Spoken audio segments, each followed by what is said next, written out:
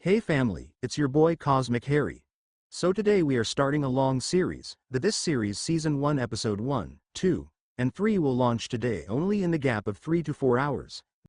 I will create a playlist. Please like and subscribe for my motivation. Also join Patreon. Baby, and unless she has started labor she is going to try and go back with us.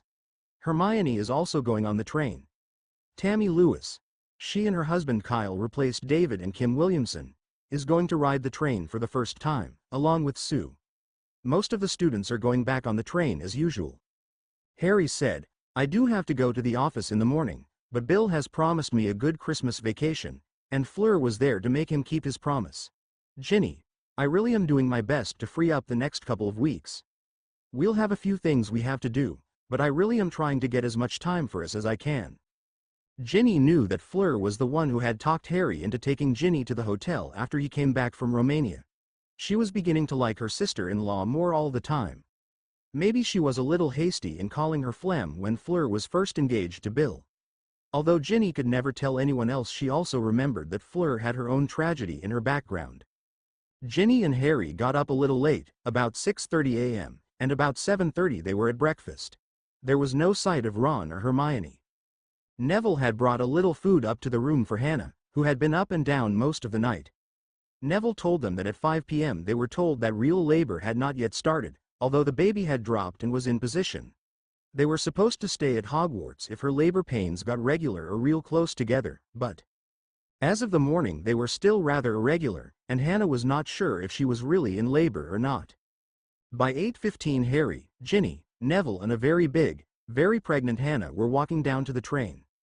The normal 15-minute walk took 30 minutes because Hannah was moving very slowly. The baby had dropped enough that she was having trouble walking. There was still no sign of Hermione or Ron. 8:45 they got into a compartment that Sue had saved at the front of the train just behind the prefect's compartment. Ginny, Neville and Hannah plus Sue were there. Tammy was going to be walking the train. Just after 9 o'clock, as the train was pulling out, Hermione walked into the compartment. She looked exhausted, sat down, and closed her eyes. What happened to you, Hermione? Said Ginny. Classes were over, and Ron and I had a very vigorous celebrated until 4 a.m., Hermione said. She got a big smile on her face and promptly fell asleep. About 10 a.m. Neville asked Ginny to help him time Hannah's contractions. From 9 to 10 there were about 6 contractions. From 10 to 11 there were about 10 contractions 5 to 7 minutes apart. 11 o'clock to 12 o'clock the contractions had started to come about 4 minutes apart and Neville and Ginny were beginning to get worried. Hermione was still asleep, but when she woke up at noon and realized how regular Hannah's contractions, she said, Ginny, can you get in touch with Harry? We need a midwife here now. Ginny remembered her wizard mobile, took it out, and tried to send Harry a text message. She got the alphabetical order keyboard. She still could not understand why anybody would use that quirky keyboard, and typed OU. About 20 minutes later a message came back in. Midwife will meet the train about 1 p.m. Ginny was very grateful for the mobile. She realized that she could have sent a Patronus, but that was a little more dramatic than it needed to be. Ginny looked at Hermione and said, What do you mean that you and Ron had a vigorous celebration? Hermione got real red and said, Look on page 68 of the book your mother gave us. 6 hours of, and the next word Ginny whispered, sex? Hermione did not say anything but got the biggest smile on her face. She made some kind of hugging herself motions that left little doubt that she was remembering couple time. She was only sort of awake, obviously still dreaming of the 6 hours of vigorous celebration. Just a little before 1 o'clock the train came to a stop at a very small station and a midwife with a moderate-sized bag came on board. Ginny stood out in the hall and waved the midwife into the compartment. It was getting a little crowded, and Hermione said that she would go to the prefect's compartment and Sue said she could stand outside the compartment. The midwife put something down on the floor for Hannah to lie down on and had all the shades closed. She had Hannah take off what she had on and put on a gown that would allow the midwife access. Hannah lay down and when the midwife checked her she announced, We'll probably have a baby before we arrive.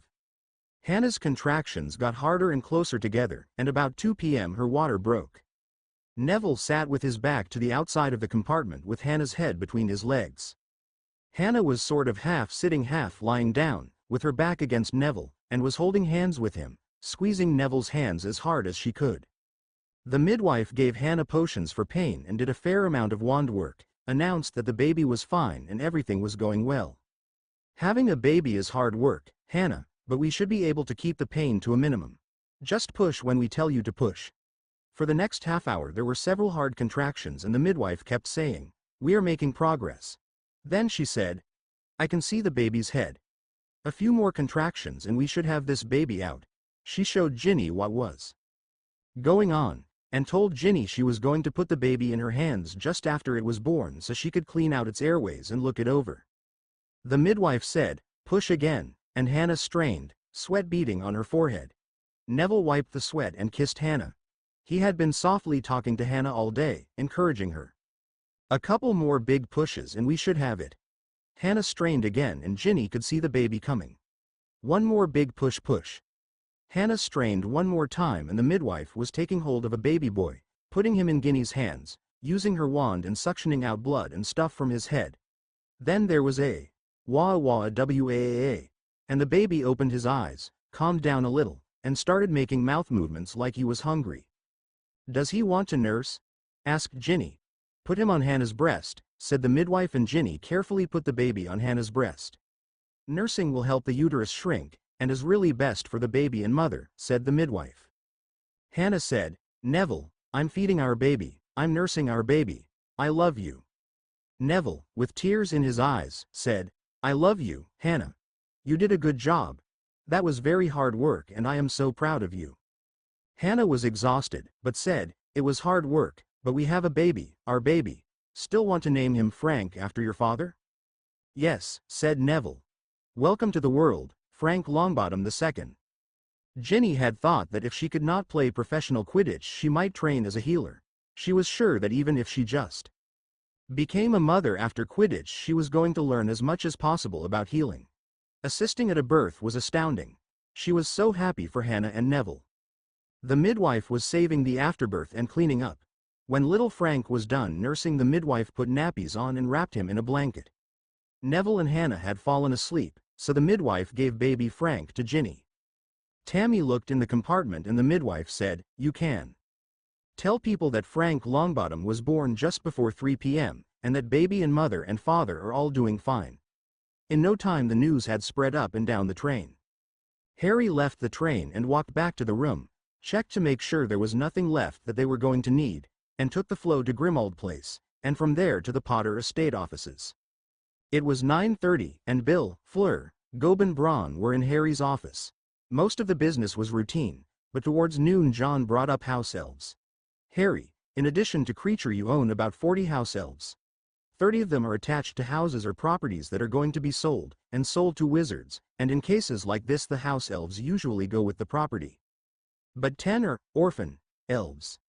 The houses are either going to be sold to muggles, or have been torn down, or for some other reason the elves are not attached to anyone or anything." Harry asked, "Are any of them single, or are some of them families?" John said, 8 of them are 4 couples, 2 with a child that we did not count, and the last 2 are single. They really are unhappy, and need to be in some place that provides shelter for them and allows them to help." Harry said, "Well, we can place 1 pair with Arthur and Molly if they agree, another with you 2, pointing to Bill and Fleur. Another pair with Michael and Rosemary, and I guess we can see if George and Angelina could use a pair. Maybe George and WWW could use a couple to help with the stores. Would that work? Better for them than to be idle. Over the weekend we will ask everybody," said Bill. "Fleur, could we take in a pair and let them help us?" Fleur nodded yes. Goblin Greenshade said, "Creature wants the Harry Potter estate to retain ownership of all the house elves. Is that a problem?" "Why?" asked Harry. "Not slaves, part of group, he told me," Greenshade said. "I think he is taking your wish to do the best for house elves seriously." "More of his subversives?" Harry asked. "Goblins are not supposed to be partners with muggles in a consulting firm either," Greenshade said. "You've thoroughly corrupted that house elf of yours over the months you and he have talked. I have to say I approve." Harry laughed. "Am I really being that subversive?" He asked no one in particular. Everybody nodded in agreement, and Bill said, "More than you can possibly know, Harry." Harry said, We are having a hard time getting the house finished. Does anybody have any ideas?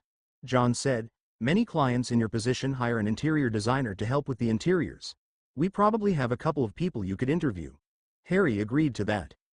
Noon. Harry got the text message from Ginny. Fleur took the flow over to St. Mungo's and in a few minutes had arranged for a midwife to meet the train. Early afternoon. Harry went over to the new borough for a late lunch, taking John along with him, and he had a chance to talk to Arthur and Molly about house elves. Mum, Dad, I have a problem you could help me with. I own 10 house elves that are not assigned to anyone. They are either with property that is going to be sold to muggles or torn down. They need a home. I have a male and female pair that I would like to give to you, to help with the house. House elves are expensive, Molly replied. We can't afford to buy and maintain house elves, and after all you have done for us, how can we ask for house elves too? It's not like I am buying house elves for you. I own them and they need a place to stay. I understand that it is a male and female house elf plus a child, and I would like to see if they could stay in one of the bedrooms at the house. We are working on getting clothes, uniforms, for the house elves, and you could help me there as well. I understand that house elves are so helpful in the garden that they help grow as much or more food than they eat. Molly turned to Arthur and said, the new house really is too big to take care of, even with magic. Andromeda is really no help. Some days she has a hard time taking care of herself, although some days she really does spend quite a bit of time with Teddy. I hate to put Fiona to work. Yes, I would like to take in a family of house elves. John Braun, who was with Harry, said, I'll have the family of elves over late in the afternoon. Harry and John then walked over the Appleleaf family and placed another pair of the house elves with them. John said, legally they are on loan, still owned by the Potter estate. Because you are on leased Potter estate property, we can do it this way. For all practical purposes, they're your house elves. The Appleleaf family had no problem with having house elves owned by the Potter estate. As they were walking back to the new borough, Harry asked, how important is this ownership stuff? Creature wants all the house elves owned by the Potter estates. Is this normal? It's highly irregular, at least, John responded. Creature will occasionally say, is subversive. Creature is taking your instructions to make things better for all house elves very seriously. He's an interesting character. In his own way, I think he is being very subversive to the established way house elves have been treated, because you ordered him to be that way.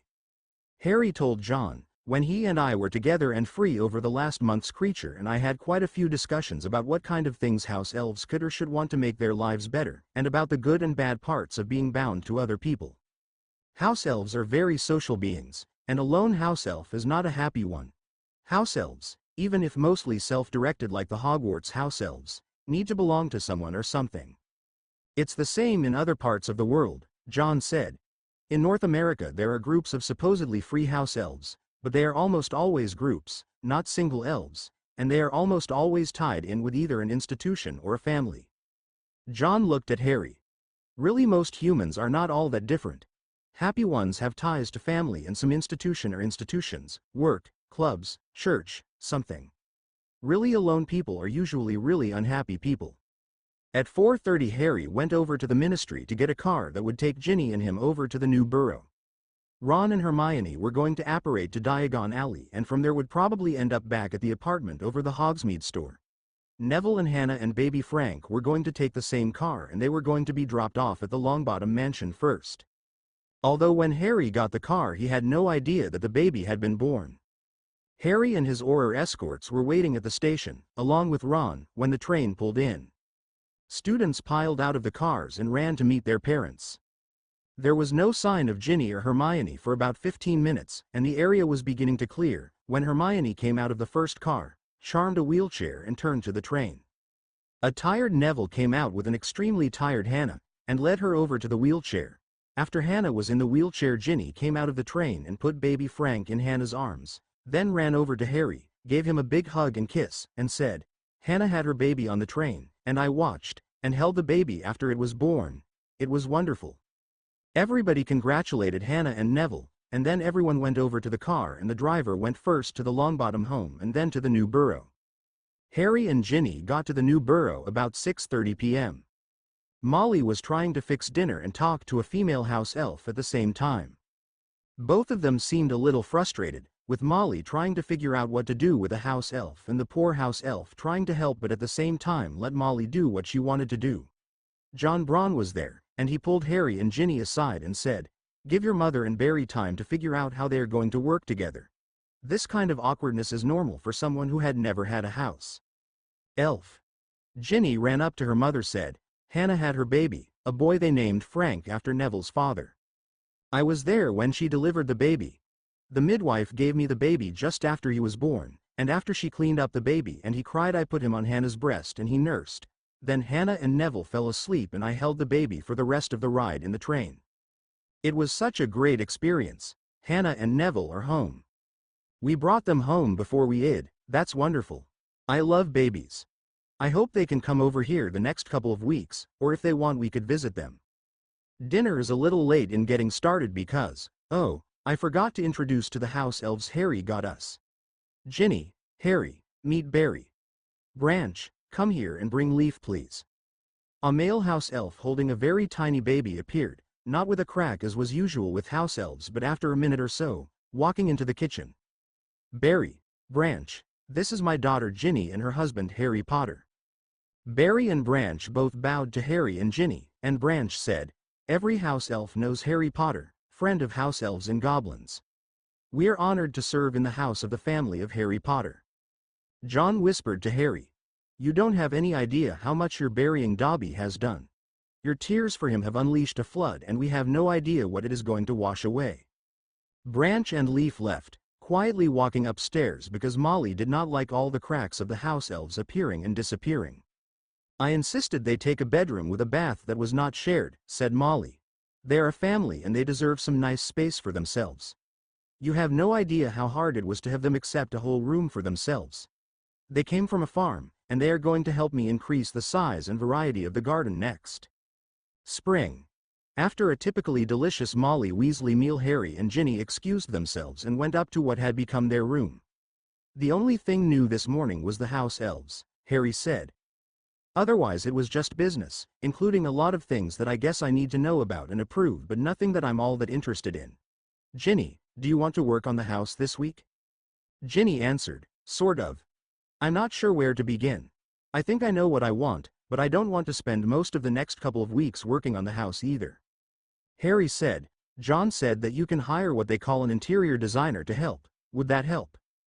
Ginny replied, "Anything has got to be better than what I went through this summer with my mother." Harry asked, "Ginny, do you know why Ron and Hermione were so tired this morning? Ron was still sleeping when I left." Ginny said, "I think so. I need to get the book my mother gave us." Ginny found the book and looked at page 68 to see what it said. There was a spell that could allow a man to keep up intercourse for up to a couple of hours, and you could use it more than once a night. Ginny and Harry looked at each other. Ginny said, "I think Ron and Hermione were going at it for 6 hours, between 10 p.m. and 4 a.m. Hermione said they had a very vigorous night. I like sex but they're nuts. Hermione is not all that logical when it comes to my brother. He must really know how to please her." "Do you want us to try that spell sometime, Ginny?" asked Harry, with kind of a sly grin on his face, not at all sure if he was going to get a vigorous yes or an equally vigorous no. Ginny smiled and said, "Sure, sometime, but not tonight. I don't want to be up until 4 a.m. this morning." Ginny looked at the book again. "I don't want 6 hours tonight, but it couldn't hurt to look at. I've got a few pages I've looked at." Harry, "Look here, if I say these spells," and Ginny pointed to a couple of spells, "and you say these spells," turning to another section of the book, "and we do this," pointing to a couple of very explicit drawings. Harry looked at the book and the drawings, and at Ginny, and back at the book, and back at Ginny, and got a big grin on his face. "Want to try?" asked Ginny. Well, of course Harry wanted to try. It was well past 11 before Ginny went to sleep. Harry thought about the book again, apparently. Ginny had looked at the book several times over the last months. Harry had been too busy, but he was very grateful that Ginny had not been too busy to look at the book. Ginny woke up in the middle of the night to go to the loo. She was just about to go back to sleep when she thought, "We don't have to get going early tomorrow. If I just touch Harry here," and she tried to see if she could turn Harry on. Harry woke up the next morning and looked at Ginny. After a fantastic evening she had awaked him in the middle of the night for more. This was turning into a most enjoyable, and certainly erotic, Christmas break. He put on his glasses and looked at the book. There was a spell that could make your wife wake up eager as possible. Harry thought Ginny was usually pretty eager anyway, but decided to give it a try. There were pretty specific instructions. You were supposed to use the loo and shave and get yourself ready, with a couple of the endurance and patience spells, before using the spell on your partner. Ginny awoke in an attack mode, thoroughly pleasing herself and Harry. After she used the loo and brushed her teeth, they went back for more. Ginny pointed out a position and spells to take it, something that involved levitation and that only a witch and wizard would be able to attempt. Harry and Ginny went at it. Harry and Gunny loved to fly, and the combination of levitation and, well, and whatever, was certainly erotic. The only problem was that the positions were not only enjoyable but, for some reason, funny, at least to Harry and Ginny, and every time they got close to some sort of sexual encounter they broke up in laughter. It was fantastically enjoyable and a little frustrating all at the same time. It took them about 45 minutes to achieve some sort of sexual satisfaction, and when they were done they were still giggly. It was almost 9 o'clock. "I'm getting hungry," Ginny said. "Eventually the Weasley's stomach wins out," Harry teased. "I'm not a Weasley anymore, I'm a Potter," Ginny teased back. "You still have a Weasley stomach," Harry retorted. Ginny threw a pillow at Harry and started to get dressed, as Harry just caught the pillow and got dressed himself. The entire Weasley clan showed up for breakfast, and Ginny decided it was time for a little payback for Ron's. How was the first time question right after their marriage? She said, "I understand you and Hermione had a very vigorous night Friday night. It might have been really something to keep you up until 4 a.m. Ron got real red and embarrassed and kind of stammered, giving Hermione a wary look. Hermione got a real big smile on her face and said, "It's not enough to read how to make a potion. You need to actually cook up a potion. We were really cooking Friday night, and I'm thrilled that I'm going to be married to the sexiest man in the world. Ginny, tell the family about Hannah having her baby on the Hogwarts Express yesterday." Of course Ginny had to tell the whole family about Hannah giving birth on the Hogwarts Express. And Hermione had ended the conversation about Friday night with everybody knowing that there was a passionate side to her as well as the logical academic side. Hermione apparently approached her sex life with the same over-the-top attitude she took with everything. Harry eventually announced to the family, "I own a number of house elves, 10 of them, that were attached to homes either being sold to muggles or being torn down. Bill and Fleur are taking a pair, and the Appleleaf family is taking a pair. One pair is staying at the new Burrow. I still have 4 house elves, a couple and 2 singles, to place. George, Angelina, could you use a pair?" Angelina said, "We could use a pair for general housekeeping, both at the apartments and some general cleaning at the store. 2 is all we can take." "I don't need any house elves helping in the story, Harry," George said.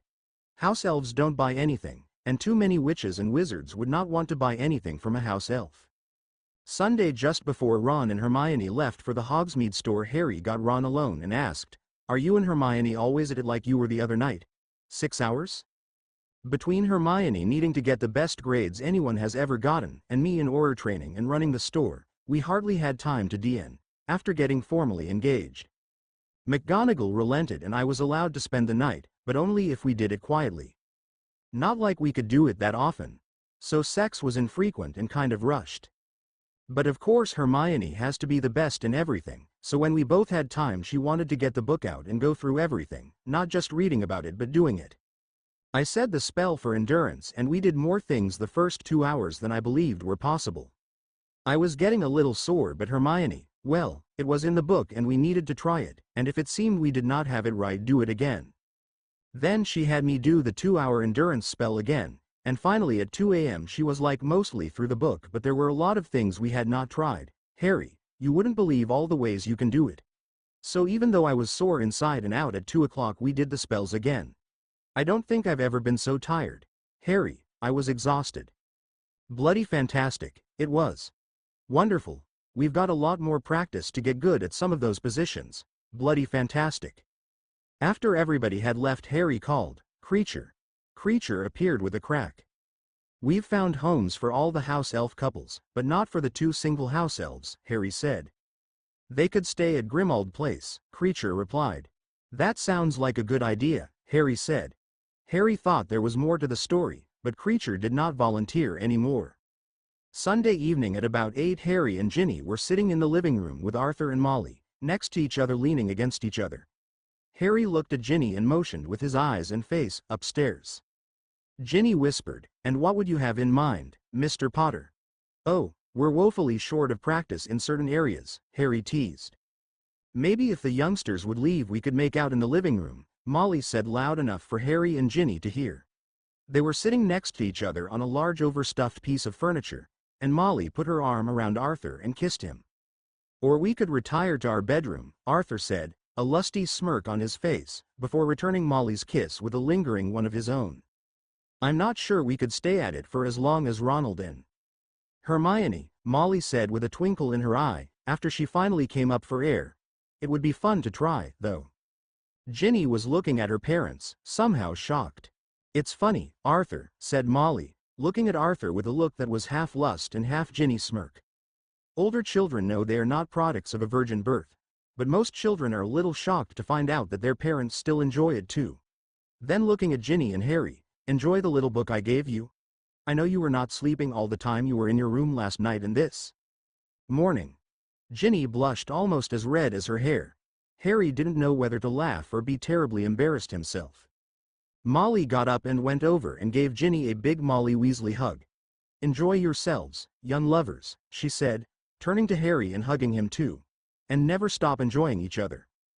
Harry and Ginny went to their room and did enjoy themselves, as did Molly and Arthur.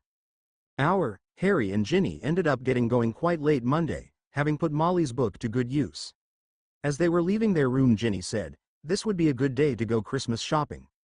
I suppose we have to make sure the Aurors are with us." "Yes, it's getting kind of old," Harry replied. "Al wants to make sure we are shadowed all the time, but it's a real pain. No one has tried to attack us since the Battle of Hogwarts."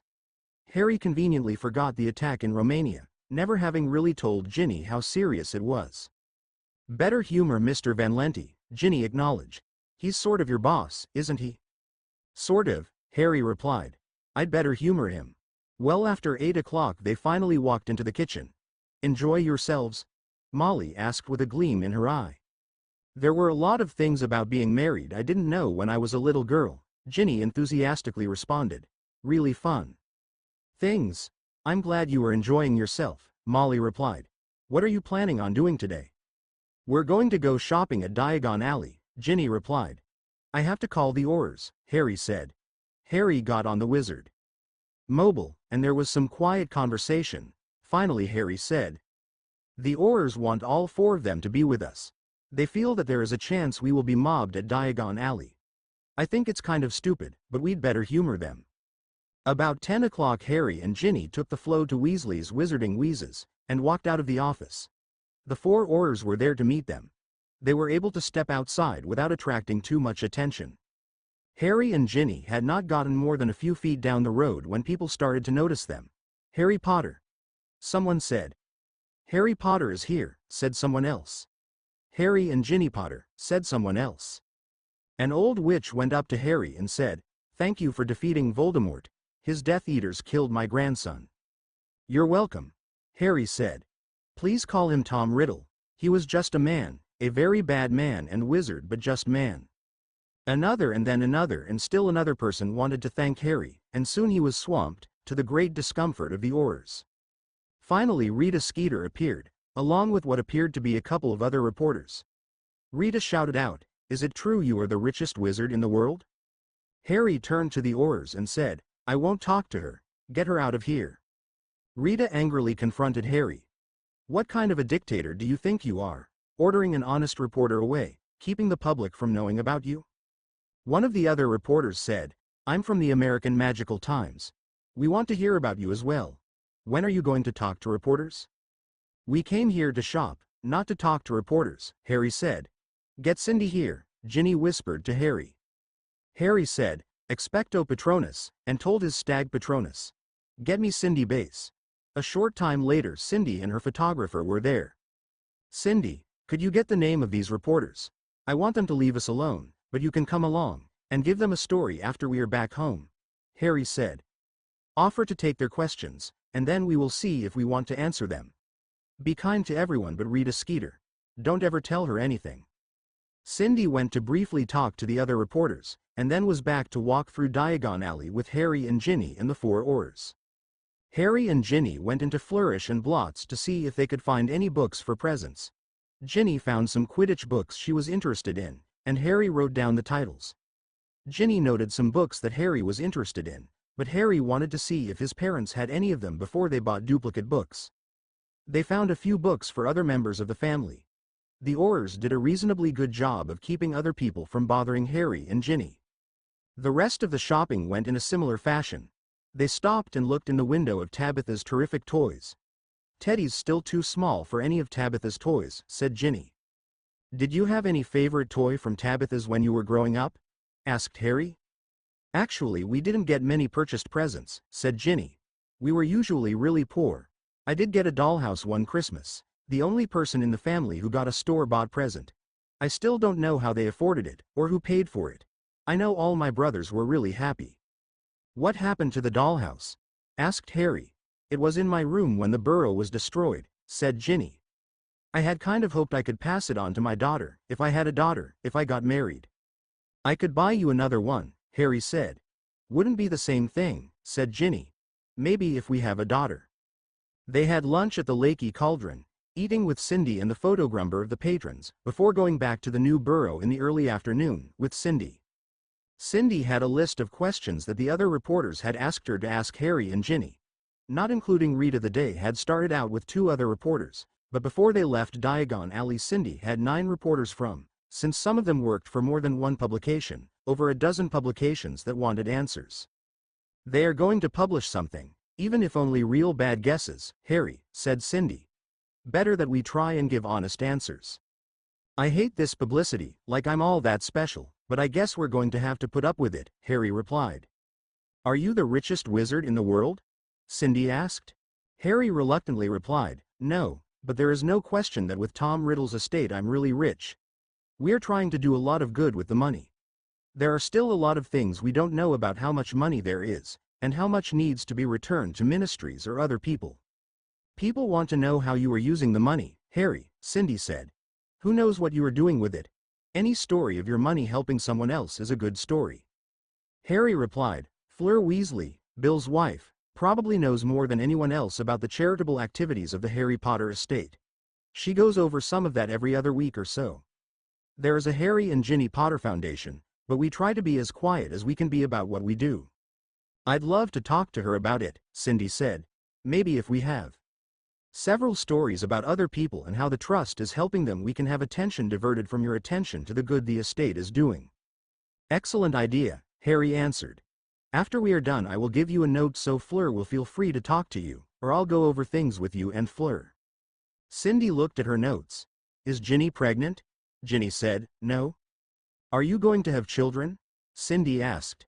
How many and when? I expect we will, eventually. The rest is no one's business but ours, Ginny said. Where are you living? Do you have a mansion befitting someone as rich as you are? Cindy asked, looking at more notes. Right now we're living in a couple of rooms at Hogwarts while Ginny finishes school, Harry said. We are staying here with Ginny's parents when we are not at Hogwarts. I do have a house that I inherited. We have no interest in revealing where it is, but it's no big mansion. Any truth that you are the best dueler that the Romanian Defense Against Dark Arts classes have ever seen? Cindy asked. How do you answer that kind of question? Harry retorted. I was the best student in this class, but I lost one duel. I learned a lot in the class, but I'm certainly not going to say I know more about dueling than anyone else in the world. Are you Gawain Robards' boss, or is he your boss? Are you planning on taking over the ministry? Cindy asked. Gawain is my boss, and I have no desire to be Minister of Magic, Harry retorted. A lot of these questions are very stupid, Cindy said. I can answer some of them for you. The only thing I'm really unsure of is Switzerland. There are a lot of questions about your relationship to the Rothschilds and Tom Riddle and what you inherited, prophecies. I didn't understand some of the questions. I don't have any answers, Harry said. It's all real confusing to me too. I guess we are just going to wait and see what develops. There are a lot of questions about the Elder Wand, Harry, Cindy said. Tell all those reporters that if they mention anything about the Elder Wand you are never going to give them any more information, Harry firmly responded. How is it my position to tell them anything? A very concerned Cindy asked. I'm just a reporter for the Daily Prophet. You've been very good to me, but I really don't work for you. I want you to work for me, Cindy, full or part-time. I don't need to be talking to all these reporters, Harry said. I'm going to call Bill Weasley and see if we can put you on the payroll. That will compromise my ability to be an objective reporter, Cindy said, quite concerned. Fine, I'll make sure it's worth your while, Harry replied. Harry called Bill, and soon Bill and Fleur were there.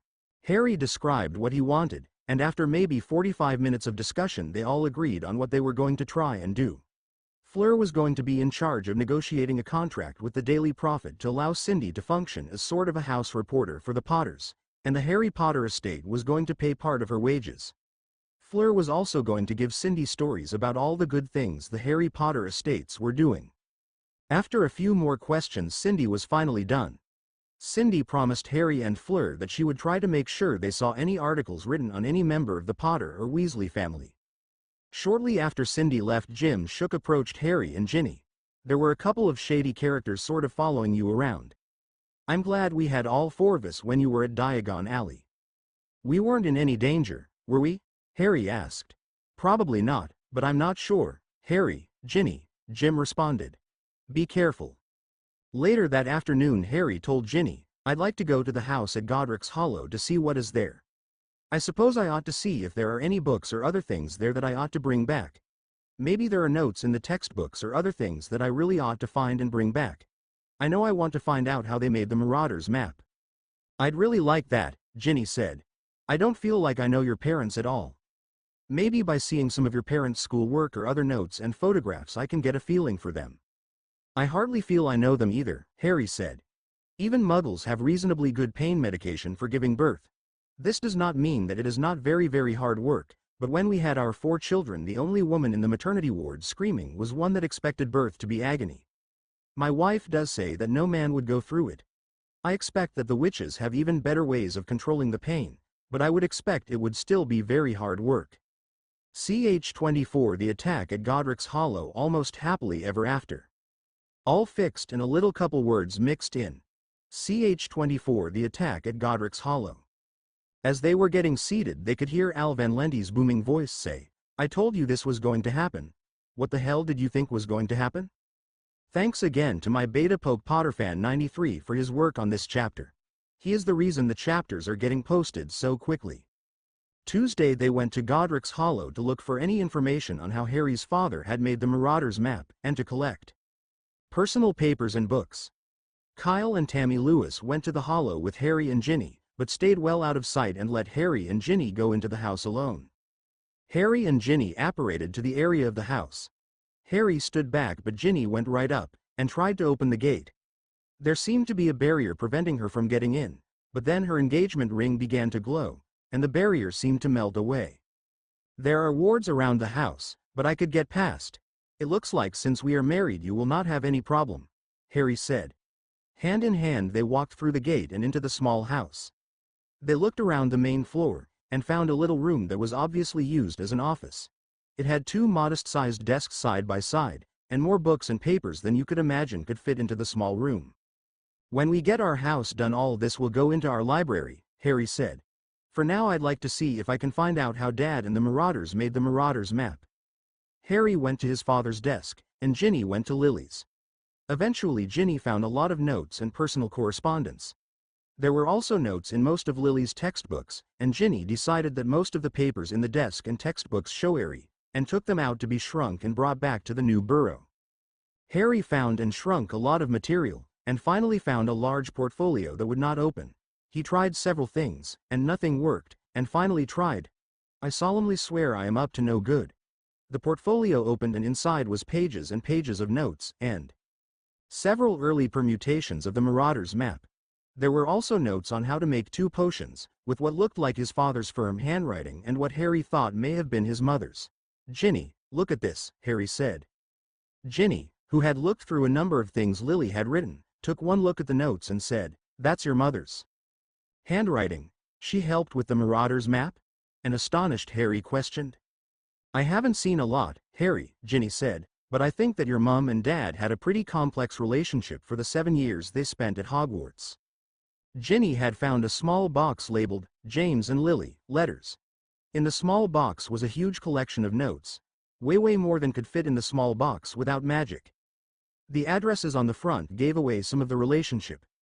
James was obviously smitten with Lily from the start, writing to the lovely Lily Evans and Lily the best potion student at Hogwarts, and even a note to Lily the 5th M.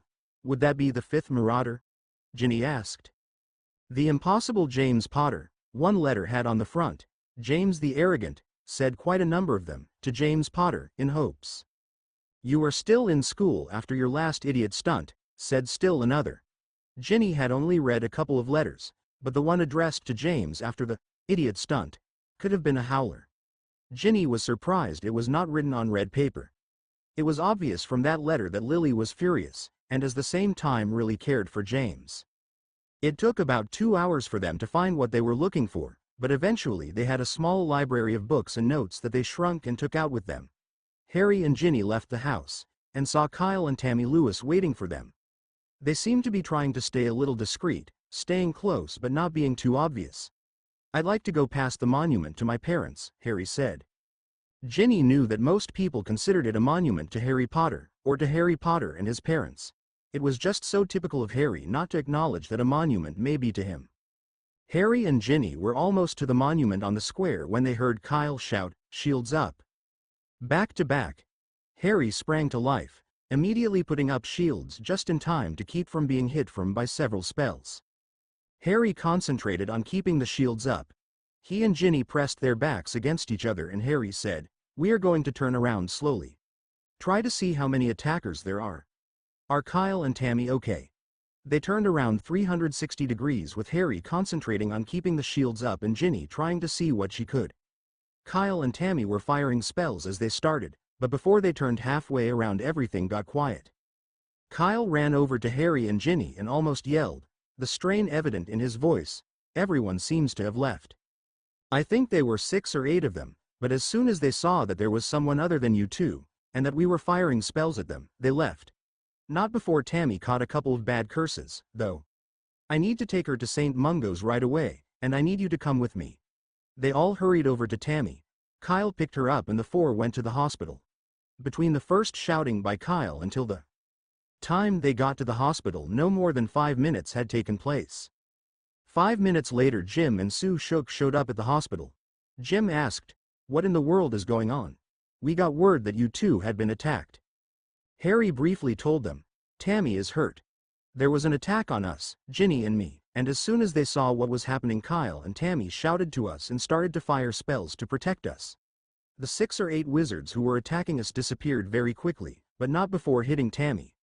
I don't know what is wrong with her, but Kyle is in with her right now." "I'll go in and see Tammy and Kyle," Sue said. "Maybe I can find out how Tammy is, if she is badly hurt." Jim said, "Did either of you see any of the attackers?" "No," said Harry. "I just saw the spells and put up shields, because that's what Kyle ordered us to do, and to protect Ginny." "You don't remember anything more?" asked Jim. "It all happened really fast," Ginny volunteered. Within another 15 minutes there were 4 more Aurors, 2 North American, 1 French and 1 Chinese. Everybody had to be brought up to date. Sue came back with more information from Kyle. "It looks like Tammy is going to recover, but they want her in the hospital at least overnight. Sometimes curse wounds are tricky. It does not look like she suffered any permanent damage." A short time later Kyle came out, saying, "Tammy going to recover, but she is going to be in the hospital at least overnight. I'm glad the attackers were not very coordinated. That could have been a disaster. I'm going to go back to the site of the attack to see if I can help the team that's on the site identifying any leftover spells or evidence. I should be back in an hour or so." Harry said, "I'd like to go with you." Jim said, "Harry, our standing orders are to get you and Ginny to a safe place if there is an attack. We're not to let you leave until the situation is under control. They want you, not us. As long as they want you, you being there is going to make things more complicated and more dangerous to everybody else. As long as one of the two teams that is shadowing you two is out of commission and another has not been assigned, the situation is not under control. Besides, this attack changes everything. Stay here until Al or someone from his team is here. You didn't notify Al? Harry asked in horror. Jim responded, Hell Harry, the whole ministry knows about the attack. Everything is in an uproar. Stay here please and don't make the situation much worse. For the first 10 or 15 minutes after the attack, Harry and Ginny were just operating on adrenaline, trying to remember any detail of the attack. Finally Harry asked Jim, what could we have done differently? Jim said, there was some discussion early on about having more security when you or Ginny were out in a more public area, but we did not want to get more intrusive either. As long as there had not been an attack, it was hard to argue for more security. Harry, this attack changes things. Harry was very concerned about his safety and even more about Ginny's safety. Ginny was getting mad. She wanted to know what they could do to catch these dark wizards. They were also getting impatient to do something. After about 2 hours they were told they were going to take a secure flow to the new Potter, American Horror headquarters, and go to a large conference room there. Harry and Ginny were met by Bill and Fleur, Ron and Hermione, and Arthur and Molly Weasley, and all the other Weasleys. They were also met by several Aurors. As they were getting seated they could hear Al Van Lente's booming voice say, I told you this was going to happen. What the hell did you think was going to happen? Al came striding into the room, followed by a very concerned Kingsley Shacklebolt and a very harried and worried Gawain Robards. Gawain said, our Aurors were not assigned to protect Harry, as they walked into the room. Al responded, there is no way in hell you would have been allowed to protect Harry. First, he is paying for the Aurors shadowing his family himself. Second, if you had your way there would not be anybody protecting him. To quote, is Harry Potter that important that we need to spend precious resources guarding him? Damn right he is that important and damn right we do need to guard them, Gawain. These idiots want to hurt Harry above all else, or his family. Damn, said Al, right in the middle of my Christmas vacation. It's Prue intended to spend your Christmas vacation either, is it Harry, Ginny, Weasley clan? Damn. Damn. Damn. Each damn was punctuated by Al's fist pounding on the conference table.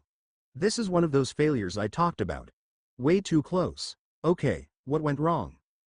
Harry said, well, Ginny and I were safe at Hogwarts and Diagon Alley in the new burrow. How much security do you have at the new burrow? A lot more than you can see, Harry, said Al. There are a lot of people to protect, but most of them do not move outside the protected perimeter. You are paying for 6 Aurors for the family in addition to the 4 for you, and the ministry usually has a couple close or assigned as ready backup. We have had a couple of times where we found what we thought were dark wizards scouting around the area, but since it is rural and there is no reason for them to be there, we have been able to scare them away easily. Harry said, but Godric's Hollow is a place where small groups of wizards would not attract attention, and you had no idea who should be there and who should not be there.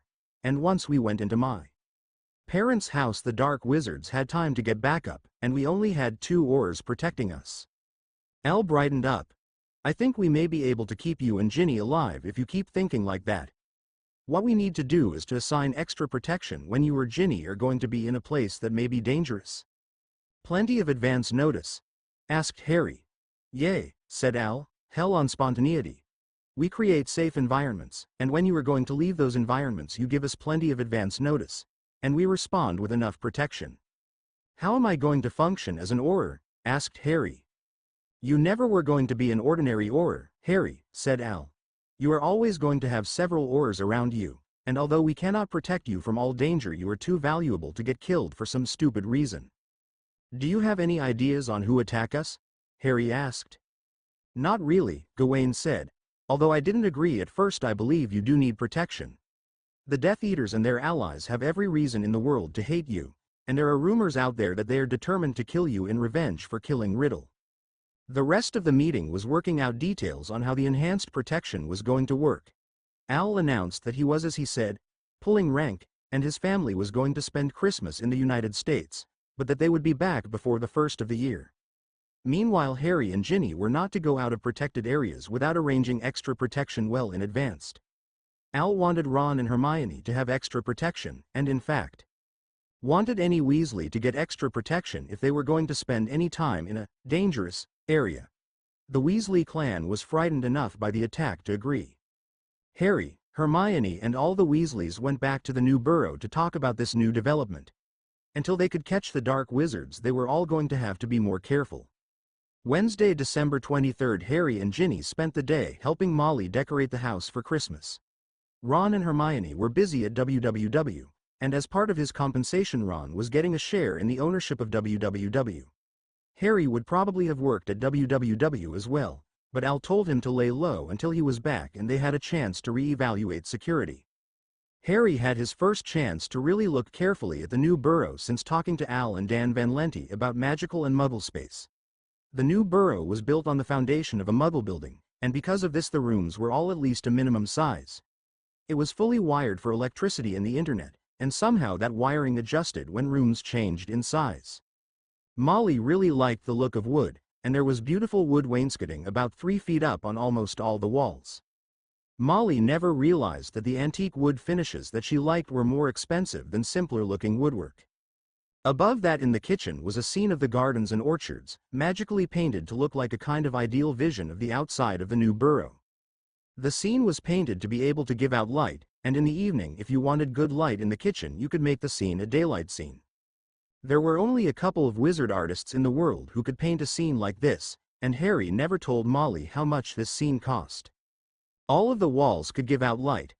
The dining room was separated from the kitchen by sliding doors. It had more conventional wallpaper-like pattern on the wall, but you could open both rooms to each other and extend the kitchen painting onto the dining room. Harry noticed that there was nowhere near enough room for the sliding doors to open all the way with the little stub of wall that was left, but this sort of thing never seemed to matter in magical spaces. The library was about 30% full of books, including copies of just about every homeschooling book or Hogwarts textbook any of the children ever use, plus most of the standard wizarding reference books. Of course all of these books were brand new. They took the books and notes that they had taken from Harry's parents' house and put them in the library as well. The living room looked like a prosperous wizard's house with leather seating, a big fireplace, plenty of gaslight sconces on the walls, and big windows on the end wall. There was a big glass double door between the living room and the front yard to enable the yard to function as an extension of the living room on summer days. The area between the two L-shaped suites of rooms in the back of the house was a patio with a glassed-in ceiling, and you could control the temperature of that area with magic as well. The upstairs bedrooms all had either large beds or pairs of smaller beds, and dressers and chairs, usually a desk. Most of the furniture in each room matched, but all of the rooms were different. The rooms that Andromeda Tonks lived in had her furniture and possessions in them. The furniture in Teddy's room, plus toys and anything else of Teddy's, was in a bedroom just upstairs of Arthur and Molly's room. Teddy had come to them with almost nothing, so Ginny and Molly had gotten things for him, and at Harry's insistence had gotten new nice-looking furniture and toys. Molly had been able to get copies of photographs, awards, and some other family memorabilia to put on the walls, but she still felt that the house was empty. Of course most people felt the old burrow was a cluttered and quirky place, but Molly accumulated people and stuff, and losing all the accumulation of a lifetime was very hard on her. Harry had a lot of stuff from Grimmauld Place, but there was no place in Molly's house for snake-themed sconces and black family possessions. December 24th turned out to be a very quiet day. Harry and Ginny played with Teddy. Harry, Ginny, Arthur, Molly and Andromeda talked. Harry and Ginny had plenty of time together to talk about anything and everything. They even started to sort out the books and notes that they had brought back from Godric's Hallow, although they did not get into reading the information, just sort of sorting it out so they knew what they had. George and Angelica were closing the store at 5 p.m., and then going over to the Johnson house for Christmas Eve. Hermione left for her parents' house about 3 p.m., and Ron followed at 5 p.m. Percy was going to be spending Christmas Eve with Audrey's parents. Charlie was tending Dragon's Christmas Eve, but would be at the house in the morning. Bill and Fleur were going to spend Christmas Eve in France with her family. Christmas Day Harry and Ginny got up at 7 o'clock and were downstairs by 8 o'clock to help with breakfast, but with house elves there really was no need. Molly was beginning to teach Barry how she liked food cooked, and they were slowly beginning to function as a team. By 9 o'clock everybody was at the new burrow for food. The only child was Teddy, and he was about 8 months old. He received his fair share. Just delight was having all these people pay attention to him. Of course he wowed the crowd by changing his hair to match that of everyone who held him, including Fleur's long, beautiful blonde hair. Teddy was close to walking, could crawl or roll to where he wanted to go, and had to be watched every second. Although the family did not want Christmas to become a meeting about the attack, there was plenty of talk about it and about the threat that still hung over the Weasley family. Christmas night, Ginny noticed Harry brooding again. "What's the matter, Harry?" she asked. "Nora Jones is not home for Christmas," Harry said. "We haven't made any progress on finding her. Damn, I've never liked Pansy Parkinson, but her family has to be worried and I never wanted her kidnapped or anything. I was the one who wanted to rush right out and do something when we found out that they were captured," Ginny said. "That's sort of the point," Harry said. "We can't do anything because we don't know anything. It's very frustrating." The 26th was Boxing Day, but because it was Saturday, WWW was going to be open. George felt that there would be plenty of young witches and wizards eager to spend Christmas money at the store, and in this he was not disappointed. Ron and Hermione tended the Hogsmeade store, and it was well worth their while to be there. So the next time the family got together was the following Sunday morning. Harry and Ginny did spend part of Saturday with the Potter notes from Godric's Hollow. There was a lot of information about the Marauders' map. Sunday morning the whole family gathered together again. Percy and Audrey were grinning from ear to ear, and announced that the evening of the 26th Percy had asked Audrey to marry him. They were planning on getting married the first part of July. Hermione was trying to arrange a June wedding. Molly of course gave Audrey a copy of Witches and Wizards' Graphic Guide to Married Sex. Audrey thanked her future mother-in-law and put the book unopened in her purse. Later when Ginny and Harry were alone, Ginny wondered aloud if Percy and Audrey would ever feel free enough to open the book. When she thought of the two of them having sex she started to giggle, and before she was through she had Harry laughing as well. Molly was ecstatic with the thoughts of all these weddings to plan. Her big chance to have a formal wedding for her only daughter had been frustrated by the rather quick wedding of Ginny and Harry, but she was determined to make the most of daughter-in-law weddings if she could. It remained to be seen how much help her future daughter-in-laws would allow her to be. CH25 decorating Grimmauld Place and new CH25 decorating Grimmauld Place and new security. Author and my first beta Mrs_Granger has done a marvelous job with the tapestry, and anything good in my stories about the tapestry are pale shadows of what she has done. If you haven't read her 2 stories on the HPFF site, they're worth reading. Thanks again to my beta Poke Potterfan 93 for his work on this chapter. I did some rewriting because of his comments. If you think you could help me do a better job, let me know. I am open to more eyes telling me if I'm too wordy, which I am, or missed the point. The original Peter Pan is from the story by J.M. Barrie. Sunday afternoon, December 27th, Jim and Sue Shook and Kyle and Tammy Lewis met the Potters in the living room of the new burrow. Before the attack, just before Christmas, a Monday appointment had been set up at Grimmauld Place with an interior decorating company. All 4 Aurors wanted to be present or close by for the meeting tomorrow. They thought they could secure Grimmauld Place, but everybody was very nervous. They briefly went over some enhanced security measures they were going to be taking. With Harry's class of Aurors graduating, there would be some more manpower, but the enhanced security was going to eat up much of it. It really was important to capture the leadership of the Dark Wizards. Jim had a note from Al Van Lente that he read, and asked Harry, "Could you call Creature, please?" Harry called Creature, and the old house elf appeared with a crack. Jim then asked, "Creature, how secure is the flue at Grimmauld Place?" Creature replied, "As long as Creature is there, no one can come in the house unless Master Harry or Mistress Ginny wants them to come in." Jim asked, "And are you always at the house?" Creature looked at Harry, looked at Jim, looked back at Harry, and then said, "Master Harry has asked Creature to help Mr. William Weasley, so he cannot always be at Grimmauld Place." Harry asked, "Does a house elf have to be in the house to protect the flow?" Creature answered, "Yes, Master Harry. Could I assign one of the single house elves to protect the flue in the house, and let you help Bill when he needs you?" asked Harry. "Yes, but it would be best if they lived there, and there is no space for more house elves. When you remodel the house, is there going to be a space for poor old Creature?" Creature was being very bold in saying this. House elves usually found some cupboard or small corner in the kitchen to live, and Creature was all but asking for his own space. Harry asked, "What kind of space would you want for yourself and a couple of other house elves?" I may not need more help at Grimmauld Place, but the North American Aurors use house elves and I might as well be prepared to house a couple for the Aurors." Creature smiled, and he almost looked excited, as he said, "You could make nice rooms in the attic, not high enough for big people but nice for house elves. I can show you what to make." The two single house elves would much rather work for Harry Potter than be in the kitchens of Hogwarts where their help is not needed. Harry said, "We will be talking to Griffin and Grunt tomorrow. Think of what you want, and I will make sure they make a heated, air-conditioned suite of rooms in the attic for you. And thank you, Creature. I will give you an order. Be an example of how house elves should be treated, by living in a comfortable space and not some forgotten dirty little corner. I would really appreciate that." "I will do as Master has commanded," said Creature with a big smile on his face. Later on that night, Harry Potter pondered the exchange between himself and Creature. He knew that there were changes going on in the relationships between wizards and house elves. He knew that he was a catalyst in fomenting that change, and that his loving and burying Dobby had been very important in starting the change. He was in some ways more comfortable dealing with an independent creature than he was in dealing with an obedient and fawning creature, and he sure liked this creature more than the first one he met, the old hostile black house elf.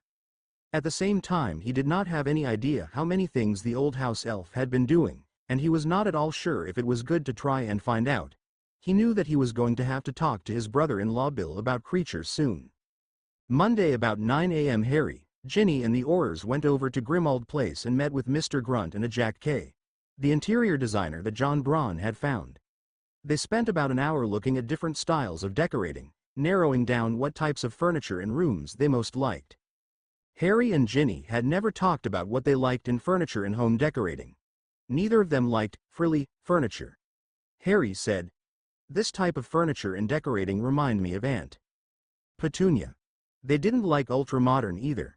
They finally settled on an Edwardian English style of furniture for most of the house, a very old English style of furniture, with nice wood finishes. It just looked like a comfortable style they could live with. Then they went down to the kitchen. After some discussion they decided on a kitchen that was going to be very modern and very light. The cupboards were all European style, almost looking like it came out of IKEA. There were going to be a full complement of new appliances, gas stove and oven, electric refrigerator and freezer with magic electricity went out due to too much magic or to forces outside the house. The decorator had a fantastic appliance catalog from Whirlpool for wizards. There was also going to be a full complement of gas, magical, natural and electric lighting. The table and chairs were going to be modern as well, all wood and heavier than some of the new modern tables and chairs. The table was going to be the right size for 8 chairs at its smallest, but when needed they could magically expand the table to hold as many as 24, with the table growing as well. Of course the room would also have to expand, but all the utilities that were being put in allowed for the expansion of the room. It all looked like magic, and it was, but to make it work took more work than Harry realized. There was of course going to be a very large fireplace attached to the flow network, with room for a couple of large cauldrons being used at the same time as someone used the flow network. The fireplace was going to be fixed up so it could burn either gas or wood.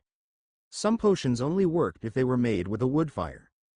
The kitchen was going to be so nice that Harry decided that the potions room down the basement ought to be redone in a similar style, and that is how the Potters came to have one of the nicest and most well-equipped potions-making rooms in Britain.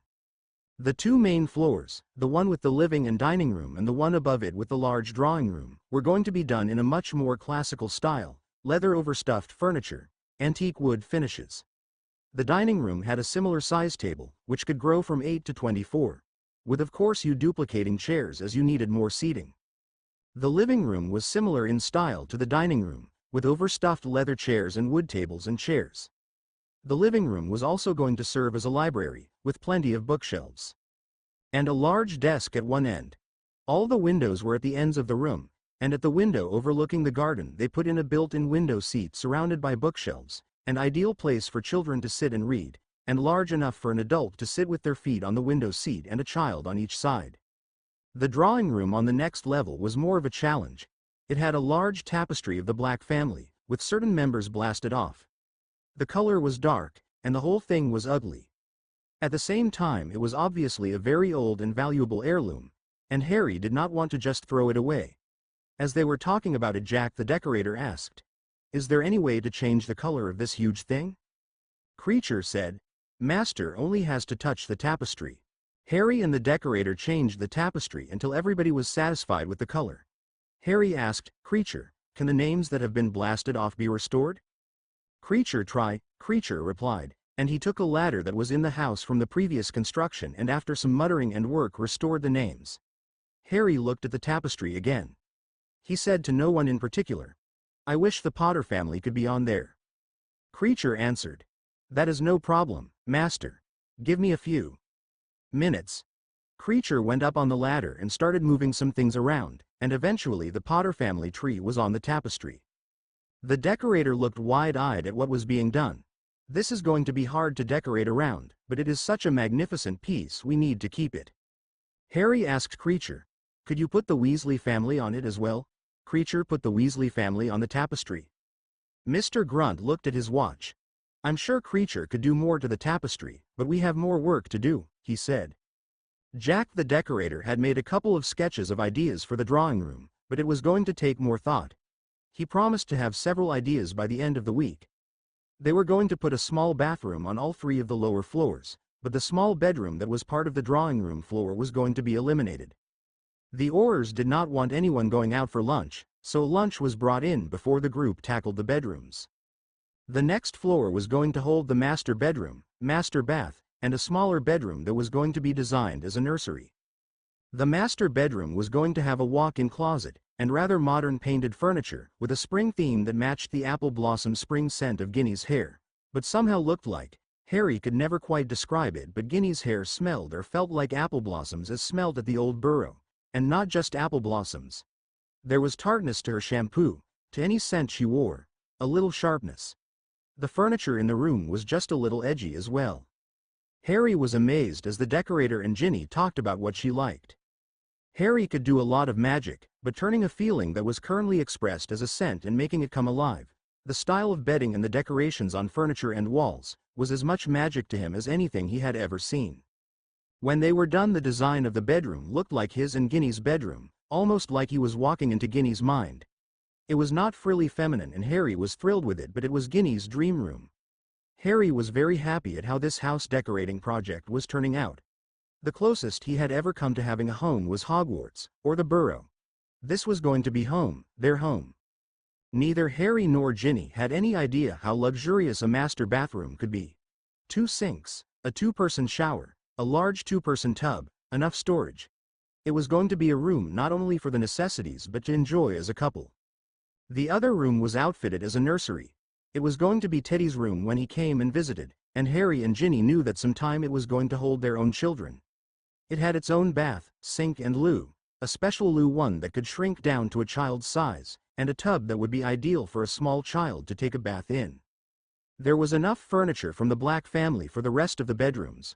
All of it was going to be refinished, and snake decorations were changed into some other decoration, mostly lions or deer. The colors freshened up. All the walls were new in the entire house, and they all needed painting. There was nothing fancy about the rest of the bedrooms. As Harry and Ginny had children, the decor of the other rooms would be decided. The entire house had enough gas lights to get by in case they were needed, electrical lights and electrical outlets. Each room had an outlet for phone or internet and another for television, usually several outlets, all home run down to a utility room in the basement. All the utilities were put in for the potentially changing size of magical spaces, although everything was Muggle space right now. Both 2 top-floor bathrooms were the same, nice bathrooms with slightly smaller showers and only normal-sized tubs. Both rooms entered a common area with 2 sinks, and the room with the shower and bath was separate, as was the room with the loo, allowing 2 people to share the bathroom area with some privacy. From the upstairs rear bedrooms you could see the open area in the back. Since they were on the level below the attic, they decided to do the house elf area first, then the garden. Creature and Harry had ideas on what to do with the house elf area. Harry wanted a small staircase so the house elves did not have to apparate to get into and out of the attic, and they settled on a spiral staircase too small for adults. Harry and Ginny could both just use it, but they were small people, but ideal for house elves. The rooms were small and low ceiling, but comfortable with the heating and air conditioning from the main house continuing up to the attic. There was a living room area with a skylight, a bath, and 3 bedrooms, each bedroom big enough for 2 house elves and a baby if necessary. The space was furnished with furniture sized for a house elf. The beds were at Creature's request made big enough for a couple. He could never remember having a bed that was his own.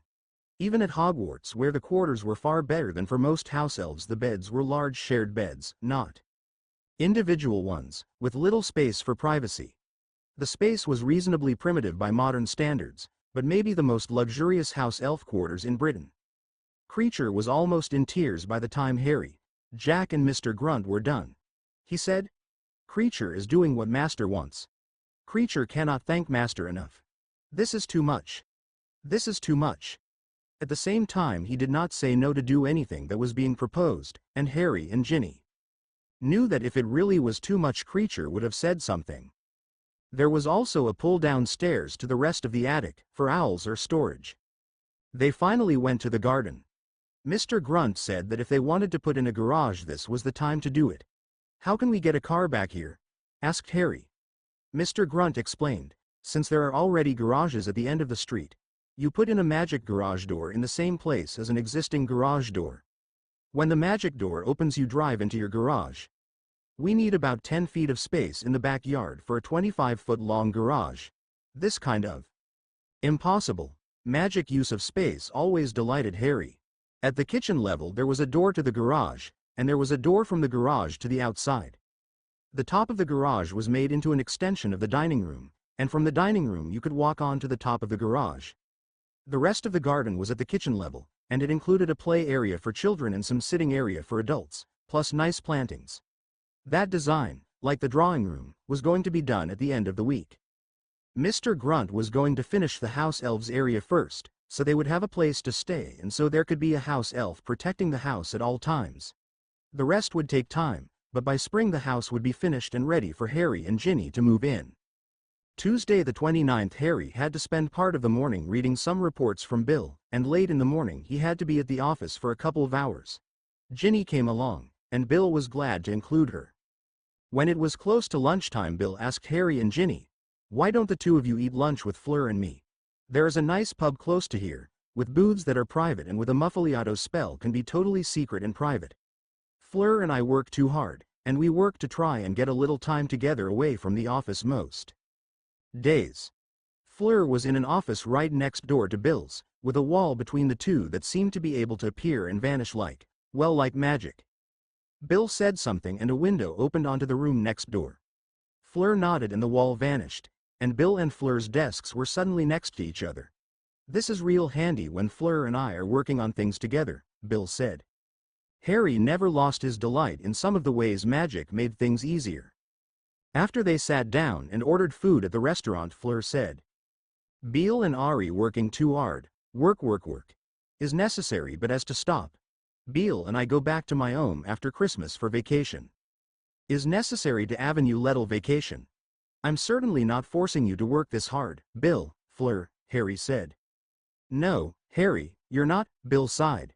"There is just so much to do, and I feel the weight of all the money and people I've been given to manage. You are doing so much good for the wizarding world with this estate, and I just feel I have to do a good job, for you and for everybody. We Avenue Summer Place, family. Beale and I Avenue been there. Ari, Ginny, you go too. Everybody work too hard," Fleur exclaimed. "Thank you, Fleur," Ginny replied, filing away this information. She was going to have to get Harry away from work, and knowing that Fleur's family had a vacation place might come in handy someday. "I am so lucky to have been adopted by the Weasley family, and not just because of Ginny and Ron," Harry said. "Thank you, Fleur, for all you were doing with the charitable work of the estate." "You are welcome, Ari," a beaming Fleur responded. "As a pleasure to ELP. So many sad stories. So many sad stories. So many ways we ELP to make better. Is good. You take care of yourself too, Fleur," Ginny said, reaching over and touching Fleur. "I'm worried that you are working too hard." "S only for now," Fleur said. "S time to think babies soon. I know Mum expects grandchildren from you someday," Ginny said. "Ginny too," Fleur said, reaching over and patting Ginny's hand. There was a pause, As it appeared, both couples were contemplating children and the changes that were bound to come in their lives. Finally, Bill said, "I am amazed at how good a job Riddle did in. I hate to say he did a good job in killing because killing is so terrible, but Riddle accumulated a lot of assets and power by his killing families. As we get into the oldest of his killings, he did a good job of appointing managers. Of course, after he disappeared the first time, some of those managers began to cheat. When he came back to life, he was so focused on you that they really did not care about the money anymore." Harry and Ginny were very glad to have a chance to talk with Bill and Fleur. "I didn't like Fleur at first," Ginny told Harry after they were back at the new burrow. "Even when Mum started to like her, after Bill's face was damaged, I wasn't sure I liked her. Too French, too different." Ginny looked right at Harry. "I was wrong. Fleur really cares for all of us, you and me. We are all lucky she married Bill." They spent the rest of the day playing with Teddy, talking to Molly and the rest of the expanded household, including the two Pruitts, and hanging out. They made sure to have enough couple time, including time in bed. Wednesday, Harry and Ginny spent looking over drawings and books that Jack K. had sent over, playing with Teddy, and relaxing. They went over to Neville and Hannah's to visit and see baby Frank. The Longbottom mansion was on the side of Ottery Street, Catchpole closest to the Weasleys, actually across a Muggle road from Harry's property, and was in the area protected by oars. Ginny spent some time looking over her school textbooks, and Harry started to look at the information in the books and papers from his parents. The more he read, the more excited he became. His father was an extraordinary wizard, and his mother had notes in her potion book that were almost as good as the notes in Snape's mother's book.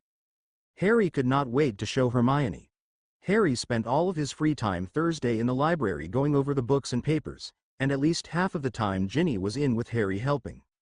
Friday morning was New Year's Day, but it was going to be a working day for Harry and Ginny.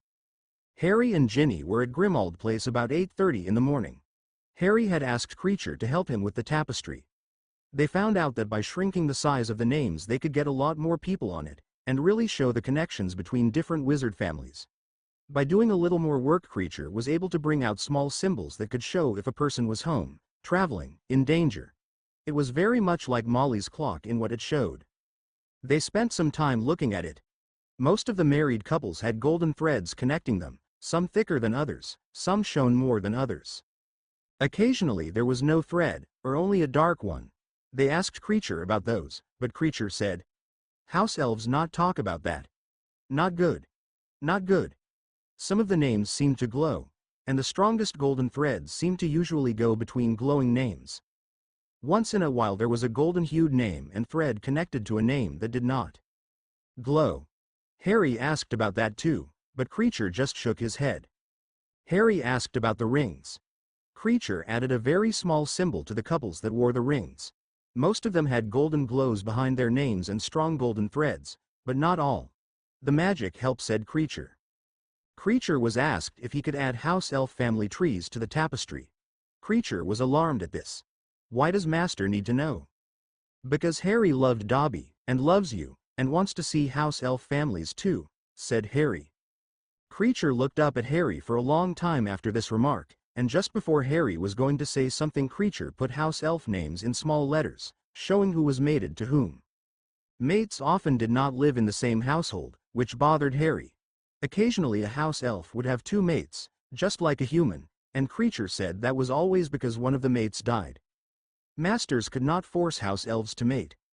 That was in the magic from when the house elves were enslaved, said Creature. Creature had had a mate, but she had died. Their children, two girls, were serving other households. Harry asked Creature, "When you die, are you the end of the line of house elves serving this house?" Creature bowed low and said, "The widow of a friend would like to come here, but house elves do not know how to ask. You would have to arrange for a replacement. Difficult, expensive, hard. Gravhook knows how."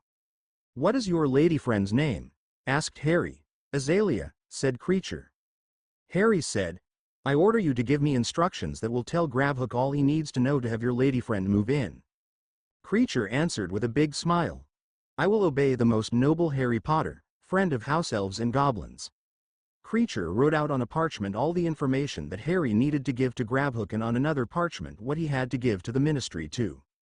Allow Azalea to become a Potterhouse elf and move in with Creature. Harry asked, do house elves have to be young to have children? Creature answered, even if old, if house elves ask to have children they have to try and obey, and usually can. Even for old house elves like Creature, elf children are great joy and great trouble. Creature was getting very good at suggesting to Harry things he would like, and if he knew it he was getting very good, much better than almost any of the British house elves, at having a mind of his own and expressing it. There was some magic working between Creature and Harry that was changing their relationship, but that was even at this time starting to change the relationships between house elves and witches and wizards in general. Harry said to Creature, if you want family to follow you and your fathers in serving this house, then you had better make work of having a family. Creature answered, I will obey, with great joy, most noble and generous Harry Potter. About this time Jack Kay had come in. One of Griffin and Grunt's other employees had also come, since both of the owners seemed to be busy. It was New Year's Day, after all. Jack was pleased at the changes in the tapestry. He had some minor suggestions on the coloring, but the more complex the tapestry became the better he liked it. Jack had a variety of room arrangements, using mostly the same furniture, and could give them several spells that would make certain pieces of furniture appear, others disappear, and the furniture arrange itself in about 10 different ways. Ginny thought that would be nice. Harry was still amazed at all the things magic could do. It really was magical how one room could do so much, and furniture could just appear and disappear and rearrange itself. That they would have to buy enough furniture for a room and a half was not a problem for Harry. Harry asked where the furniture went when it disappeared. Jack and the Giffin and Grunt employee had a discussion, and then talked to Creature. Jack then answered, there are two possibilities. The first is, we do not know. The only problem with this is after a long time you forget what you had disappear, what the family owned. There is a spell to make everything that had disappeared show up again, but that can bring back construction debris, dead mice, old sandwiches, and so much furniture and other stuff that the house is full and the stuff runs out the doors and all over. The other way takes a little work, but you can make a magical room that holds all the stuff you want to keep and send it there. You have to remember to use the correct spell, but then you can find things. We could create a sub-basement room for this type of storage if you want. Harry and Ginny gave their okay to making the magical storage room. One additional room was decided on, a small private secure office in the basement for Harry, so he could keep confidential documents safe. The door to that room looked like a regular basement wall unless you knew the spells to open it. At noon Harry and Ginny took the flu to the Potter estate, Foreign Order offices. Al Van Lente and his son were back, and the vacation was over. All the Weasleys, their spouses and intendeds, including Percy and Audrey, were there. They all had lunch together, and then the room was rearranged and Al and Clan, Kingsley, Gawain Robards, and many Aurors were there. Al said, I want to introduce you to the world's best expert in the kind of magical communication that Hermione discovered with the DA's coins, the kind we use on the back of the wizard mobiles. Every Auror and key ministry executive is going to carry one of these. Everyone we feel is in danger, including all the Weasley family, and anyone that looks like they may become part of the Weasley family is going to have one of these, as well as anyone else who logically might be a target of the Death Eaters. They have been reprogrammed to allow you to call for help in several different ways. If you disappear they will remember your last position and we will know where you were. If wards are let down for more than a couple of minutes the phones should be able to send us your position. They will be charmed so that if the phones are taken away from you they will signal us. Witches and wizards, this is Peter Y. Pan. Peter explained in some detail how the phones worked. He had clear pictures, sort of like a wizard's PowerPoint presentation. The phones were set up so there was a red panic button, but the charms on it could sense if you really wanted to push it. You could not push it accidentally, and most witches and wizards could learn easily enough to push it non-verbally as long as the phone was within a couple of 100 feet. Hermione remarked that just that charm was really magical. There were also a lot of other ways you could use it to communicate. Peter explained that talking on the phone and many of the other more advanced things Muggles use a mobile for could also be done with these, but only using the Muggle technology. Someone asked why, was there not enough bandwidth in magical space? They had magical radio. Peter said that if he really wanted to know to see him after class, yes there was a bandwidth problem but it was a lot more complicated than that. Gawain explained some of what had been going on the last 2 weeks, mentioned the attack on Harry and Ginny, and deferred to Al to explain more about the attack. It looked to Harry that Gawain was the nominal head of the department, but with Kingsley's support Al had effectively taken over running the department. Al explained to everyone about the concept of safe space. All the living areas of everyone there, the Weasley family, all the Aurors, everyone that potentially were at risk, had wards around the space, and the wards were going to be strengthened. They all were going to include one of the mobiles and some other magical way of communicating back to the headquarters, so if the wards were broken there would be at least 2 and sometimes more ways of finding out. Once this was done, a team of Aurors was going to be going to every potential victim of the Dark Wizards, the escaped Death Eaters, and strengthen the wards around their houses and places of employment. The first families that were going to be included were the Grangers and the Dursleys. The meeting lasted about 3 hours. When it was done, Al and Kingsley wanted to speak with Harry alone, and Ginny spent some time with her family as Harrow his office. They all sat down and Harry waited for one of them to speak. Kingsley spoke first. "Harry, I want you to know that Gawain Robards is a good man. He was my partner for some years as an Auror. He was and is intensely loyal to the Ministry and to the Auror department, and it was very hard on him when Tom Riddle's people were running the Ministry. He was my second in command when I ran the department, and he engineered his own demotion so he could serve doing a few of the necessary tasks that still had to be done while avoiding doing any of the bad things. Gawain is not the kind of dynamic, inspiring leader we need in the department, but he is the best we have. All the other logical candidates either compromised themselves too much over the last year or are weaker than Gawain. In your generation there is one logical candidate for the head of the department, and that is you. You are both too young and too inexperienced to head the department now, but starting today you are going to be groomed for the position. You could mess up and lose the right to lead the department, but unless you do not grow into the position it will be yours someday." Al then said, "You will be working closely with me and Dan and other managers of the Aurors. We need you to learn the difference between doing and managing.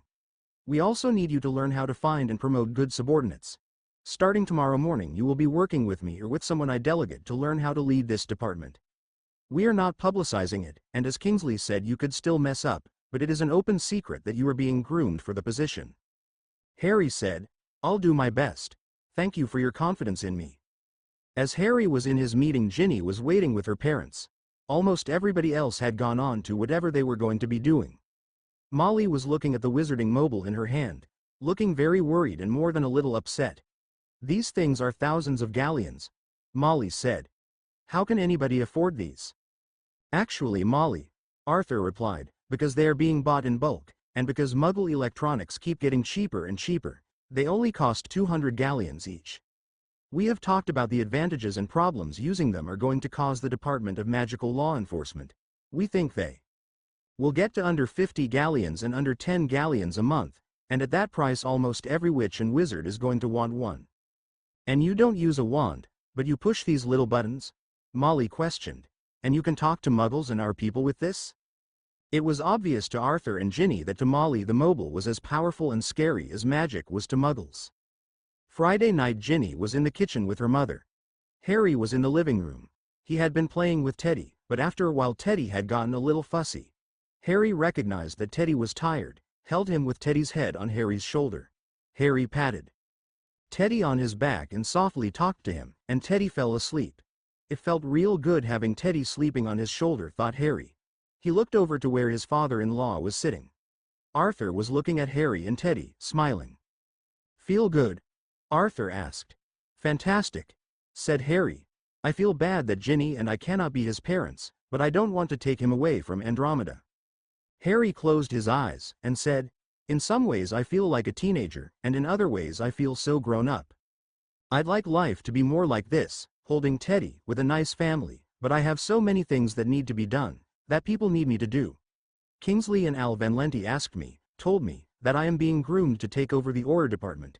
In some ways that's what I want, but it's like people expect so much of me, like I'm some sort of hero that can make everything right again. I'm just 18. I'm no big hero like Dumbledore or Kingsley." "You were already something of a hero when you survived Riddle's killing curse as an infant, Harry," said Arthur. "Then at the end of the Triwizard Tournament you survived him trying to kill you again. Finally you let yourself be killed, Something that took almost unimaginable courage and survived. And don't forget that in the end you did kill Riddle, and in the most dramatic way possible. I didn't do any of that to become a hero, said Harry.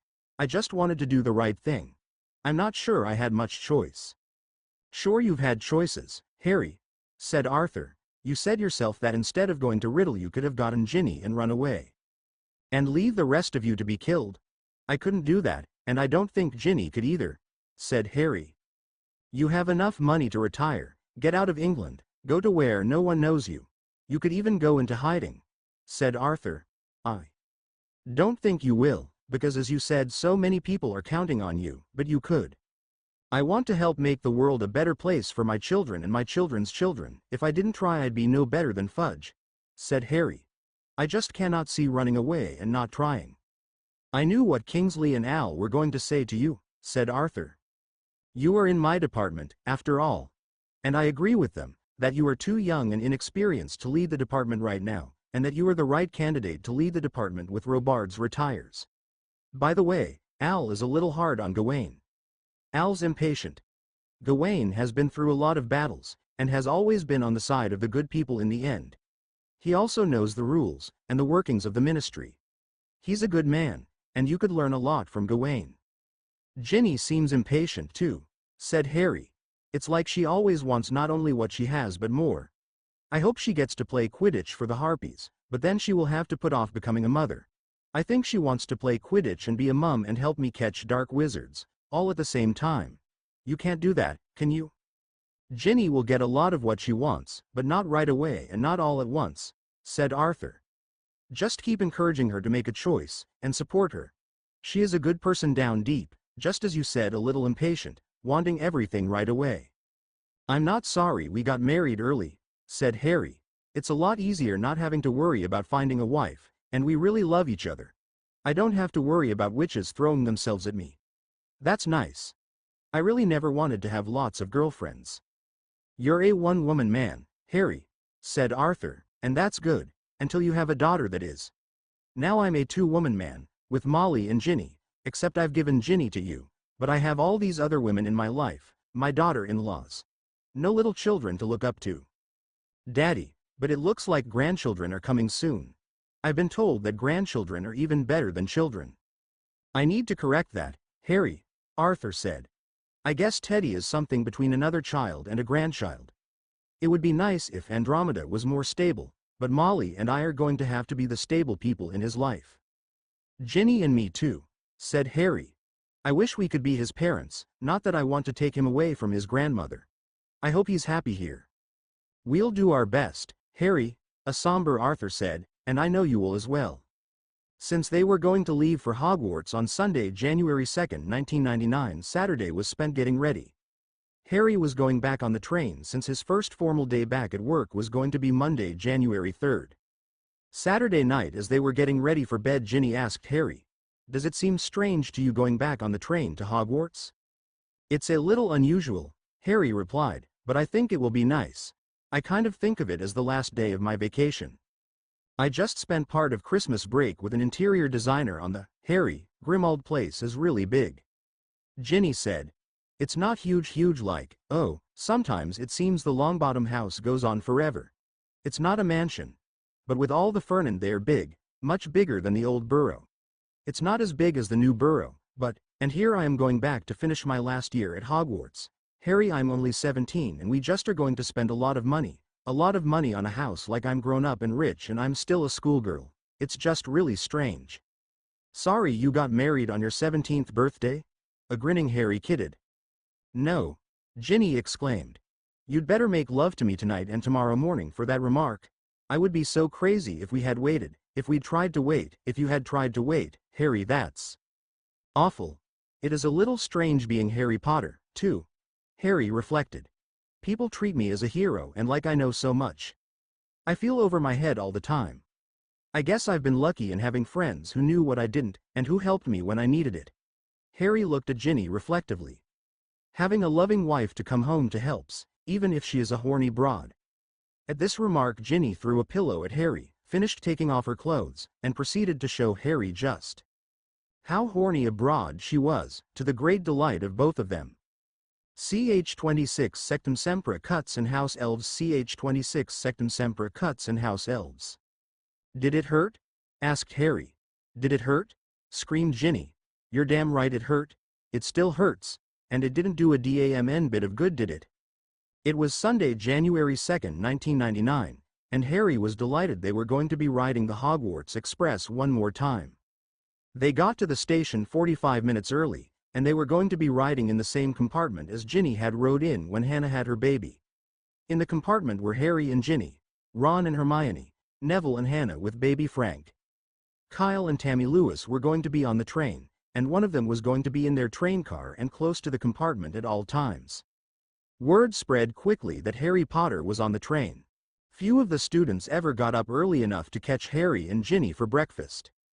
Harry had either been not at dinner or gone so quickly after dinner that students did not have much of a chance to talk with after the next. Small groups of students timidly approached the carriage full of famous young witches and wizards and asked them to sign their chocolate frog cards. Some of the older students lingered a bit to ask a question or two of Harry. A couple of giggly third-year girls even had baby Frank chew the edges of their Neville Longbottom card. With help from the Aurors, Harry and Ginny were able to visit briefly with every student who came to see them. Although most of the conversations with the throngs of students became somewhat automatic and repetitious, one visit was particularly difficult. David Jones. Harry asked David, "How was your Christmas?" "It was real hard with Nora not being there," he said. "I think Mom and Dad got more bad news." "We're doing everything we can to find her," Harry said. "We just have not had much luck finding most of the Death Eaters who escaped from the Battle of Hogwarts." When the train finally pulled into Hogsmeade Station, Harry and his companions were quite worn out and eager to head off to the castle. The Gryffindor table was set up with a crib on the end for Frank, where he was flanked by Hannah and Neville. From that night on, Neville and his young family would occupy that end of the table whenever they ate their meals in the castle. Frank slept during most of the train ride, so by the time they arrived in the Great Hall, he was ready to eat. By this time Hannah had the nursing down, and could even eat a little while Frank was on her breast. Ginny told Harry, "I'm not near ready yet, but someday we will have our own children." Ginny remembered how good it felt to nurse Teddy for those 3 months. After a day more tiring than the pair had hoped, the Potters were grateful to be back in their 2-room suite. It was not home, but until the construction at Grimmauld Place was finished, they really didn't have a proper home. About half the time Fox was where Harry was, either at his office or at Hogwarts. The Phoenix seemed to be content to be at Hogwarts this day. Monday it was back to school for Ginny, Hermione, and Hannah. For most of the classes Hannah wore Frank on a baby carrier, and he slept. She had arranged for babysitters for as many of the classes as she could, and the older Frank got the more she relied on the babysitters and the less she carried him around. Hannah soon learned that a 3-month-old sleeps far less often than a 1-month-old. She also learned that Frank could go longer between meals despite needing more nourishment at each meal. Monday morning Harry got to work at 7:30 like he usually did. Al arrived at almost the same time. Harry went into Al's office and sat down. The first thing Al and Harry talked about was staffing, and how they were going to be training the next level of managers. Al was impressed with Ron Weasley, and told Harry, "We need to train Ron to be at least a team leader. If he does as well as I think he will, he should be one of your key managers. What he has done managing people at the WWW store has given him more experience than anyone in this class of Aurors in managing people. In addition, there are 2 others of your staff who we should be training to be supervisors, Seamus Finnegan and Cho Chong. I can pair all 3 of them with 3 of my better Auror supervisors, and over the coming months make sure we have the right people in place." Al passed over to Harry written reports on what had happened over the last 48 hours. A lot of it was routine, and was automatically routed to Gawain. Other things were, almost, routine, and although Gawain or leaders of other branches within the department handled these, Al was given copies. Other matters were handled by those Aurors directly under Al. These tended to be more serious or unusual. Attacks on Muggles or witches or wizards with Muggle connections were always sent to Al, along with property crimes against Muggle relatives and Muggle-born. Al had noticed that some of the same types of crimes were happening in France and other countries on the continent. The French Auror office was cooperating by sharing copies of their reports with the ministry in Britain. Al said, "We need to find out where they are hiding.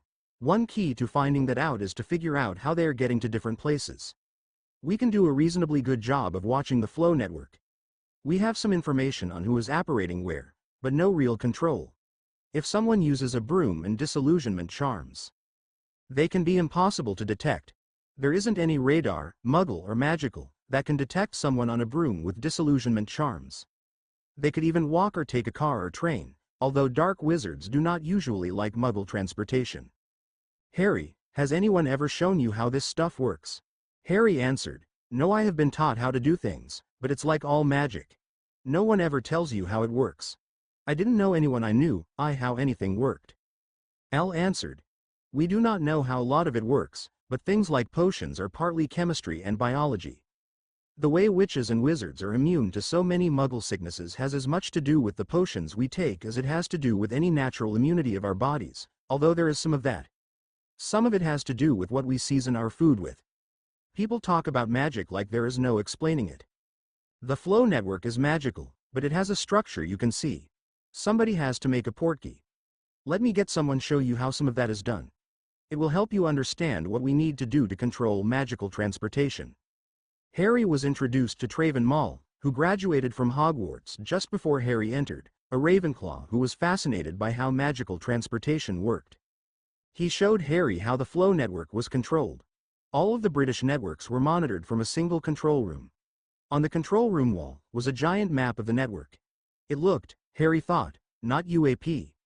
If you looked closely, you could see any fireplace and the ones connected to it, and you could see how a person would have to travel through several fireplaces to get to somewhere. To set up a new fireplace, you started at a known fireplace, took some magical cord, fastened it to the starting fireplace with a wand and some complicated fastening spell, and wound it around your wand with a magical knot, and apparated to the proper place. There was some magic with how you had to fasten the cord to the new flow. Harry asked if you had to go to a fireplace, and was told no, but it was a lot easier to flow if you used flow powder because the feeling of apparating was not so strong and it was just easier on your body. Shortcuts and magic carpets were set up in a similar fashion. Magic carpets were forbidden in most of Europe but common in the Mid-East. Anytime you had a passageway that you wanted to use over and over to go to the same place, it was usually set up in a similar fashion, although the style of cord and number of them varied. There were other maps of known shortcuts, and you could put a charm on any shortcut to see if it was being used, or to see if certain people were using it. You could also charm part of the flow network or individual shortcuts to detect if anybody but a certain few people were coming through. Since each shortcut had to be charmed one at a time, it was not something that could be done easily. There were some things that could be done to all the parts of the flow network that were linked together, so they did have charms to detect known Death Eaters and keep them from using the flow network. You could monitor the network to see who was using it, but it was not easy to record what was happening. It was in fact, quite like the Marauders map, easy to observe but difficult to record. There was something similar going on with people apparating. If you knew what to do, you could tell in real time what was going on, and there were certain charms or spells you could use to make it difficult for some known people to apparate, but it was not easy. Harry spent a day learning all he could about the flow network and magical passageways. He knew that if he had any specific questions he could come back and ask, but he did not need to spend any more time here. Tuesday, January 5th, Harry Potter woke up at 6 a.m., got dressed, woke up Ginny, and they went to breakfast. Their school year routine was starting again. As they sat down for breakfast, Harry asked, "What are you going to be doing today, Ginny?" "The same thing I do every weekday at Hogwarts, Harry love," Ginny said in a falsely sweet voice, giving Harry a hard time. "Classes and study." Ginny showed Harry her class schedule, then pointing at Hermione said, "Of course my dear friend Hermione will insist that we complete the entire week's work by Tuesday if I plan to spend even an hour on the Quidditch pitch this weekend. You need to study really hard to pass your NEWTS if you want a decent career after you graduate, Ginny," Hermione earnestly said. "How many NEWTS do you have to pass to play professional Quidditch?" Ginny sweetly asked Hermione. "What if you don't get picked?" asked Hermione. "What if you get cut from the team or get hurt? You can't play Quidditch forever. Then Harry and I will just have to focus our attention on creating the next generation of Potter Quidditch players. That should keep me busy, NEWTS or no," a grinning Ginny replied, giving Harry a longing look. Hermione just shook her head, then turned to Harry and said, "You know she really is a good student most of the time. Just like her brother, Ron, who was sitting right next to Hermione, piped up with." Hermione glared at Ron and gave him a light whack. "Actually, it's a bit too wintry for Quidditch practice, so I expect I'll be studying until my sexy man gets back." "Back a little after 5 o'clock all this week?" Ginny asked. Harry answered, "I really have no idea what my schedule is going to be. It would be real nice to have a regular schedule. So far there is only one Wizengamot scheduled for this month, on the 22nd. Most of the trials are done, so it could be a short session," he told Ginny. "I do not see how many different things they can have me do and still learn how to be an Auror and manage the department." Harry was in Al's office at 8 a.m. Al looked at Harry and asked, "How was your Christmas? Did you get any downtime?" Harry answered, "Yes, we did. We spent a couple of days doing almost nothing really, playing with my godson and looking over some of my father's old papers. It was great to have a few days break from the constant urgency to get things done.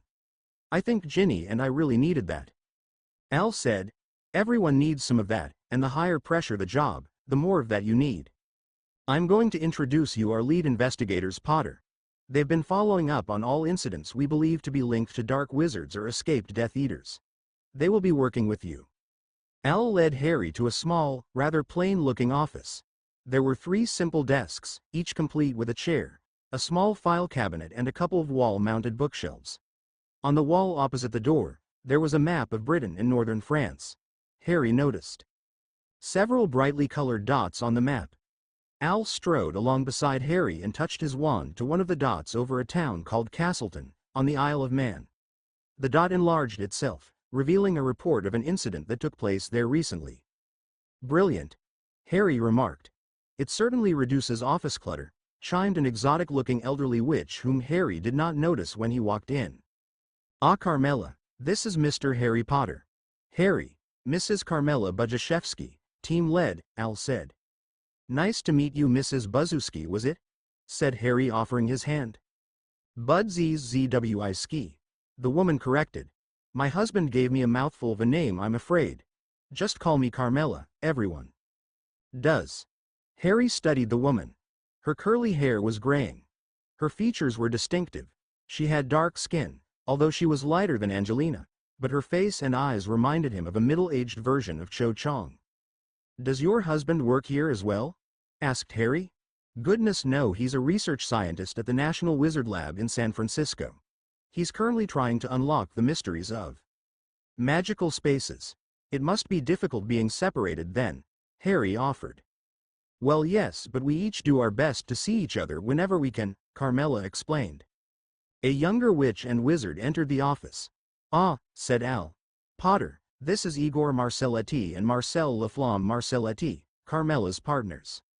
"It is nice to meet you, Ari," said Marcel in a voice which reminded him of Fleur. "Harry Potter. I was wondering when I would get the chance to meet you," said Igor, extending a hand confidently to Harry. Al left Harry with the 3, and they showed Harry a map of where the incidents were happening. The incidents were concentrated around magical villages, with a fair number in or around London. Incidents usually seemed to happen for a while around one area, then move to another area.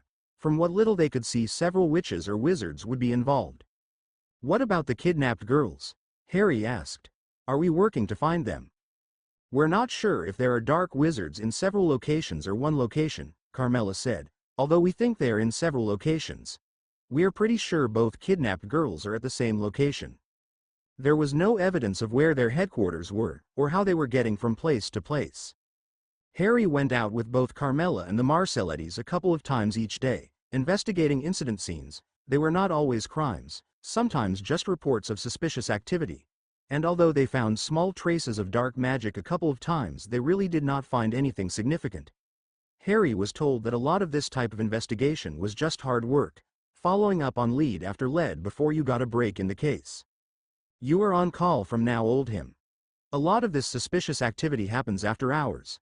Most of the Aurors have more or less a regular shift or schedule, but we need to be able to respond on a moment's notice."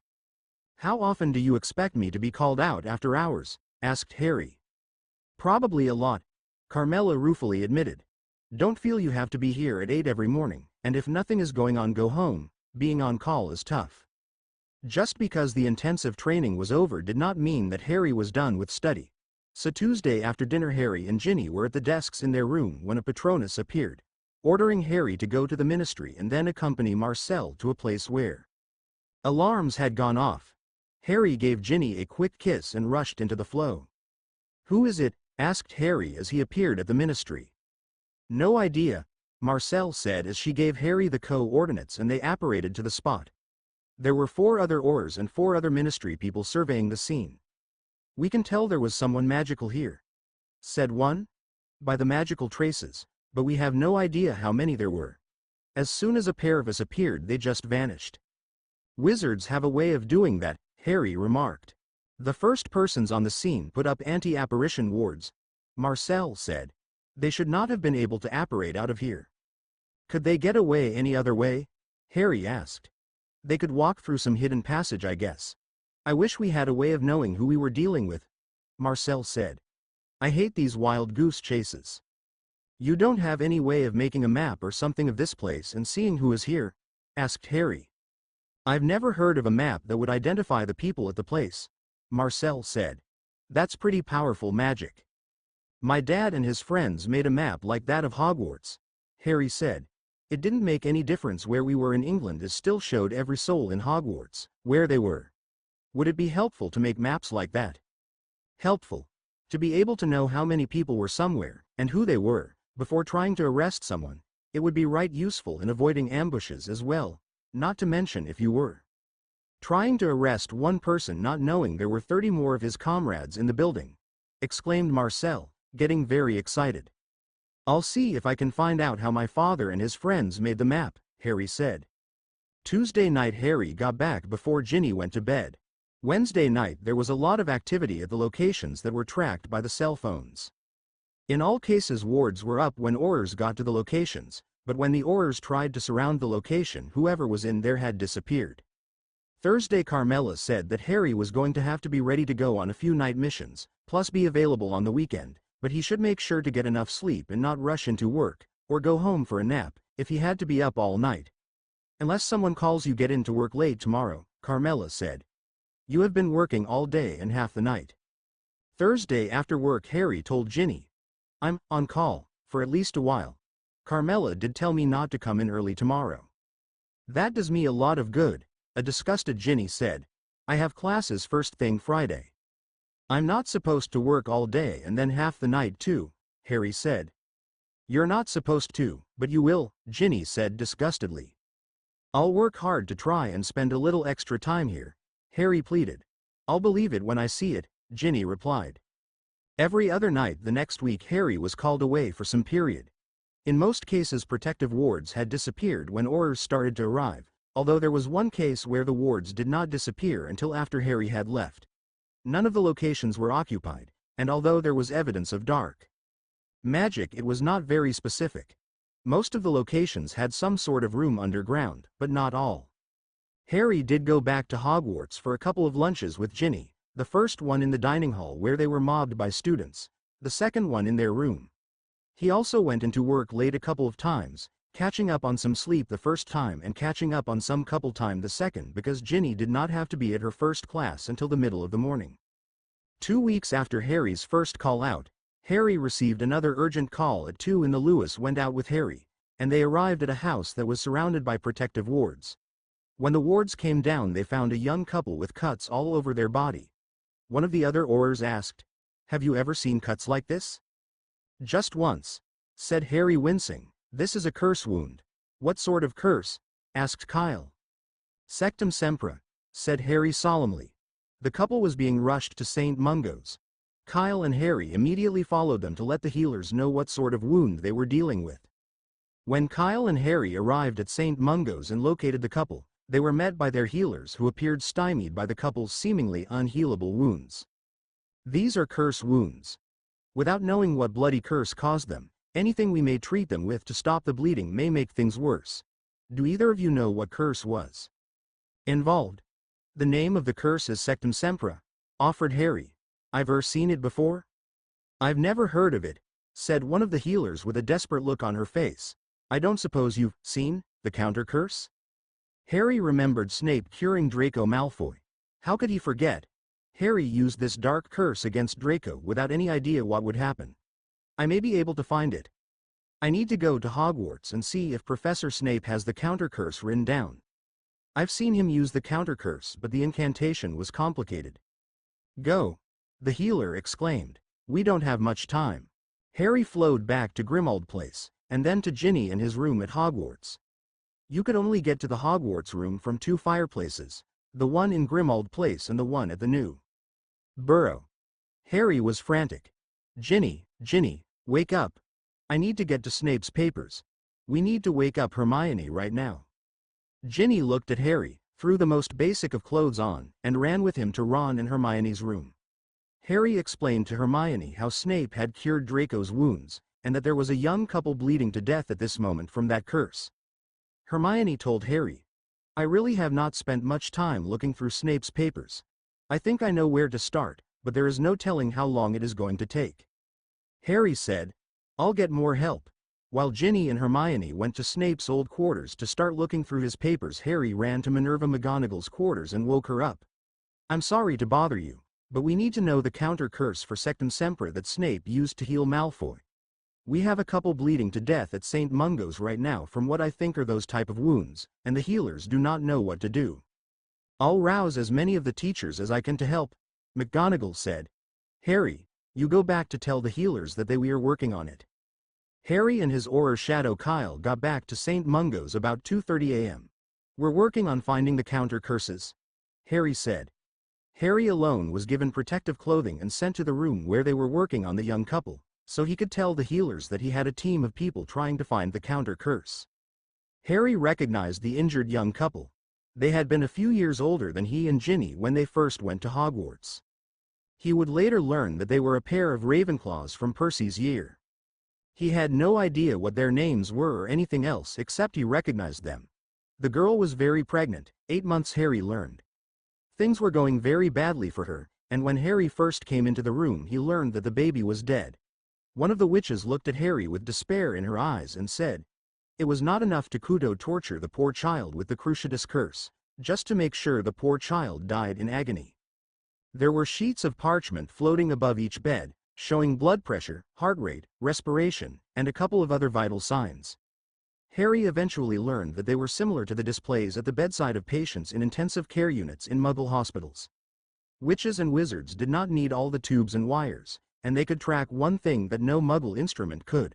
They could tell when the soul had left the body, that moment when a person's body became an empty shell of remains. Harry saw a large and a small parchment above the pregnant young girl's bed. All the lines on the small parchment were flat, and some numbers read -0. There was a little dove, which Harry learned was the symbol for the soul, on both adult charts, but it was missing from the child's chart. About 3 a.m. the lines on the young girl's chart started to go flat. The two healers had been working frantically with wands, potions, and by putting things on cuts, but nothing had been working. About 5 minutes after the lines went flat, the symbol for the soul started to fade, and the two faced each other, and the witch healer said to her male partner, we have to tell the parents. Harry could hear the scream on anguish from the mother when she had been told, my only child, my grandchild, gone. The door was closed and the parents were led away, but Harry, though he would remember those words for the rest of his life. Meanwhile, the other witch and wizard were frantically working on the young man. They had slowed the amount of blood flowing from most of the cuts, and had managed to replenish some of his blood. Harry was pressed into service holding patches over various cuts and emptying what seemed to him like gallons of spilt blood. About 4:30 the lines on the young man's chart finally went flat.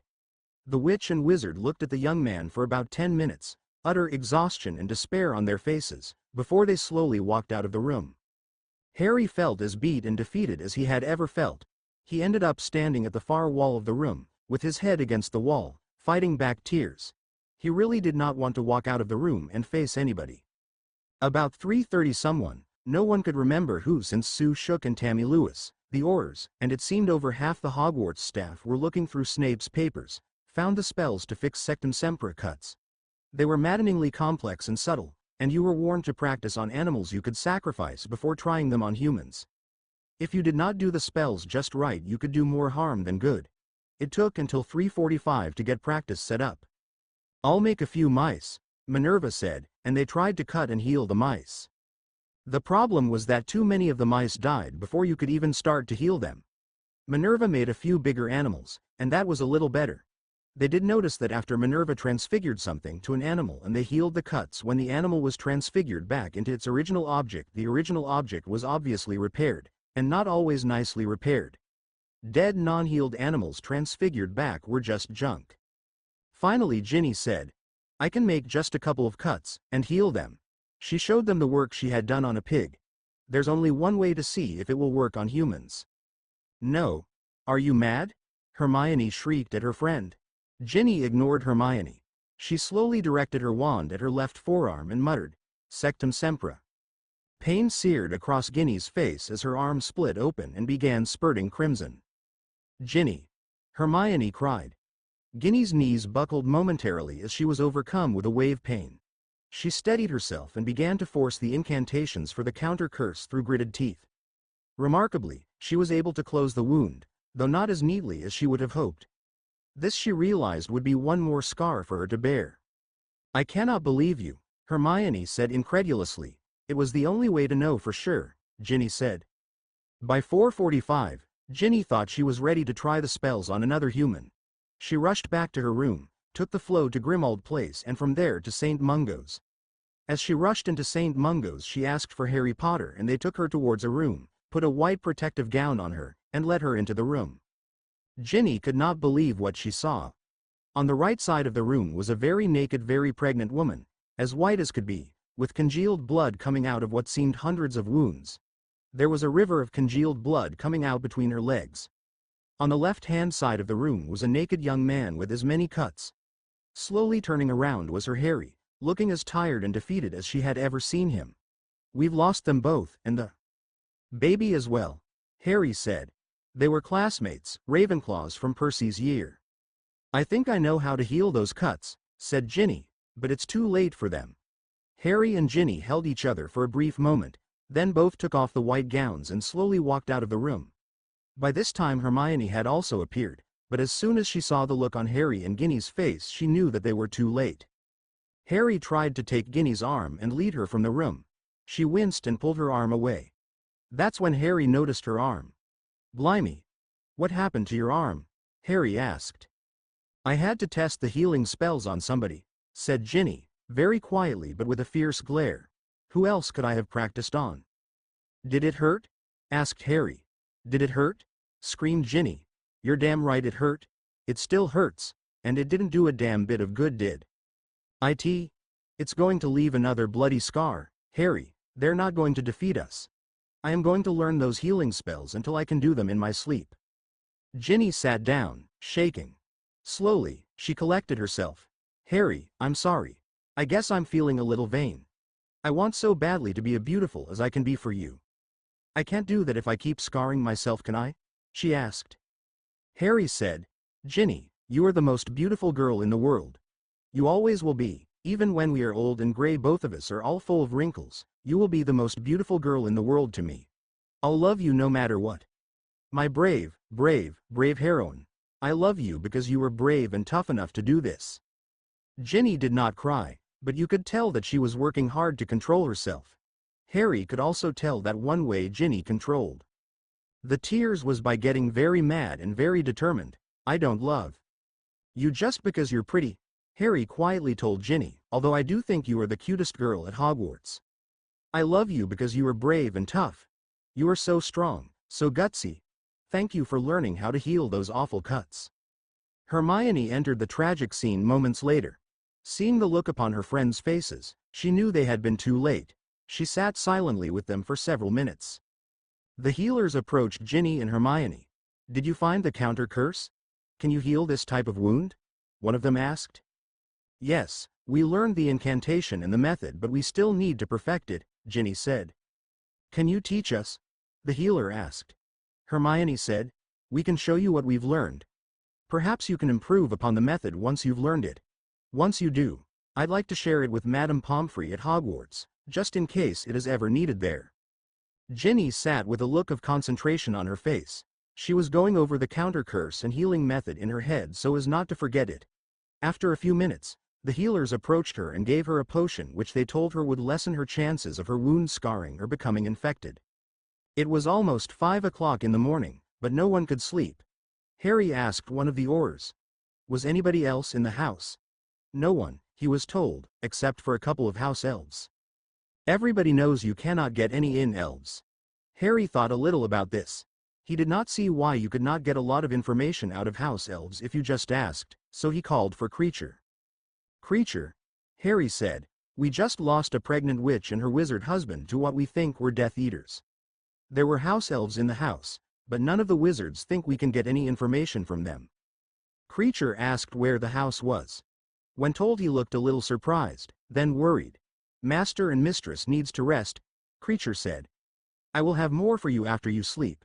So everybody went back and slept until mid-afternoon. Mid-afternoon, after Harry and Ginny were both up, Ginny went to her last class of the day and Harry went to the office to talk to Carmela Bajaszewski. Could we ask the house elves what happened? Harry asked Carmela. Well, you can certainly try, Potter, said Carmela, but trying to get information out of house elves can be a pretty fruitless endeavor.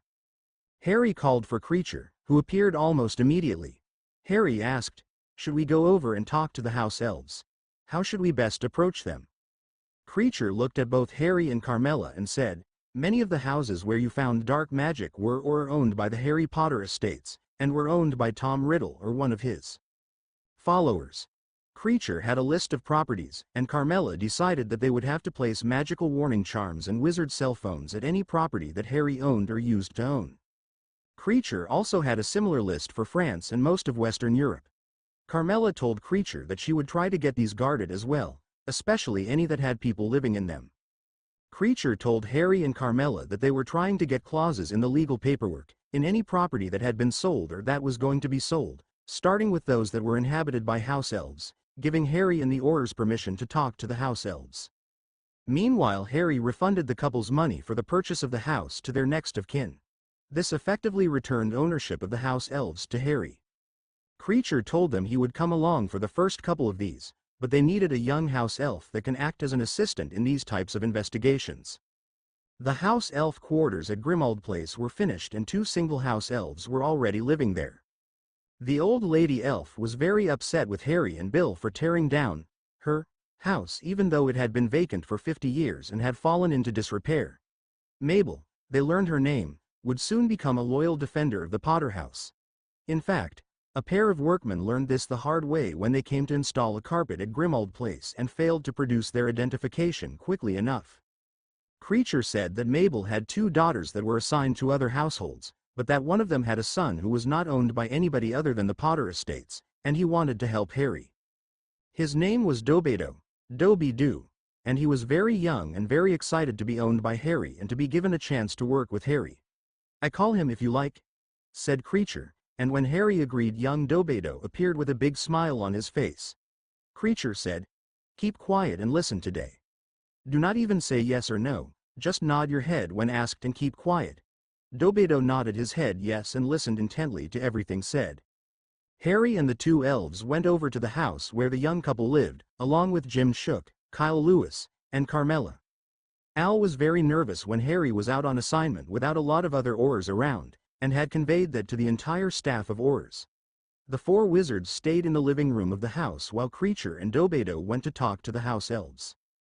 When Creature and Dobedo came back, Creature said to Dobedo, tell Master Harry what we found out.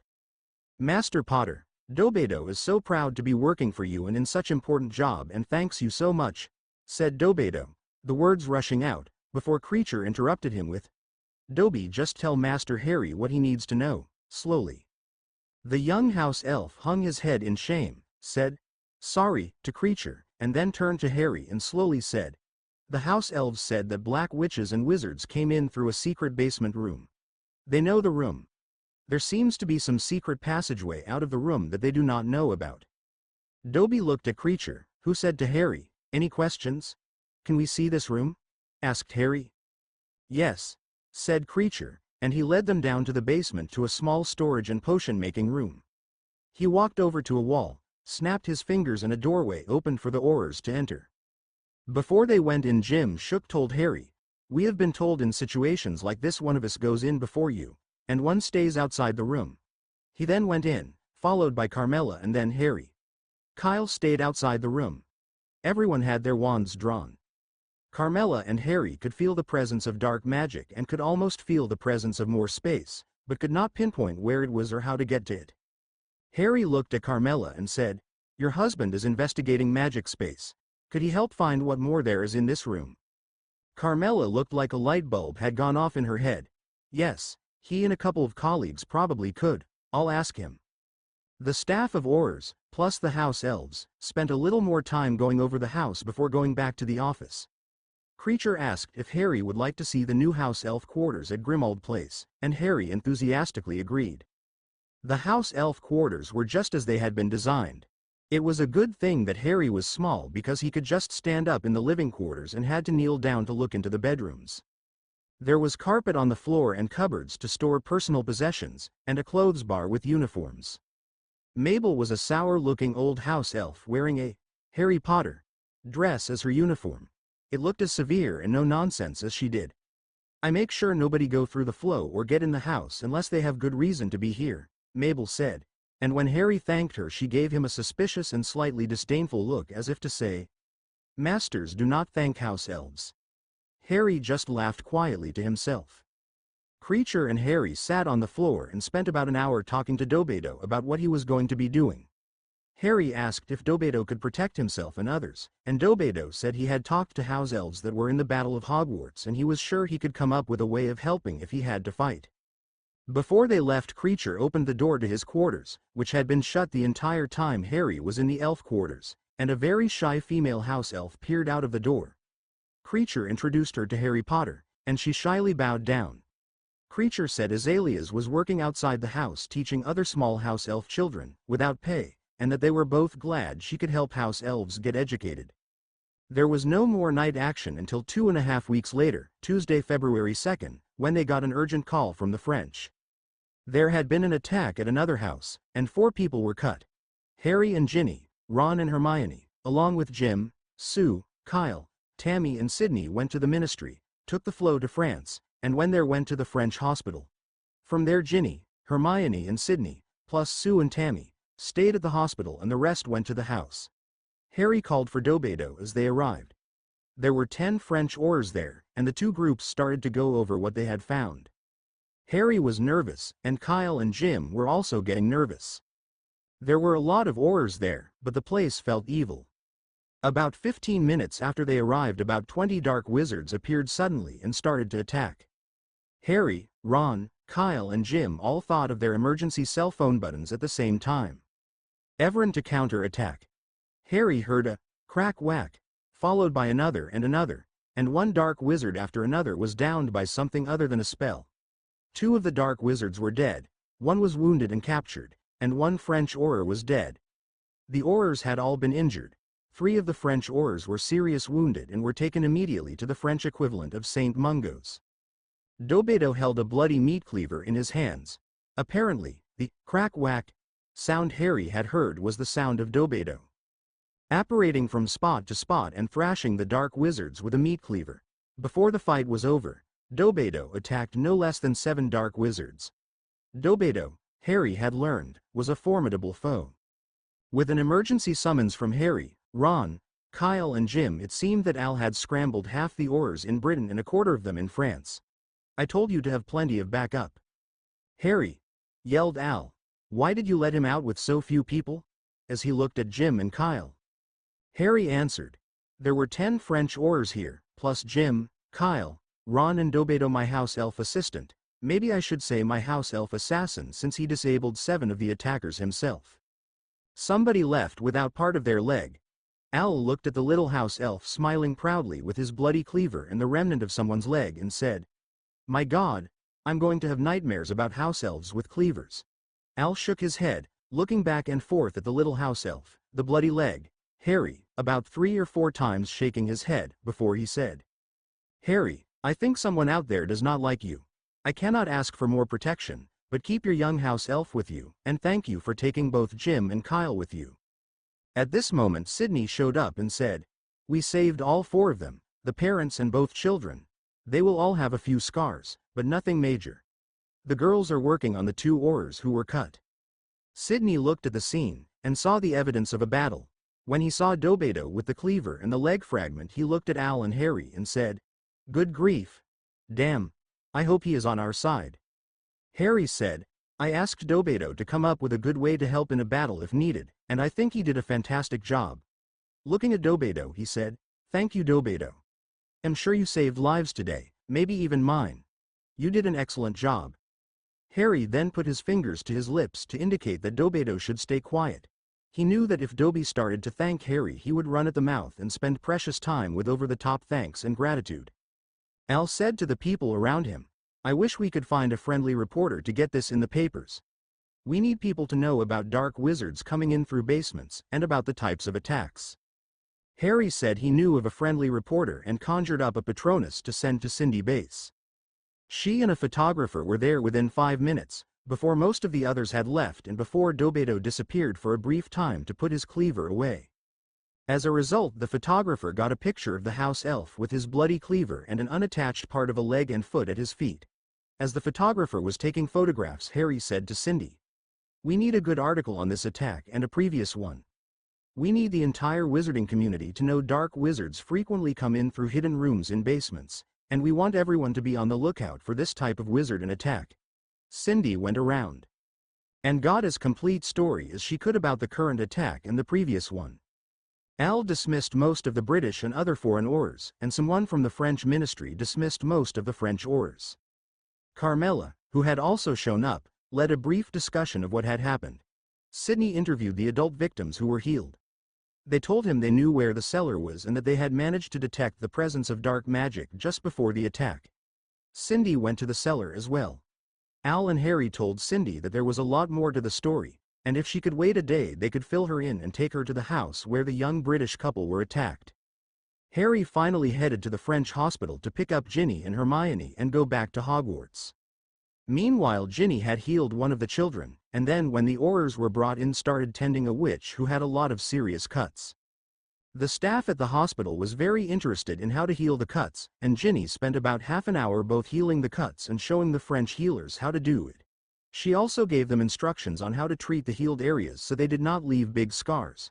"Scars like mine," she said as she showed the healers her arm, which was still pretty scared up. When everything was done, Ginny sat down and looked at her patient. She was not much older than Ginny. She had on an extremely short dress, and under the dress instead of knickers there was a small piece of cloth that hardly covered what it needed to cover. She had on stylish high-heel shoes, small but obviously expensive earrings, and a beautiful watch. Her dress was form-fitting as only a witch could make it, and it covered a very shapely pair of hips, a waist that was as narrow as Ginny's, and boobs that were, to put it mildly, big. She was a lot rounder than Ginny. Ginny looked at herself. She had on worn-out slippers with holes in the bottom and sides. She had on shorts with holes burnt through them. A potions class mishap. She was wearing an old knitted jumper her mother made for which was now several years old. With the haste at which she left her room, she had forgotten a bra and was feeling quite exposed and shabby. On top of everything, she was exhausted. One of the American Aurors came into the room and said, "Are you going to be okay, Laura?" "I think so," Laura said. "Ginny?" the Auror asked. "I'm just tired," Ginny said. "Is everybody else safe?" "The French lost one Auror, and the Dark Wizards lost 2 of their own. We captured one," the Auror said. "Harry is safe, if that's what you want to know. I think he will be here before too long." "Harry?" the French witch asked. "Potter," the American Auror replied. "You're Ginny Potter, and you've just saved my life," Laura said. "You really are an extraordinary witch, thank you." "You're welcome, Laura," Ginny said. "Laura? Have you met Harry?" Ginny had heard that name before. Was this the curvy French witch Harry partnered with in Romania? "Please don't bad bogey hex me, not after saving my life," Laura said.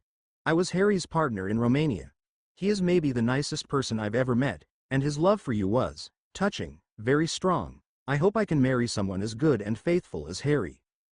Ginny just sat there for a little while, and then said, "I'm sorry I'm not more social. I'm just exhausted." Eventually Harry was led into the room. He looked at the two witches and immediately went over to Ginny and hugged her hard, gently kissed her and hugged her some more. "The French lost an oar," he said. "I think we would have had lots more casualties except Dobedo apparently has found a good weapon for a house elf to wield, a meat cleaver. He really saved the day. Mr. Potter, please get up on the treatment table so we can examine you," one of the healers said. Laura got off and sat next to Ginny. A small team of healers spent about 10 minutes going over Harry before letting him up. By this time Harry knew that the other Auror was Laura DuPont, and he said to her, "Laura, this is my wife Ginny. Isn't she fantastic?" "Real beautiful," Ginny said, looking at herself, hair probably as messy as Harry had ever seen it. "Oh, you clean up real well," Harry said, laughing. He got a wistful look on his face and said, "Even after putting your elbow in the butter." "Harry, I was 10 years old," Ginny said. "You still remember that? I was not very brave around you when I was little." "Ginny got these scars," Harry said, pointing out the two big scars, the year before the Battle of Hogwarts, and this on how to heal the Sectum Sempra cuts. "She's maybe the bravest person I know." "Maybe I can find a nice guy now that I have some scars," Laura said, looking at her legs and arms and touching a scar on her face. "I haven't had much luck so far." There was a loo in the room, and Laura excused herself to use it. About this time another Auror was led into the room, a short young wizard with a noticeable limp. He wasn't too bad looking, if you ignored big bald patches where his hair should have been. "Thank you for coming, Harry," he said. "They told me your team saved our team's lives." "This is my wife Ginny," Harry said. "Ginny, this is one of the French Aurors. I'm not sure I got your name." "Jean," the young man said. About this time Laura came out of the loo. The young man looked at Laura and got real nervous. Laura looked at him for a while, and finally said, "Jean." "Laura, your legs, your arms, your face," Jean said. Laura said, "Harry Potter says his wife's scars are bravery marks. Maybe I've been too perfect." "Oh no," Jean said. You could tell Jean was still very unsure of himself. Laura finally said, "Jean, you're brave. How come you don't say more than 2 words to me?" "Brave about most things," Jean said. "Not about girls." "Why?" asked Laura. "Bad experiences at school, when girls laughed at me and my limp, and I'm short, I've got these bald spots on my head, and I'm not so good looking," Jean said. "Jean," Laura said, "you are a nice guy. You don't know how much trouble I have had finding a nice guy." You always were too," oh, Jean said, and he started muttering in French. "He's got his elbow in the butter," Harry said to Laura as he led Ginny out of the room. Laura whispered to Harry and Ginny, as they were right outside the room so Jean could not hear, "Maybe I've been looking at the wrong men." She then turned and went back into the room with Jean. The next day Ginny, Ron and Hermione, and the rest of the people who were called to France slept late. No one minded but Hermione, who hated to miss a single class. Sidney cancelled his classes for the day. Harry had to attend a session of the Wizengamot, but he got a little sleep before and just dragged through the rest of the day. He could survive a day with little sleep, but he felt it. Late that afternoon Harry and Al went over the rest of the story, taking Cindy to the other house and reviewing what she had written. The story as it came out the next day covered almost a full page, spread over the front and third pages of the paper, with photographs of the 2 basement rooms and good reasoned warnings about what to be concerned about and what not to be concerned about. It talked a little about both of the battles and some other battles with dark wizards. It mentioned Dobedo and the meat cleaver in passing as part of the story of the second battle. Unfortunately, the headline was as sensational as the story was good and balanced. There on the top of the paper was house elves with meat cleavers despite there only being one house elf, and there was a photograph of Dobedo with the meat cleaver and severed leg. The story was picked up by almost all the wizarding press, and it seems the lead photograph was the same on all the papers. The reaction was immediate, and not all of it favorable. There were a large number of letters to the editor questioning the policy of letting house elves even help Aurors, and the idea of house elves being armed was terrifying to most of the letter writers. Wizards were talking to Robards and Kingsley and anyone they could find on the Wizengamot. Hermione was spending part of most Fridays at the ministry, and she got an earful. Within the week she told Harry. This one photograph may have set the cause of house elf rights back 100 years. House elves fought at the Battle of Hogwarts, Harry remarked. There are a lot of people who just found out about that, and are not happy, Hermione said. You have really stirred up a nest of bees with this one. What surprised Harry was that many house elves were also not happy. Creature told Harry one night. Creature Happy Dobedo saved Harry Potter's life, but newspaper has house elves very upset. Over the week after the article appeared, 4 house elves from Hogwarts showed Harry the article and wanted to talk to him. Harry ended up spending about 4 hours talking to various house elves or groups of house elves. It seems that house elves had escaped having to take sides in the many battles that had taken place in the magical world over the past 4,000 years, and what the story implied was that now house elves were going to take their place besides wizards in battles, something that went against 4,000 years of tradition. Some witches and wizards began talking with their house elves about matters of concern aside from just meals and housework. The house elves had to start thinking about things they had escaped having to think about before. Cindy published another large article about Dobby and his sacrifice, Harry burying him, Creature and the Battle of Hogwarts, the house elf assistance of the North American Aurors, and Dobedo and his training to do more for Harry than just wield a meat cleaver. Creature helped Cindy with the story, and in return she agreed to end his part of the story with the Battle of Hogwarts. He was becoming too much a part of the management of the Harry Potter estates to make the people who were against house elf rights comfortable, and he wanted to keep a low profile for as long as he could. For well over a month there were no more attacks that could be attributed to the group that had been causing all the trouble. They seemed to have vanished from the face of the earth. CH-27 Magic Spaces and Dudley's drills almost happily ever after. CH-27 Magic Spaces and Dudley's drills preview. Harry sighed with pleasure when he saw Ginny. He was a lucky man, and he knew it. Ginny looked at Harry, looking at her, and smiled. He was a lucky man and she knew it. Last chapter was the first published with the help of 2 new beta readers, Quintape 71 and Chase Chic.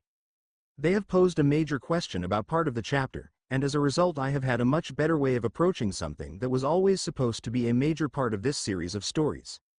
Thank you. We revised a series of previous chapters, and Chase Chick left. I am always open to more help. Every Monday morning Harry was part of a major management meeting. Heading the meeting were Gawain Robards and Al Van Lente when he was in town, and Carmela when Al was out of town. Gawain was much more familiar with the details of the ministry rules, and usually took the lead. The younger staff, Ron, Cho Chong and Seamus Finnegan, were always there, as were 4 of the American Aurors who were acting as supervisors.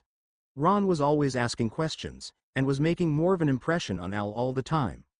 Cho Chong and Seamus Finnegan were also making good progress as potential leaders. Every Monday the kidnapped girls were mentioned. Nora Jones' family had been most cooperative. The family were being asked to send lots of money to the kidnappers, but they could only afford a pittance. The ministry's position was that they could not help financially. If they did, it would just encourage more kidnapping. Nora may die because her parents don't have enough money? Harry asked. We don't think so, Gawain answered. Whoever did this, we feel that what happens to them, it will happen no matter how much or little money the family sends the kidnappers. She may, though? Asked Harry. Maybe, but we can't just give the kidnappers all they want either. It's a tough situation, Gawain said. What about Pansy Parkinson? The Parkinsons are being most unhelpful, Gawain said. We think they are probably sending the kidnappers a lot of money, but we can't prove it. Bill Weasley and his team have some information that the Parkinsons are trying to liquidate assets, Harry said. I don't have any more specific information though. Are there still rumors that Bellatrix is involved? Harry would frequently ask. Strange rumors, or something, I'll answer. Al Van Lente usually brought up the problems the magical community was having hiding from security cameras. He also brought up the advantages of reviewing what the security cameras caught, especially with some of the low level of stealing with evidence of magic. There were also a few disappearances of prostitutes that looked like they might be linked to magic, but none of this was easy to prove, and frequently the information they needed was weeks old before the ministry found out about it. Harry thought they ought to be working much closer with the Muggle police, and Al agreed, but making that kind of change was going to take a lot of time. A couple of weeks after the second attack, the French Aurors Laura and Jean asked to meet with Harry and his team. Harry arranged a time agreed to meet in the small office he was sharing with Carmela, Marcel and Igor. "We think we know who is responsible for the Sectum Sempra cuts," Laura said. "Basil Avery is British, but he has been on the continent for most of the last 30 years acting as sort of an enforcer or supervisor of Riddle's properties." "I didn't think the Avery who was a Death Eater was that old," Harry said. "Oh, that's Clive Avery, the younger son," Laura said. "Basil was one of the early allies of Riddle. The oldest son Carl has been clean, as far as we know, managing the family property and money. Clive has been missing since the battle." "Have the Averys been managing the Riddle properties?" Harry asked. "Well, you can't call them managers," Laura said. "They mostly tried to make sure people didn't cheat Riddle, didn't steal money or use too much on their own living. We think they've skimmed some money off for themselves, but not all that much." "How did you figure that out?" Harry asked. "Because when someone got one of the Averys mad at them, they used the Sectum Sempra curse, then healed it but not well," Jean said. "I realized after seeing Laura's cuts that I had seen some cuts like that, and when I figured out WHO had the cuts, the why became pretty obvious." Laura said, "Jean and I interviewed 4 families that had a member with healed cuts like mine. All of them were involved with properties that had been owned by Riddle and you now own. We had to promise extra protection to all of them to get them to talk and to make them feel safe. The one person we captured after that last raid in France sort of confirmed that Basil was involved, but only after we had figured it out on our own." Jean said, "I have tried to find out all that I can about the Death Eaters and their predecessors, everyone who was an ally of Tom Riddle. When I heard that Professor Snape invented the Sectum Sempra curse, I recognized that he and Clive had been friends at Hogwarts and afterwards. I don't know if Snape taught the curse to anyone else, but he obviously taught Clive the curse, and we are almost sure Clive taught his father Basil." "Are these properties you investigated all on the continent or also in Great Britain?" Harry asked. "All in France," Laura replied. "You need to talk to my business manager and brother-in-law Bill Weasley about all the Riddle estate properties," Harry said. As Jean and Laura left, Harry noticed that they were holding hands. After Harry was back from the Potter estate offices, he asked Carmela, "Are we any closer to finding the kidnapped girls?" "I don't think the Avery family has anything to do with the kidnapped girls," Carmela replied. "It's not like Riddle set up an organization that could function after he died. Everything went through him, and I think we are dealing with several independent groups at this time." As head of the Department for Magical Law Enforcement, Arthur Weasley was in charge of Azkaban. Harry was most insistent that the Dementors be kept out of the wizard prison, and Arthur had Harry go with him to Azkaban at least once a month and sometimes more often. They would stand at the place where wizards talked to the Dementors and repeat that the Dementors had to stay a couple of 100 yards away from the prison, but should continue to guard the perimeter of the prison. Harry always felt somewhat depressed after these meetings, with feelings he could not quite voice. Usually you could not tell Dementors apart, but once during the spring a Dementor appeared who was larger and, Harry had to say, better defined than the usual Dementor. This Dementor said, "Arthur Weasley, you have fought us before. Is it not enough to have 2 sons die, to have seen one die in your wife's arms? You continue to confront us and you will see more decedents die." "We are all going to die," Arthur said. "My family and I will serve the good, no matter the cost." Then the Dementor spoke to Harry saying, "And you, arrogant Harry Potter. You think your suffering has ended? You keep confronting us and your family will pay. You may lead a charmed life while everyone around you suffers." "I will do what is right, not what is easy," Harry replied. "And watch your friends and family suffer, you fool," the Dementor replied. After they left, Harry asked Arthur, "Can the Dementors really foretell the future?" "Only bad things, and then only part of the story," Arthur replied. "Losing Fabian and Fred was hard. We almost lost Molly when Fabian died. She was oppressed by the Dementors for a while. But we have our living children, and the memories, and now their spouses, and it looks like we have grandchildren on the way. What the Dementors don't say is that there are so many more joys than sorrows." "What are Dementors, Dad?" Harry asked. "I'm not exactly sure what they are," Arthur answered. "Maybe someone in the Department of Mysteries knows." Harry went down to the Department of Mysteries and was told to see Caro Croker, because he knows as much about death and dead creatures as anyone. Caro Croker was a small man, as small as the little wizard that presided at weddings and funerals. He looked like he could be related to Although the wizard that presided at weddings and funerals was always well dressed, and Croaker was a somewhat disheveled and distracted individual. "What are dementors?" Harry asked Croaker. "They's kind of like nutting with bodies." "Sort of," Croaker responded. "When you really depressed you want nutting, no pain, no joy, no nutting, which is why so many really depressed commits suicide. They breeds on all the bad stuff. Since a dementor who gives the dementor's kiss stays one dementor, we figures it takes lots of depressed and bad souls to make one dementor." "But they can breed?" Harry asked. "Oh yes, enough unhappiness, enough depression, and they breeds all right," Croaker said. "Can they really foretell the future?" Harry asked. "Only sort of. They predict death all the time, but we all die. They're not always accurate, and even when they're what they tells is only part of story. Like, you'll see your wife die. Maybe she dies at 150 and you live to be 152. Not exactly a tragedy. They say I'll watch my friends and family die," Harry said. "Maybe, some, sort of, but they's not telling the whole story," Croaker said. "Can't live your life afraid of what them creatures say. We all has some sorrows in the end, but most of life is way better than what they predict." "Can they die?" Harry asked. "Seeing how they's already dead, they can't exactly die, but they can and do fade away," Caro said. "They needs feeding to stays, feeding on death and depression and agony and pain. Keep 'em away from all that and they fade away all right." Harry was uneasy after this conversation, something else to brood over. He didn't even have children and he was worried about prophecies about them. "The last time I saw the dementors," Harry told Al later, "they said that my family would pay for my arrogance in ordering the dementors around. Can they foretell the future? Am I endangering my family in confronting them?" Al pondered Harry's remark for a bit, saying, "Give me a chance to word this correctly." Finally he said, "It would be nice if our crystal balls really foretold the future. Dumbledore and a number of other people could see that there was goingation between you and Riddle, but how and where was vague until it happened. That why there were not a lot of Aurors and others from the International Aurors Association to help you. I think there may be some truth to what the Dementors are saying. If you stay on the course you are started on, you will become a very important figure in the worldwide wizarding community, and your hatred for Dementors will bring you into confrontation with a lot of them. Confronting Dementors is not without risk. Harry, if I had more to tell you I would." Harry was determined to do what was right, but confronting Dementors was added to his worry about how to build a good Auror department and capture the rest of the Death Eaters and rescue the kidnapped girls, not to mention his worries about the safety of everybody he loved, especially Ginny. Harry was spending some time each week talking to Creature. Occasionally they would go to Grimmauld Place and work on the tapestry, which was getting more and more complex.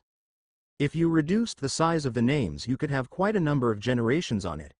They traced the Potter name back to a female ancestor who had married a Potter. There were no Peverell last names in Britain that Creature knew of, but Harry was a direct descendant of Ignatus Peverell.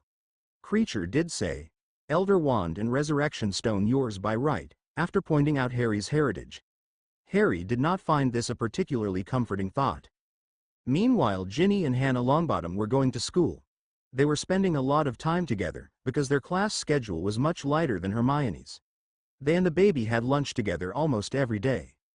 One day at lunch all 7 of the Gryffindor first-year girls came over to see Ginny and Hannah. "Can we talk?" one of them asked. "Sit down," Ginny said. "No, later, privately," the young witch responded. "Why?" Ginny asked.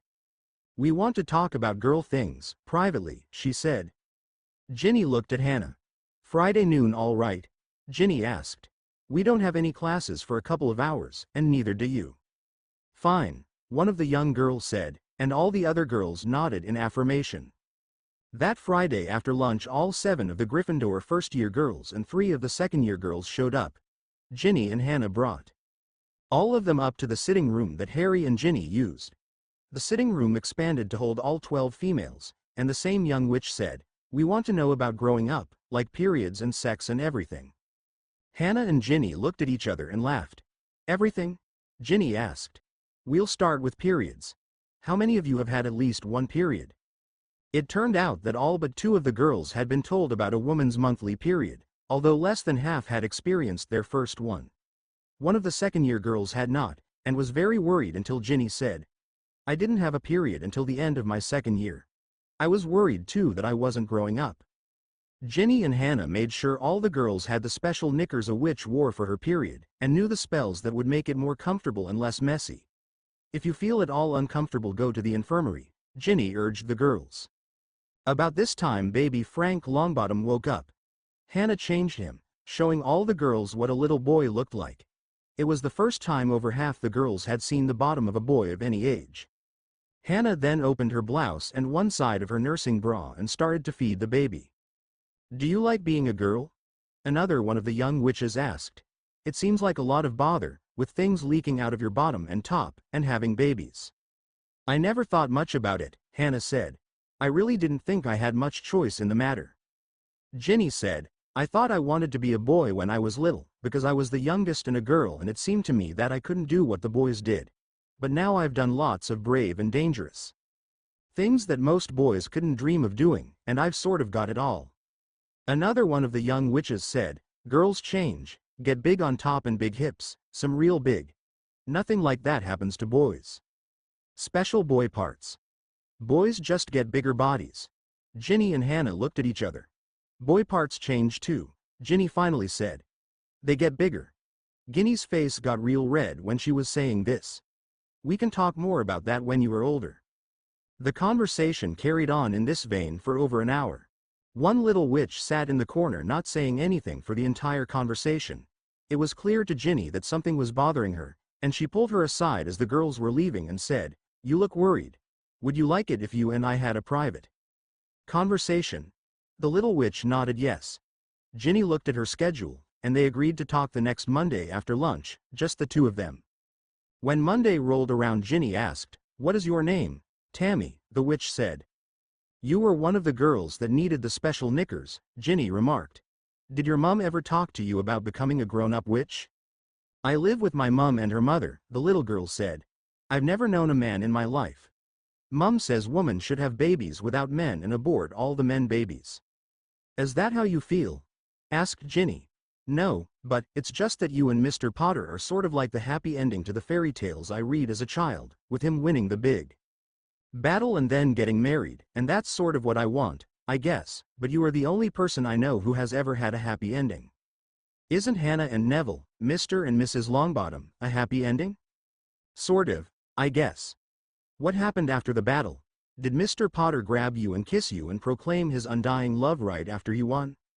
"Tammy, the ending of battles is not as neat and pretty as the fairy tales portray it. I put my mother down to sleep because she was exhausted and not in good shape, and took a nap. Hermione and Ron, the head girl and my brother, got Harry to bed. I did wake up first and I was there when he first woke up." "What did he say? Was it romantic?" "He said he had to use the loo." "Why? That's not romantic at all." "Well, I expect that he said it because he had to use the loo pretty badly," Ginny said, laughing. "I told him he was filthy because he was, and he looked and felt much better after a shower. We were a couple right after the battle, but it was pretty awkward and busy and not quite as romantic as in a fairy tale." "When he proposed, was it real romantic?" Tammy asked expectantly. Ginny tried to think of how she was going to answer this one. Finally she said, "He proposed in front of my whole family, in the Great Hall here at Hogwarts. I guess that was pretty romantic, but so much was going on it wasn't the kind of thing you were thinking of. Tammy, Harry and I are very happy, but our story together is really just started." "Where do you live when you are not here?" she asked. "Harry has a house that we are remodeling, but we can't live in it now," Ginny said. "Last Christmas we stayed in a room in my parents' house." Ginny and Tammy talked for some time. When they were done, Ginny reflected on her life. It didn't feel finished. It didn't even feel like one part had ended and another had started, totally. She was married, which was good, real good, but living at Hogwarts with her house not finished. Oh, every other week or so she and Jack Kay got together, usually at the house, and it was beginning to be her house, but it wasn't finished yet. The sundress she wore for her wedding had been used a few times since. It was a nice dress, but no special wedding dress. And every time she thought about her rant at the wedding she got ashamed. She really had used the I touch of lust, I spell way too much. The battle had ended, but it was like they really had not celebrated the victory yet. She was still a student, with a room at her parents' house. She didn't feel like she was quite a grown-up yet. She shouldn't be like Tammy, but she still happily ever after, ending to mark the end of her student days and the beginning of her life as an adult. It was probably too much to ask, but that was how she felt. Monday, February 22nd, Harry finally got to meet Herodotus Bajashevsky, Carmela's husband, and his assistant Tom Jones. Harry had to stop and see Al and Gawain first, and tell them he would be sort of tied up with Carmela's husband and the questions about magic space, but if they needed him he could make himself available. Both meetings took a little time, and it was 8:45 before Harry walked into the office. Herodotus Bajashevsky was a large light-skinned black man, over 6 foot tall, with very broad shoulders and a modest middle-aged belly, with very short white hair. He wore a great big smile, had a very wide mouth and very white teeth. He also had what looked like 2 artificial fingers and an artificial foot or lower leg and foot. "You must be Harry Potter," he said. "I'm Herodotus Bajashevsky, and this is my assistant Tom Jones." "Glad to meet you," said Harry. "What should I call you?" "Herodotus Bajashevsky, that's my name," he said with a big smile. "Unlike you, I can't get people to call me a hero, and I hate Bud. So I tell students that half their grade is pronouncing my name correctly. It's really not all that hard. Herodotus Bajashevsky. Herodotus Bajashevsky, said Harry, "pleased to meet you. Now that you have pronounced the name correctly, you can call me Whiskey, like the drink," said Whiskey with a big smile on his face. "I'm sure you are wondering about these," showing Harry the artificial fingers, and lifting his leg to show the artificial leg and foot. "Too many experiments with apparating too far or into too many difficult places. Splinched myself a few times, and could not always get all the pieces back together again. Magic spaces are tricky, my boy. We're learning more about them all the time, but they are tricky." Harry and Carmela and the Marcellettis and Jim Shook all went with Whiskey and Tom to the places where the dark wizards appeared to have come in through the underground rooms.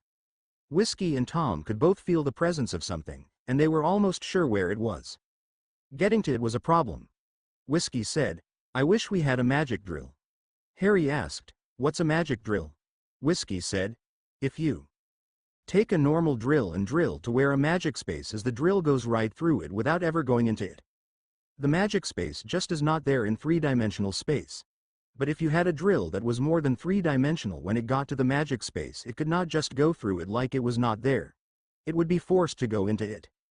"Is there any substance that is in more than 3 dimensions?" asked Harry. "Some magic carpets are. The stuff that goes between fireplaces on the flow network here, or our closets in the US, that is definitely in more dimensions that are 3. I have heard that in Europe they use some sort of magic shielding to keep magicians from messing with electrical and electronic signals. In North America we learn to control our magic better, we have to, so we do not usually use the stuff. I would like to see it." Harry said, "We have just built or remodeled houses, and they used insulating paper. I am sure the contractors have some." They went over to Griffin and Grunt, and Whiskey took a small sample of the insulating paper, but more importantly took the name and address of the company in Switzerland that made the insulating paper. The next day Whiskey and Tom were in Switzerland, and the next and the next. Harry asked Carmela what was going on. "They are really excited about something," she told Harry, "but you are going to have to wait until they come back to find out what. He is a fascinating, exciting person, and I love him, but you have to take him on his own terms. He put everything he was interested in on hold for me and our children a couple of times, and does love us, but he lives in his own world most of the time." Friday they were back. "We theorize that you need to put some of this magical stuff inside a drill," said Whiskey, holding a tightly rolled up piece of the insulating paper. "Fascinating stuff. They put 27 layers of aluminium foil and 28 layers of Teflon into this machine and get out what looks like 9 layers of foil and 10 of Teflon. The other layers are there but in other dimensions. They somehow duplicated and enlarged and modified a machine that makes magic carpet threads to make this. They can use other materials. No one knows where the other 18 layers of aluminium foil are, although if you take a small piece apart you can usually find all 27 layers. Do you know what a Mobius strip is?" Harry shook his head. "You take a strip of paper like this." And Whiskey took a piece of blank paper that was sitting on the desk and cut a strip about 1 wide and 11 inches long. "How many sides does this piece of paper have on it?" "2 sides, a top and bottom," said Harry. Right? Said Whiskey. Then you fasten them together like this. And he twisted the paper 180 degrees so he was fastening the top to the bottom. Now how many sides does it have?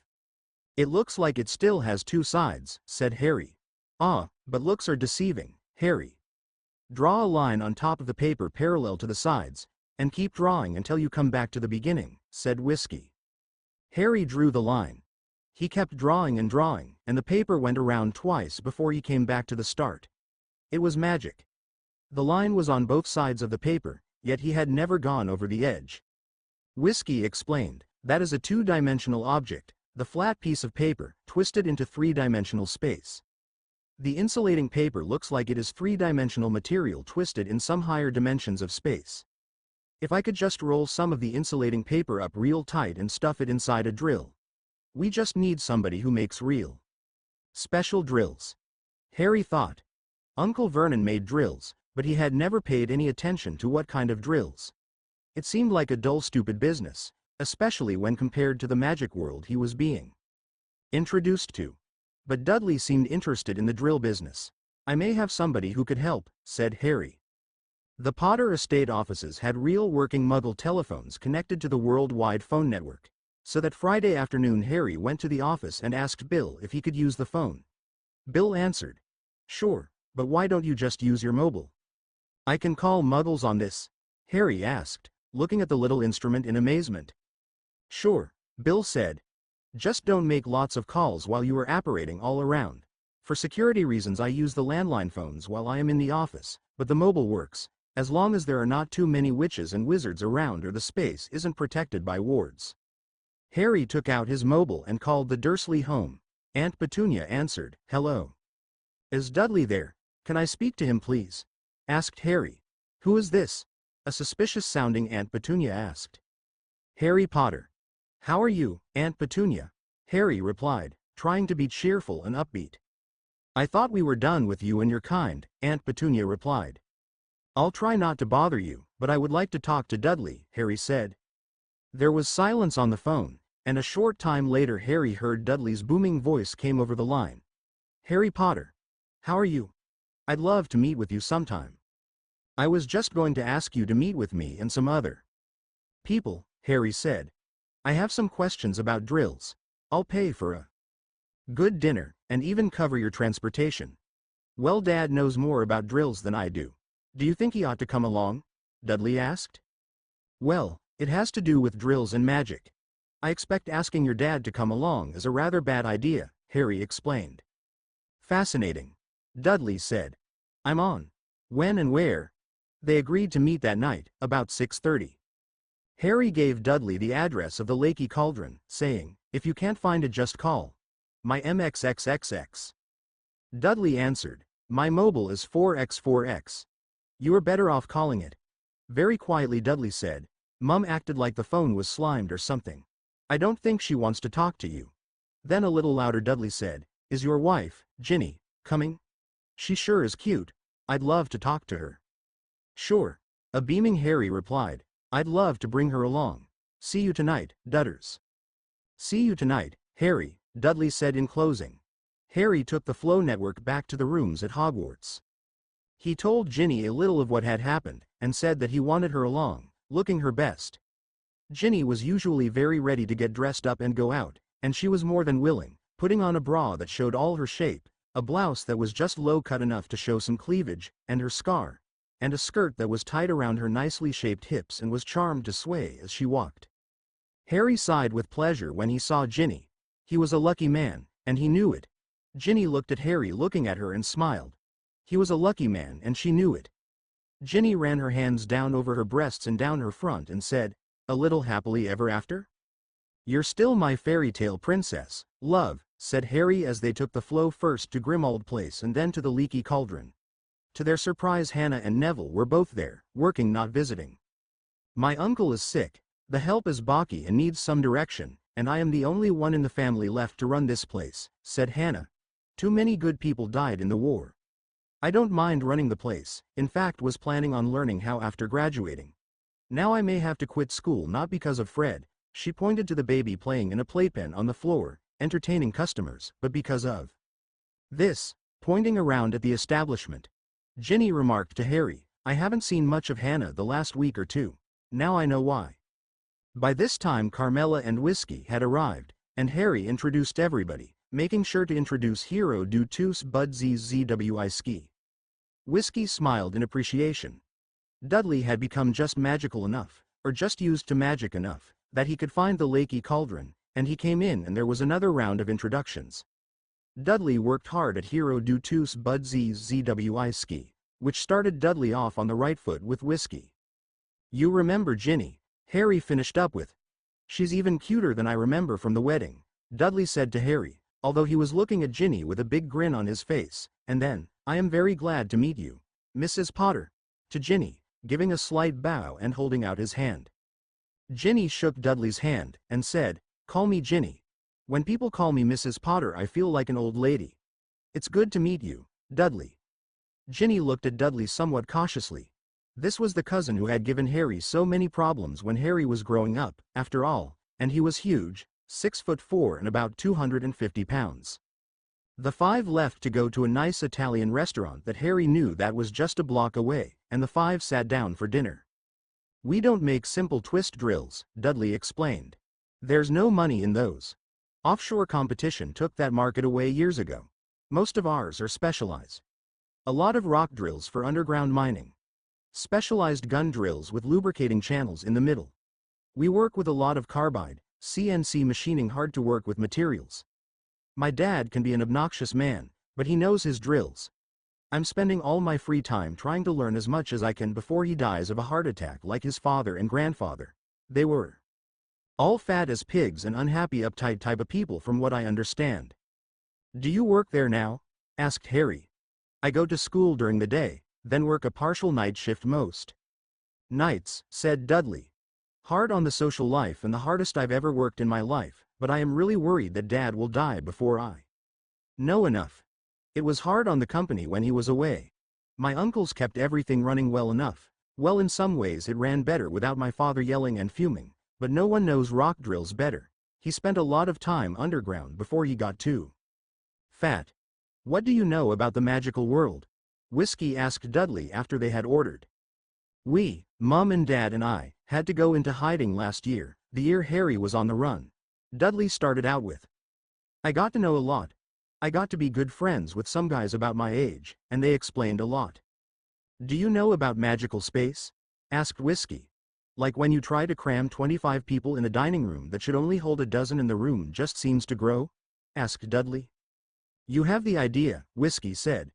"There can be hidden rooms, ones that don't exist unless you have the way to get in. Our problem is that we are almost sure there are magical rooms in some places, and we can't get in. But if they are magical, if they are not there in ordinary space, how could you drill into them?" asked Dudley. "You couldn't with an ordinary drill. We think that maybe if you used a drill with some magical multidimensional stuff in it you might be able to get in," Whiskey explained. Dudley thought a bit. "Oh, extra dimensions, like string theory, that says that atoms are made up of 10 or 11-dimensional strings. Are you saying magic uses string theory?" Whiskey laughed. "Not quite. It is interesting that string theory doesn't contradict what we see happening as we examine the magical world with a little more science, but we haven't gotten any practical predictions out of string theory yet. I guess no one else has either, although the math is way too difficult for me," Dudley said. "You have magical multidimensional stuff?" "We think this stuff," and Whiskey brought out a little of the shielding paper, is sort of like a Mobius strip, with more dimensions of stuff than you can see. They make it by taking 27 layers of aluminium and 28 layers of Teflon and combining them, and this has only 9 layers of aluminium that you can see, but the other layers are in there somewhere, in magic space, not our normal space. So if a Mobius strip is 2-dimensional twisted into 3-dimensional space, this is 3-dimensional twisted into 4-dimensional space?"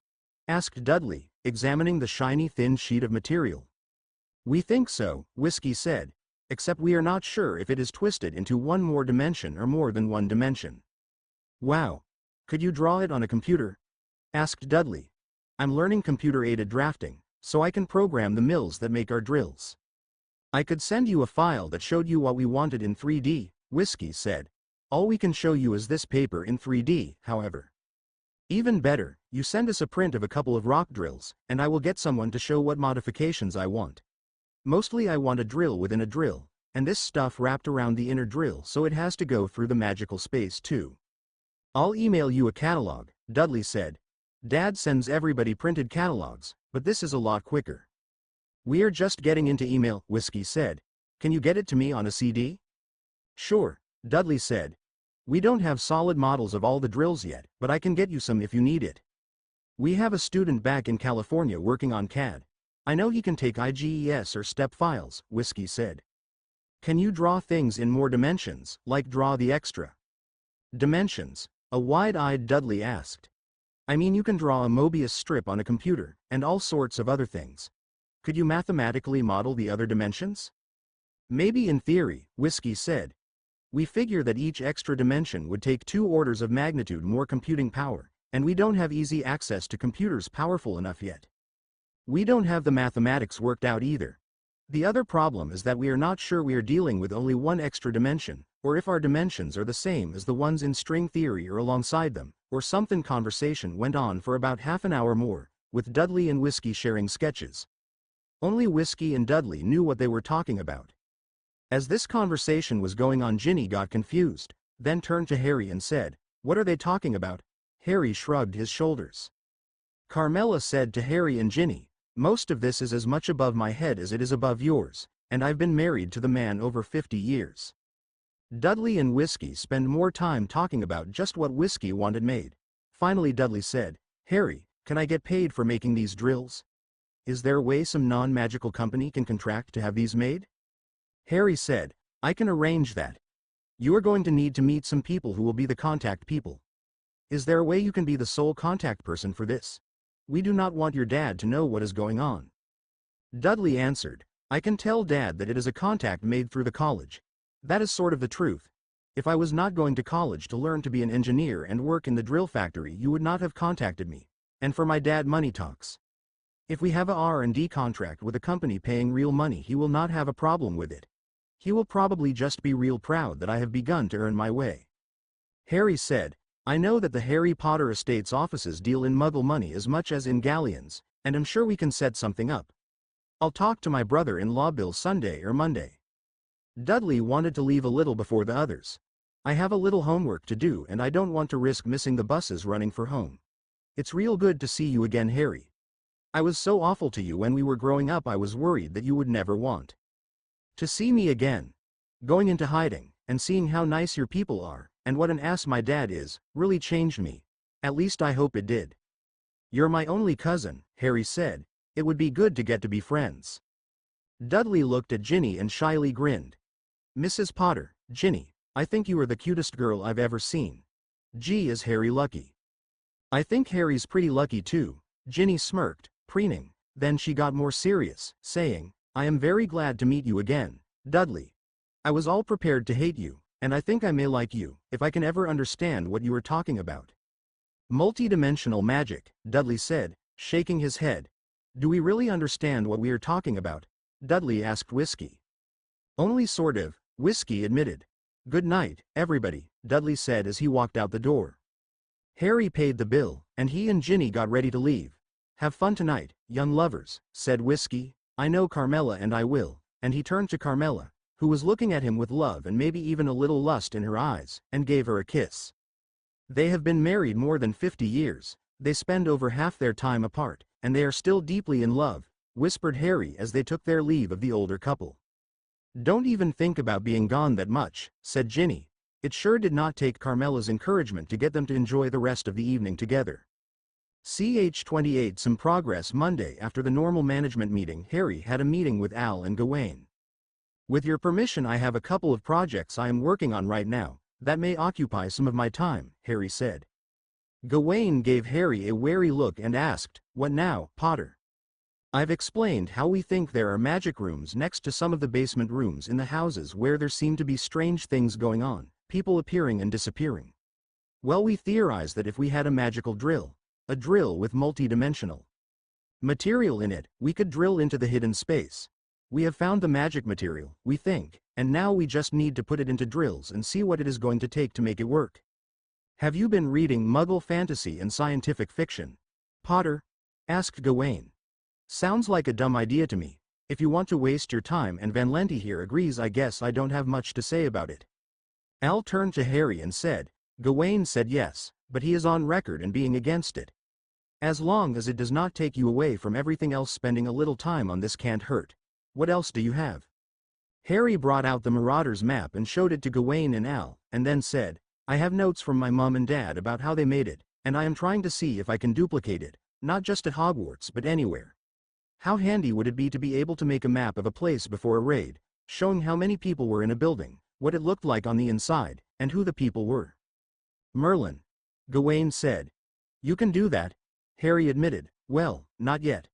My dad and the Marauders made some notes, and my mum helped with the potions, and I have their notes. I've showed a couple of people the instructions, and the 2 spells to treat the paper are some of the most difficult potions and spells they have ever seen. The actual mapping does not look easy either.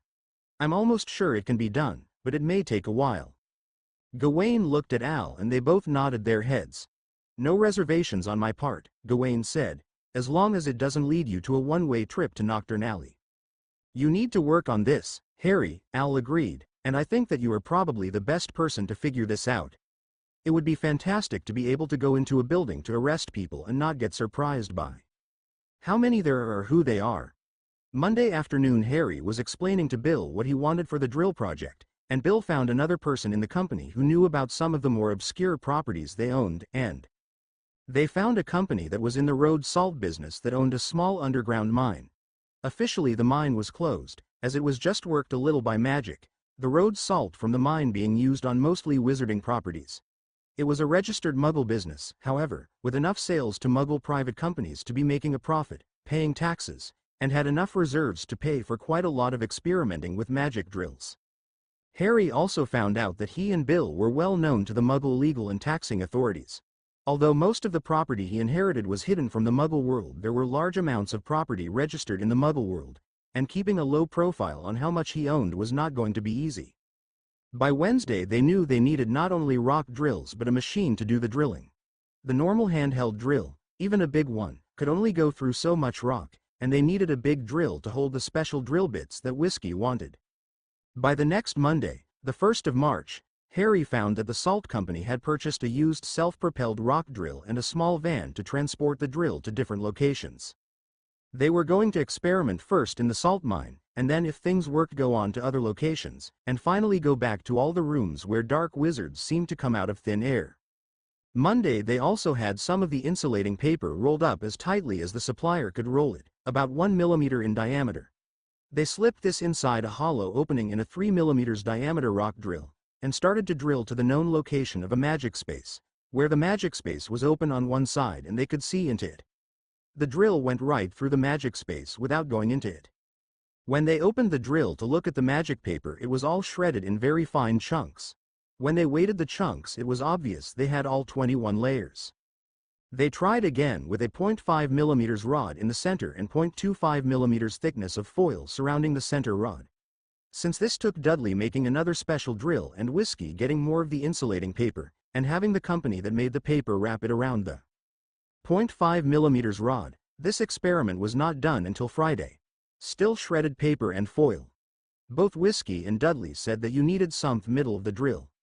Harry was again amazed that Dudley not only got the drill part, but really seemed to understand when Whiskey was talking about running into other dimensions. 2 to 3 times a week if he was not in Switzerland at the company making the insulating paper, Whiskey would spend the evening with Dudley. The drill company was very well compensated for these meetings, getting paid on a time and material basis with plenty of margin for the company. Vernon was extremely proud of Dudley for landing this research contract, and when the company had to sign tough non-disclosure agreements so that only Dudley and the machinists working with him could discuss the program, Vernon assumed it was some secret M5 government program and kept his nose out of it. Dudley is working on secret government work, Vernon told Petunia, and when she asked Dudley, all he would say is, I've signed non-disclosure agreements, Mum. I really cannot talk about what we are doing. By the end of March, some minor hit and run types of attacks were again starting to happen to Muggle-born witches and wizards or their properties. It looked to Al and Harry that these were more reconnaissance missions, trying to see what the Aurors knew, than Real frontal assaults. There were no more major assaults. Meanwhile, Harry had another thing to contend with. At least once a week and sometimes several times a day there were witches or wizards that wanted to talk to him about house elves with cleavers and how he was trying to ruin 4,000 years of tradition and magic. Hermione was in school and the school just refused all requests from people wanting to talk to her, and Harry was the only ready target for most of the rage. Harry had to meet with most of them. No one could meet with Harry unless they surrendered their wand, and there were at least 2 Aurors present at these meetings, one visible, another one in the next room watching. Sometimes the discussions became heated, and Harry spent a lot of them getting yelled at. Al and Kingsley asked Harry how he could calmly put up with all the abuse he was getting. Harry chuckled as he explained, "Well, once you face Tom Riddle and let him throw the killing curse at you, everything else is sort of easy by comparison. Besides, have you ever been on the other side of Molly Weasley's anger? All her boys are scared of her. Charlie even said it's easier facing dragons than her wrath. And I've married her daughter who has taken lessons from her mother. I would much rather face the worst of these people than have my wife and mother-in-law gang up on me." Al was not familiar with Molly Weasley in full rage, but Kingsley had heard stories. Albus Dumbledore was even intimidated by Molly. Few of Molly's friends were all that surprised that she was the one who finally took down Bellatrix Lestrange. So Kingsley Shacklebolt threw a little barb at Harry, saying, "You do not mean to tell me you are afraid of that little wife of yours?" Harry had to think a minute before he answered. "The day we got engaged, we were in the Potter family vaults, and I found the engagement and wedding rings that belonged to the family. Ginny put this ring on my finger and by looks alone insisted I put the other ring on her finger. I was not about to fight her over it, so I put it on. And then she thanked me for asking her to marry her, and I had to decide right then and there if I wanted to get into a big fight with her, since I really did want to marry her someday, or if I would go along. At that point I thought that getting Ginny to take off the engagement ring was going to be as hard or harder than facing Tom Riddle. I'm not really afraid of Molly or Ginny. I'd just rather face this rabble than be on the other side of their anger." Harry was laughing as he finished his story. "Fair enough," said Kingsley, laughing and shaking his head. "I know who to have on my staff take the abuse of the ignorant public. You're a good man, Harry." Dumbledore was with Harry whenever he went out on a mission, and was usually with him whenever he was not at the Ministry or Hogwarts. He was at most meetings where they talked about finding the dark wizards. Harry was curious what Dumbledore did with the rest of his time, so one day he asked him, "Dobby, what do you do when you are not with me?" "Dobby gets educated," the house elf replied proudly. "Do you attend classes somewhere?" asked Harry. "Go to Hogwarts," Dumbledore said. Hogwarts elves say Dobby very important, protecting Harry Potter. Dobby needs to know everything. So Dobby reads old documents in Elfish, 1, 2, 3, even 4,000 years old. Old documents hard to read. Language not change too much, not so many words in Elfish back then, still is hard. House elves not let wizards know house elves has own language in schools. Professor Dumbledore no, but he spend time with elves. Noble Harry Potter, friend of house elves and goblins, spends time with house elves too. Creature educated too. Hogwarts house elves tell Creature, Harry Potter very important. Many prophecies about. Needs to educate Creature as Harry Potter's house elf. So they do. When Harry Potter gone Hogwarts house elves have Creature spend all time getting educated. Dumbledore goes to Switzerland. Real old elfish books in Switzerland. No one knows what is there. Only a few house elves and many books, scrolls, things. Too many house elves working all the time, no time to get learning. Almost every house elf can speak Elfish. Needs to so conserve masters better.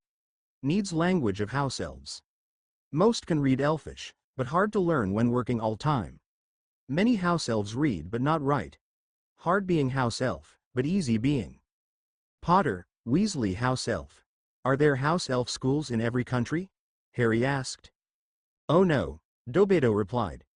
Needs big school or farm or, usually school. Many house elves at one place, and some can teach. Wizards wants dumb slaves. House elves act dumb. Wizards not want house elves fighting, except for them. House elves play dumb and not fight at all if possible. Harry Potter changing everything. Many house elves very upset. Harry Potter loves Dobby, buries him with marker, cries over him, changes everything. Creature leads house elves in taking sides in battle, changes everything. Harry Potter has monument with house elves' names in Elfish, changes everything. Lets wizards know of. Elfish. Knows house elves not always so dumb. Dobby and house elf Aurors from North America take sides in battle against dark wizards. 4,000 years house elves not take sides in wars. Taking sides a problem. House elves not property, have to choose between good and bad. Sin of Adam, taking apple and having to choose between good and bad. House elves very upset. Mother's mother is mad at me, said Dobedo. Says no good house elf gets involved in wizarding battles. Don't care. House elves needs to know rights from wrongs and fights for the rights. Harry had to think about the last statement. Knowing right from wrong, and having to choose the right, is the sin of Adam? He would have to learn more about that sometime. As March turned into April, Ginny had 2 more Quidditch games. She was flying better than ever. The broom was continually being adjusted by a young executive, Hudson Harrison, of the Firebolt Broom Company. Ginny was even helping Hudson and a very old wizard develop a special spell to make the broom even more maneuverable. Harry was pleased because the Harpies were seriously recruiting her, and it looked like her dream of becoming a professional Quidditch player were going to become a reality. April, the R&D team had its first success, sort of. Harry got a message on his mobile from an excited Whiskey saying, "Can we meet for dinner?" First success. Harry used the mobile and called Whiskey, and agreed to meet Whiskey at 6 at the Leaky Cauldron. Harry came in the door just a little late, Ginny, not wearing anything special this time, in tow. Harry, you won't believe what is happening," Dudley shouted as Harry and Ginny came in. Carmela and Whiskey were there, at a booth big enough for the 5 of them. Harry and Ginny did the Muffaliato spell. "We've ordered," Whiskey said. At that moment their dinners came, and Harry and Ginny took a moment to order dinner for themselves. "Whiskey says we should eat here so we can be more private, using that spell," Dudley said. "Well, we were looking at our last batch of utter failures.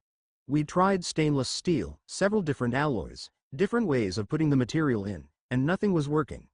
Whiskey says, we going to have to tell Harry Potter we've failed, and James Jones, that's the machinist I have working on the project, he says, Harry Potter, like the Harry Potter, that defeated, and then he's real quiet like he is saying too much. Well, I say, magic. And he says, witchcraft and wizards, and I say, defeated. And he says, Voldemort. And I say, how do you know about all of this? Well, James says, my wife is a witch and my children go to Hogwarts. Judy is a waitress in a Muggle restaurant, but she wants to be a machinist and is taking class. Magic and machining, that's fascinating. See, so I says, but we've failed. We're trying to get through spells and so far we've failed, and James says, why don't you ask a goblin? They're supposed to be the best metalworkers in the world. Whiskey joined in with, I don't know why we didn't think to ask the goblins before, but wizards are not very good about asking other races for help. Well, there is the question of how to recruit one in. How to pay for it, so we went over and asked Bill, your brother-in-law, and he brings in Creature. 2 days later Creature has this goblin, ENIAC, loves computers and machine tools, and he brings a laptop along and almost drools at the CNC machinery at Dudley's factory. So we explain all about what we are trying to do. And then ENIAC rummages in this big bag and brings out a big laptop and several books, and then a mirror, and uses the mirror like a telephone and talks to a couple of people, and then looks at us and says.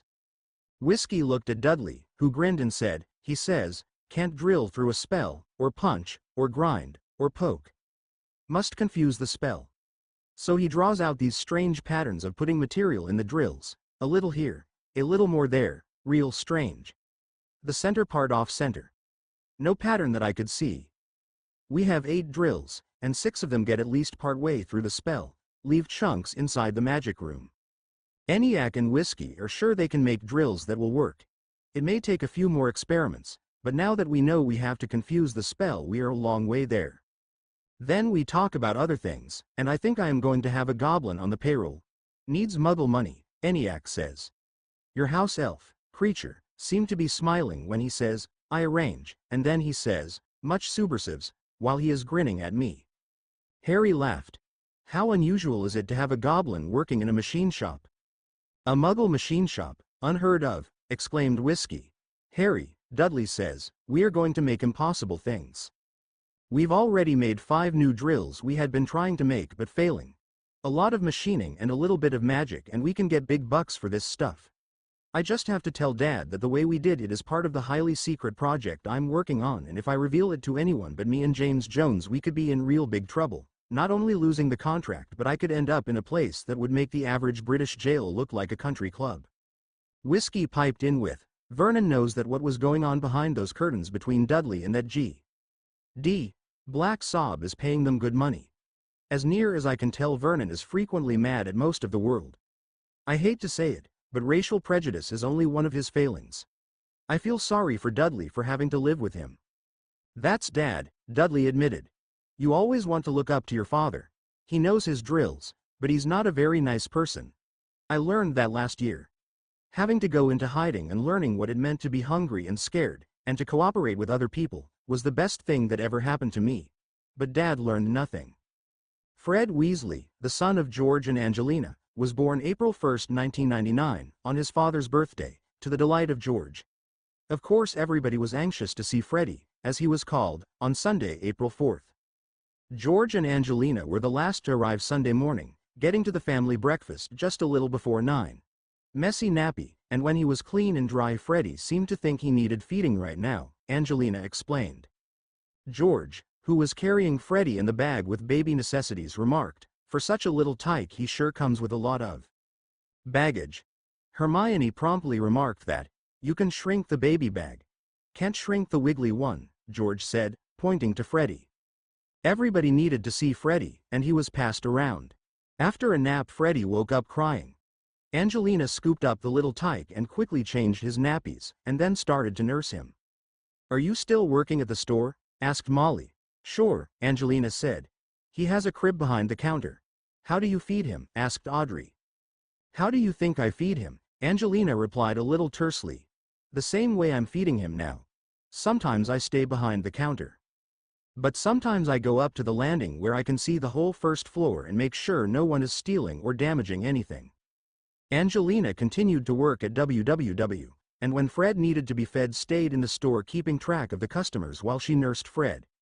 The apartment above WWW was expanded a few times, but George and Angelina could never imagine living anywhere except above WWW. Even when the business grew so big, there was an office building, a joke factory, and another fireworks factory located a very long way from anywhere else. Harry was not making enough progress on the mapping, and he was glad he was going to classes in Egypt. They were making no progress in tracking down the other Death Eaters either, and everything had calmed down. Harry had some time to work with Bill on the estate issues, and worked a little with Al and Gawain on assigning Aurors to more routine assignments. It was actually very productive time learning what he would be doing in more peaceful times, just not very exciting.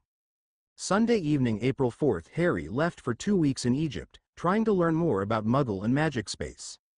He took as much of the information about making the Marauders map as he could to see if he could find out more about making maps of magic spaces. Harry had tried to figure out how to make maps on his own, and had even asked Hermione to help, but neither of them could figure it out. Map making, especially showing not only the physical space but also people, was obviously very advanced magic. He also took the map, even though Hermione was still using it. The incidents at Hogwarts had almost stopped. One Slytherin student seemed to be behind most of it, and when he was closely watched and severely disciplined a couple of times, most of the incidents stopped. The map had been instrumental in catching him once. Harry was again one of the most advanced students in Egypt. Most of the students had no idea that magical space was any different than Muggle space, but Harry had been puzzling over it. The Egyptians were short on theory, but had thousands of years of very practical experience. They were fascinated by the Marauders map, but figured out roughly what spells and potions had been used to make it without having to see James Potter's notes, and gave Harry additional instructions on how to make similar maps. There were some refinements in what Harry's dad and the Marauders had done that were fascinating to the instructors in Egypt. Harry wanted to know if they could help him find the hidden rooms in the basements. They were not sure, but several of the instructors wanted to try, and they agreed to try and have a small group of them come over in June or July. Eventually, some of what Harry wanted to try was way beyond his. Abe asked if Herodotus Bujashevsky knew the spells. They all either knew whiskey or knew of him, and all agreed that he should not have any problem with them. Harry sent a text message to Whiskey on his phone, and within 24 hours Whiskey was there working with Harry and the Egyptian wizards on mapping and the hidden magical spaces. The next day Tom Jones was there, and the day after a young student from the San Francisco College of Witchcraft and Wizardry who was the equivalent of a graduate student, working on mapping Muggle and magic spaces. Whiskey suggested that the graduate student could take as his project for the next couple of months making a magical map of all the Harry Potter estate properties, with special attention to any hidden magical rooms. Harry ended up missing about 1/3 of his classes, but when he asked about it he was told that he was already way beyond what most of those classes taught. Harry left Egypt with the ability to make maps. It was concluded that he mostly needed lots of practice in map making to get really good at it. Harry missed GINNY's last Quidditch game, which frustrated her. She did not yell at Harry when he called Saturday night, but she did indicate that she was upset. She did share some of her frustration with Fleur Sunday morning, and they went for a walk and talked a little about their men being gone. Bill's schedule had been as busy as Harry's, and Fleur said they both needed a vacation. Fleur asked if GINNY was still seeing a healer, and when GINNY said she was, Fleur just asked her to tell the healer about her frustrations. Tuesday, April 20th, 1999 was Teddy Lupin's birthday. Since Harry was going to the new burrow anyway that day, Creature asked if he could come early, about 3 p.m. He wanted to show Harry some of the things that the house elves had been doing. Harry knew he had signed papers for some remodeling at the new burrow, and there was also something going on with the uniforms.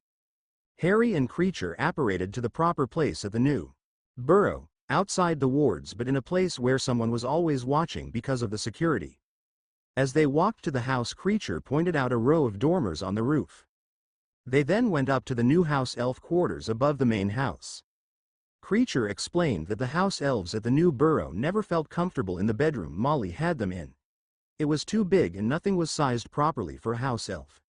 Besides, if Harry wanted his house elves to be an example, making bedrooms that were designed for house elves in the attic of houses made more sense than making house elves use bedrooms that were designed for witches and wizards and not the smaller house elves. In addition to what looked like at least 5 bedrooms, there was a day nursery and a couple of classrooms, and Azaleas and a couple of other elves were teaching some small house elves how to read and write Elfish and English, and many other things besides. Creature wanted to show Harry the new uniforms that were shared by all the house elves working for him or the Weasley family. It had a stylized PW in the middle, and around the outside in small letters, House Elves of the Potter, Weasley family. Creature explained, "We is moving ownership from one person or building to group of related people and buildings, does not look like a big change, but Creature is told is major subversive on way to being free. We hopes the most noble Harry Potter agrees." Harry laughed. "Good for you, Creature. I agree, stay subversive." Many elves upset with poor old Creature because he is subversive, Creature told Harry. Harry Potter and Hermione Granger, friends of house elves and goblins, happy, Creature doing what his master has asked him to do. Creature followed with a smile. Harry spent more time talking to all the house elves. A little before 5 p.m. he started downstairs, where he was met by Leaf coming up the stairs followed by his father. Creature told Harry, Leaf and Teddy becoming good friends, more subversives. Shortly after 5 p.m. Ginny and the whole Weasley clan arrived at the new burrow. George and Angelina had arranged for other people to cover the 2 stores so they could be there with 20-day-old Fred, and Neville and Hannah brought baby Frank over as well. Hannah said she was going to be taking her newts one at a time as she could, probably at the ministry, but she and Neville and Frank were now living in the owner's quarters of the Leaky Cauldron, and that the ownership of the tavern was being transferred to her. Her school days were over. Andromeda was not there, although Molly explained that she had shown up briefly in the morning to wish Teddy a happy birthday. Andromeda had come with a couple of healers from St. Mungo's. Molly explained that she was in St. Mungo's for intense therapy. The closer they got to the anniversary of the Battle of Hogwarts, the more upset she had become, and she was going to need some help to be able to go to the anniversary celebration and receive the honors that Remus and Narcissa were going to be given. The Appleaf children were also at the party. They of course were very familiar with Teddy, and all of them had at one time or another, usually with adult supervision close, taken care of and played with Teddy. Harry insisted on getting Teddy a child's broom, which Teddy immediately got on and flew, and fell off, and bumped into things with. Harry was delighted, although some of the women thought Teddy would do too much damage with the broom. Harry had also purchased a harness to wear so Teddy could ride in front of him when he rode on his broom. Teddy loved flying with Harry.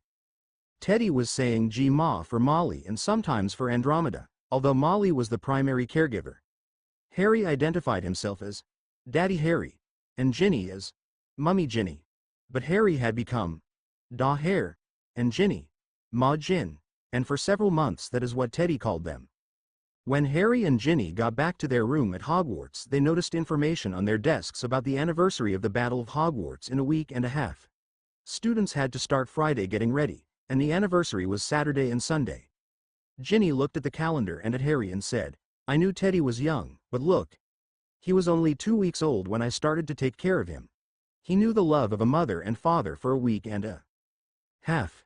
She hugged Harry, sat down at her desk, looked at the calendar again, and said, "I know I am not really ready to be a full-time mother yet, and as long as my mother and Andromeda can take care of Teddy most of the time I guess that is best, but I would quit school and Quidditch and anything to be Teddy's mum if I had to. I still miss him."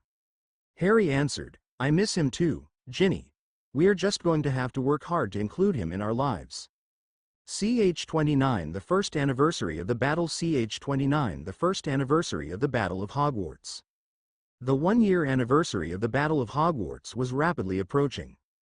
May 2nd was on a Sunday, and the school and ministry were planning a huge celebration. All of the key players, all of the students who had fought in the battle, anyone else who had been there, were all not only invited but ordered to be there. Newspapers and other newspeople from around the wizarding world were going to be there, and it was strongly suggested that Harry and Ginny employ Cindy Bass as the reporter who would follow them around and give personal interest stories about them and their friends, because, if she did not, somebody else would. Sunday's events would start early in the morning, right after breakfast. About noon lunch would be served. There would be some time to get to meet people. There were going to be markers everywhere something important happened. There was a path to the place in the forest and markers where Riddle killed Harry and he came back to life. There were markers in the Great Hall where key people were, including where Harry and Riddle, with a 2-dimensional but life-size likeness of Riddle going down and of Harry catching the wand. There was a similar display of Molly killing Bella. Harry called Tom Riddle by his given name, and only occasionally say, who called himself Lord Voldemort. As Harry explained, the more he is called Tom Riddle the more he becomes just another person, a real human person who lived and died, and not a monster that will never go away. Riddle was a person, and now he is a very dead person. There was going to be a dinner and award ceremony, and Kingsley Shacklebolt and the ministry was being very closed-mouthed about who was getting what award.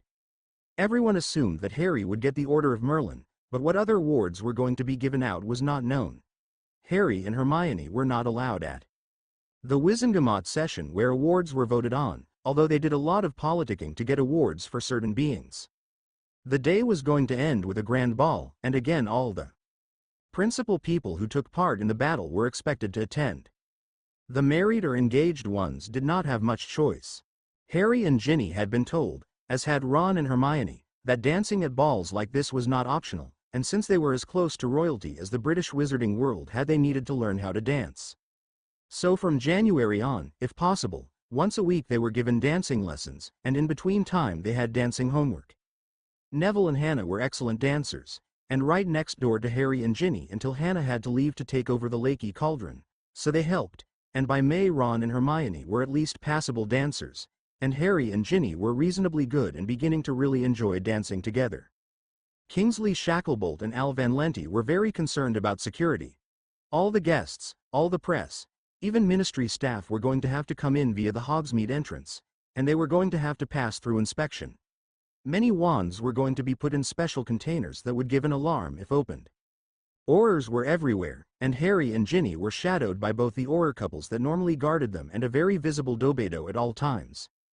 Dobedo could be very talkative, but it was explained to him how easily an enemy could slip into a crowd like this, and that he should look a little intimidating and not talk to anyone. Early Saturday morning Harry took Ginny to where he had met Tom Riddle and received his second lightning-shaped scar, where he had been killed and chosen to come back to life.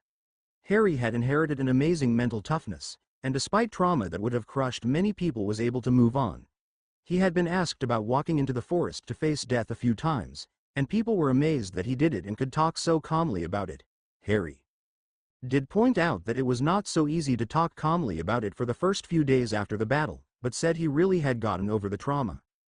A number of people commented that they would not have been able to do anything like that, and in most cases they were right. Although Harry downplayed his heroism, it took an uncommon amount of courage and love of others to face Tom Riddle. So as Harry walked into the forest, along a path that was marked and guarded by a few oars, he was more curious than concerned. Cindy and a photographer met Harry early Saturday, and Harry gave Cindy a little more of the story. Harry pointed out where Ginny was when he walked by her into the forest. When they actually got to the site, Harry found out that he was not as calm as he thought he would be. He was having a hard time trying to control his emotions. Harry grabbed onto Ginny tightly, saying, "Everything I was living for, all my hopes for the future, you love, more than anything you love, I was giving up by letting Riddle kill me. The last thing I thought of was you." "Oh Ginny, it was so hard." Harry did not cry, but he was very close to tears and he held on to Ginny for some time. Ginny was not able even pretend to be calm. She was shaking and holding on to Harry's hand so tightly it hurt. They had set up markers where the key people were, Tom Riddle, the Malfoys and others, and a marker where Harry was, as close as anyone could remember. Harry stood where he stood a year ago, and thought, it had been a very long year, and in many ways a very good year. Except for his first year, when he was a baby and his parents were alive. Last year may have been by far the best year of his life. Harry let go of Ginny and looked at her. Ginny was shaking, and Harry pulled her close to himself again, and said, "I'm glad I chose life. Tom Riddle did not win. Love won." Ginny could not say anything until they got about halfway back to the castle. Then she said, "I came so close to losing you. I don't ever want to go back there." Harry and Ginny and their escorts toured the castle and grounds. People were just starting to set up most of the displays. They were going to have to be in the Great Hall starting Saturday afternoon, greeting people, and this was going to be their only chance to see how the grounds were being set up. Once Harry and Ginny got to the Great Hall, Ginny started to describe to Cindy how chaotic the battle was. You could write down a description of the battle and make it sound like a plan was being followed and it all made sense, as antiseptic as a chess game. The reality was much different. It was dark and dirty and dusty and no one was sure what was going on and people were running everywhere and people were hurt and bleeding and stunned. There were lots of Death Eaters, more than the number of defenders, but many of them were not very smart. The Ministry thought they had a reasonably good count of the Death Eaters and their witch and wizard allies, living and dead. Almost 100 of the human allies had been killed. However, there were other creatures allied with them, from spiders to dementors to giants, and it was never very clear how many of them died or escaped. As Ginny was talking, she got more and more agitated, and Harry had to keep holding her and saying, "Calm down, love, calm down. We won. We won." The affair really started Saturday afternoon, even though it was not open to the public, as many of the key players in the battle arrived, and the displays showing who did what and where they did it were finished. It was a very emotional day as well. There was a marker where everyone died, and the people who were in the battle and saw the deaths had a chance to grieve again. Parents whose students were at the battle and were still in school were allowed to come Saturday afternoon, and the students had a chance to show their parents where they had been during the battle. Many of the students were going to be stationed at the displays on Sunday explaining things to the larger crowds. The Ministry had a good complement of healers specializing in post-traumatic stress disorders available, many from North America or continental Europe supplementing those available from Great Britain. Any parent of a student who had died was accompanied by a healer when they were shown where their student had died, as were relatives of the adults who had died. Some people, Andromeda Tonks being one, did not want to see where their loved ones had died and had a hard time even being at Hogwarts for the celebration. There were also a small number of students who ended up staying in their rooms, and there were healers in each House Commons room to counsel those students who just could not take being reminded of the battle and the friends they had lost. Lots of people found Harry and Ginny, and they ended up staying in the Great Hall greeting and talking to people well into the evening. Kingsley stopped by several times stressing to Harry and Ginny how helpful it was to have them talking to the people who wanted to thank them, and although Harry really did not like or want all the attention, he patiently put up with all of it. Ginny was Harry's #1 fan, so if he downplayed his bravery, Ginny was right there to brag about him. But Harry was just as quick to praise Ginny when she downplayed her bravery. Harry made sure that Ginny was wearing a dress Saturday and Sundar Of course Cindy was there recording all of it. Sunday morning the big crowds started to come. The Aurors for Harry and Ginny were watching about 4 questionable people who had every right to be there but who were suspicious, but all of them, upon seeing not only the 4 Aurors but also Dobedo looking stern and suspicious, gave Harry and Ginny wide berth. Harry and Ginny and the Aurors ate where they were stationed. Lunch was served in shifts so everyone could eat. Sunday about 4 p.m. all the displays in the Great Hall were taken down and the hall was gotten ready for the banquet. Harry was sure the hall was 2 to 3 times as large as usual, so big that even the normal expansions of magic space could not hide what was happening. There was also a balcony that had appeared over the back half of the hall to allow more people to be seated. The tables all seemed the normal size when you were sitting at one, but when you looked at other tables everything seemed to be squished together. It really was magical how many people were in the hall. There was a magnificent dinner starting at 4 p.m., and at 6 p.m. the dinner was done and it was time for the awards part of the evening. Kingsley Shacklebolt got up and began to speak. There are 3 classes of the Order of Merlin Award. The 3rd class award is public, and may be referred to any time you desire. Other persons talking to or about you may refer to it. It is not to be used as part of your name like the other 2 awards, but it is an extremely high honor. All the people who fought in the Battle of Hogwarts are going to be receiving the Order of Merlin 3rd class. I want to honor you in groups. Will all the students who fought in the battle please stand up? A large group of students stood up. They have already received their awards, and would you please put them on? The students took out medals that were on ribbons and put them around their necks. Many proud parents did the honors putting the medals around their students' necks. There was loud applause. Kingsley followed with, will all the parents and other adults who fought in the battle please stand up? This includes many Hogwarts professors. All the adults who had received the medals stood up, and many received the medals from their students, spouse, or other important person. Again there was loud applause. Kingsley then said, there is one other group that fought in the battle. 2 of their number died fighting for us. They are too often taken for granted, but with great personal pleasure and partly because of the insistence of Harry Potter and Hermione Granger will all the house elves who fought in the battle please appear on the stage next to me.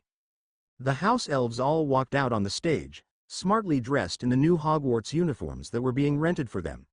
Harry Potter, Hermione Granger and Kingsley Shacklebolt all helped to place Orders of Merlin medals around the necks of the house elves.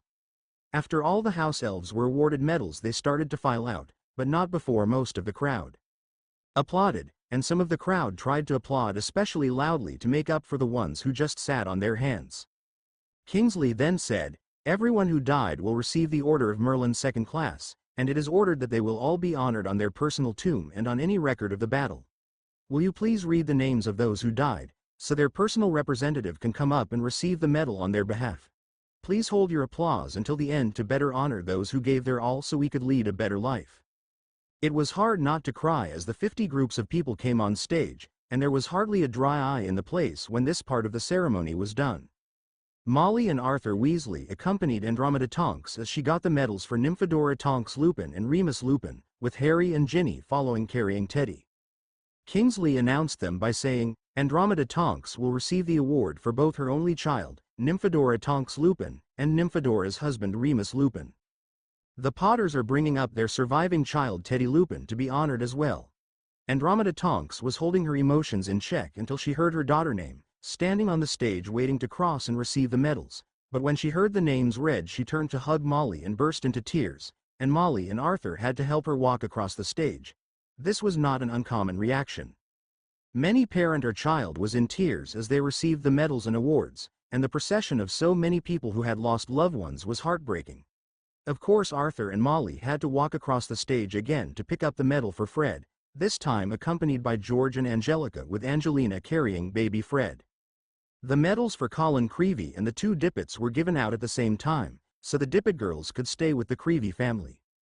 Harry and Ginny remembered the man and woman who had each lost a child at the battle and a spouse before the battle. It looked like they had gotten married. The couple came up together for their 2 medals. The witch carrying a baby son that must have been less than a month old. The whole Appleleaf family came up together for their 2 medals. Every medal was a tragedy, sometimes to many people. Kingsley had talked long and hard about this part of the ceremony with Harry, with Minerva McGonagall, and with the healers. If this was a heart-rending part of the ceremony, it was deemed necessary. As Harry would say, "We do not want to forget how great the price we paid for this victory." Kingsley then said, "There are a large number of other people who lost their lives fighting Riddle before this battle. We do not have time to remember them all, and unfortunately we are going to have to put that off until another time. All of us who have in any way been part of planning this ceremony want to remember them. There are other people and groups of people who made uncommon contributions to the victory," said Kingsley. "Among them are the students who made up Dumbledore's army. They are wearing their medals, but I want them to stand up. You will notice that your medals are Order of Merlin 2nd class, not 3rd class. Their names are," and Kingsley read off a list of names, some of whom became part of Dumbledore's army the year Harry was not at Hogwarts and that he did not recognize, others who were still students and he recognized from the current DA class. "You may write your name with the OM2 symbol behind it, and on all official records if you do not add OM2, it will be added automatically." Kingsley had several other people who had made contributions that Harry was not aware of. Then he said, "There is one family whose contributions cannot be exaggerated. Although some of the members will be honored individually, I want all of them to receive a special Order of Merlin 2nd class family award as members of this extraordinary family. Arthur Weasley and his wife Molly Pruitt Weasley, William Arthur Weasley and his wife Fleur Delacour Weasley, Charlie Weasley, Percy Weasley, George Weasley and his wife Angelina Johnson Weasley, Ronald Bilius Weasley and his fiancée Hermione Jean Granger, Ginevra Molly Weasley Potter and Harry James Potter. Molly, who I have on good authority even Albus Dumbledore was afraid of, insisted that we include all the in-laws. If the whole family was surprised by this family award, Hermione, Harry, Fleur and Angelina were stunned. Kingsley had broached the idea of honoring the family, partly as an example to other families, and as soon as Molly got wind of it she insisted that Hermione and Harry be included, as well as her daughters-in-law. Kingsley then said, "The final awards are for Order of Merlin 1st class. This becomes part of your name, by law and tradition. You must add it to every formal reference of your name. Newspapers and books and anyone publishing your name must include the OM symbol. There is no higher honor the British wizarding world can bestow, and the contributions these people made to the war AOR leading Dumbledore's army, and being with Harry Potter, along with our other Order of Merlin 1st class recipients, through several other battle, Luna Lovegood." Luna walked up on the stage looking like she had been totally surprised by the award. There was polite applause. Kingsley put the award on Luna, and then indicated that she should stay on stage while he announced the next award.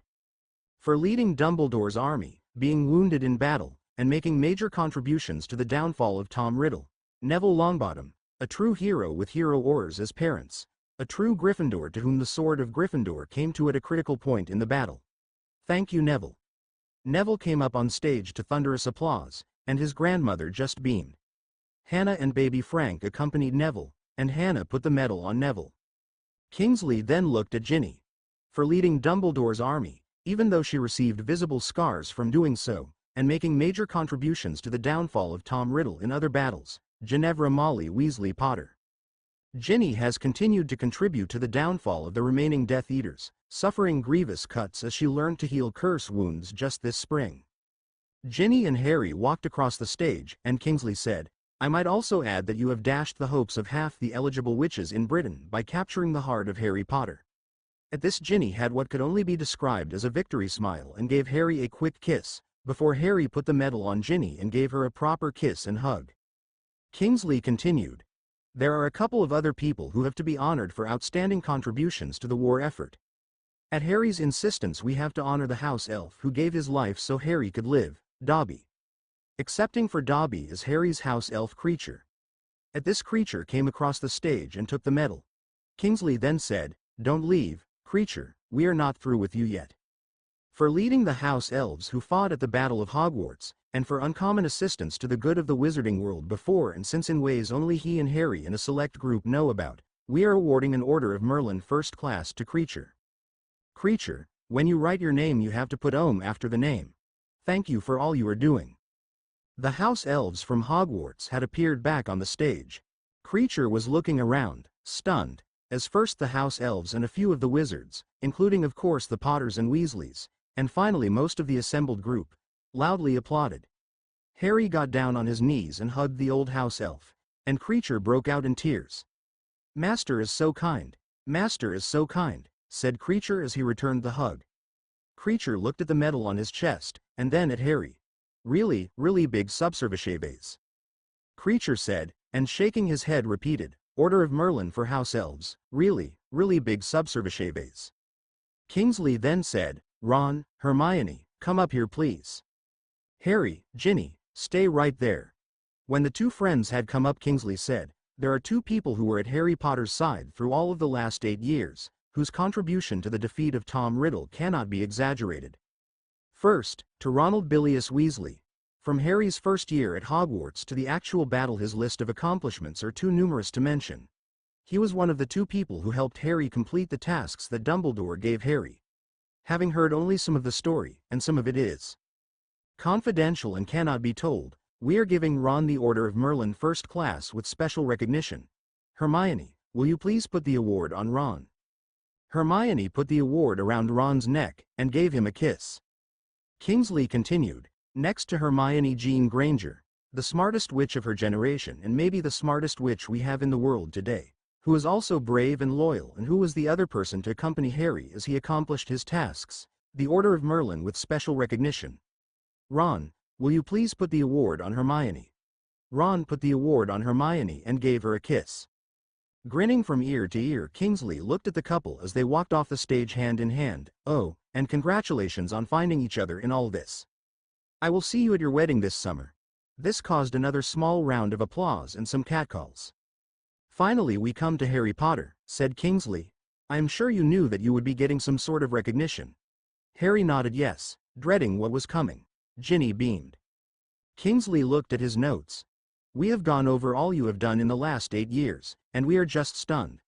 From your first year at Hogwarts to the time you faced Tom Riddle in the forest, you have done several times the deeds necessary to award you the Order of Merlin with special recognition.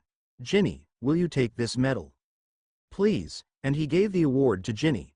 Harry thought it was an Order of Merlin just like the ones given to Ron and Hermione. He had to expect that.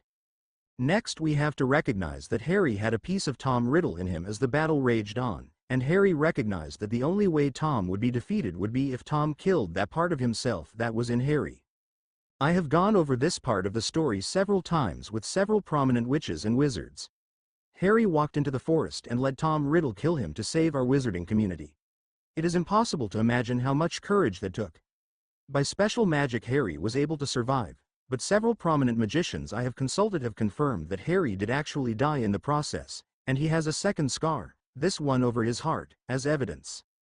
Harry was then given the chance to come back to life, chose life, and went on to defeat Riddle at the end of the battle.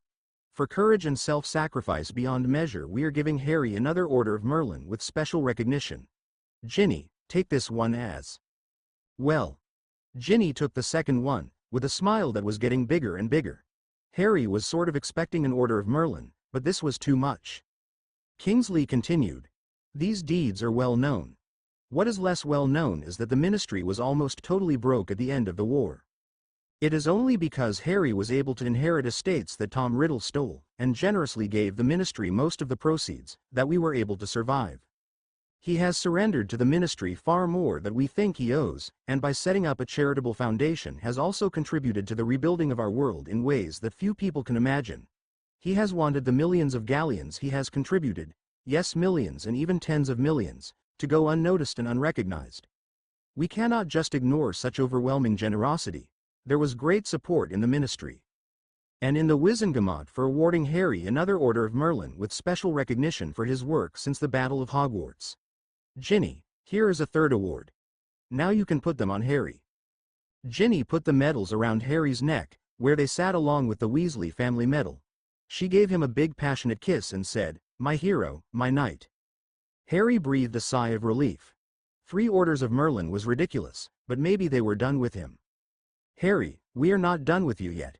Since the days of Merlin we have been loyal subjects of the ruling royal family, and they have been among a very few muggles who have always known that there were magicians in their realm. The Queen has been informed about the war that has been going on in her kingdom, and is very aware of you. Without further ado, I would like to welcome the Queen." The Queen marched into the tune of God Save the Queen, in full royal garb. The audience was stunned. Harry sort of knew that an Order of Merlin was coming, but this was totally unexpected, and being raised a Muggle he was more aware of the Queen and how much of an honor this was than some of the witches and wizards who were raised in Totangs. The Queen went up to the podium and spoke. We have been aware of our magical subjects for as long as the Crown has been in existence. You have rendered great service to our kingdom in time of great need. Few alive today are aware of how critical the wizarding community was to the defeat of the Nazis during World War II, when you had your own war going on as well. Many brave witches and wizards lost their life fighting for Britain during that terrible time. We are aware and very saddened that your war did not end when our war did, but you have had to suffer through another war, and lose many more of our good subjects to another evil. Harry, your courage is beyond measure.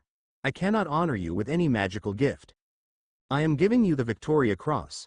It is hard to give it secretly, and doing it publicly could compromise your statue of secrecy. This award is secret for now, but when, and I say when and not if, you have to work with the United Kingdom's security forces, they at least will know you were awarded the Victoria Cross. The Queen put that rarely awarded medal on Harry, then she said, I was going to knight you, but was told that there may be problems. First, my magical subjects really don't acknowledge ancient or modern titles.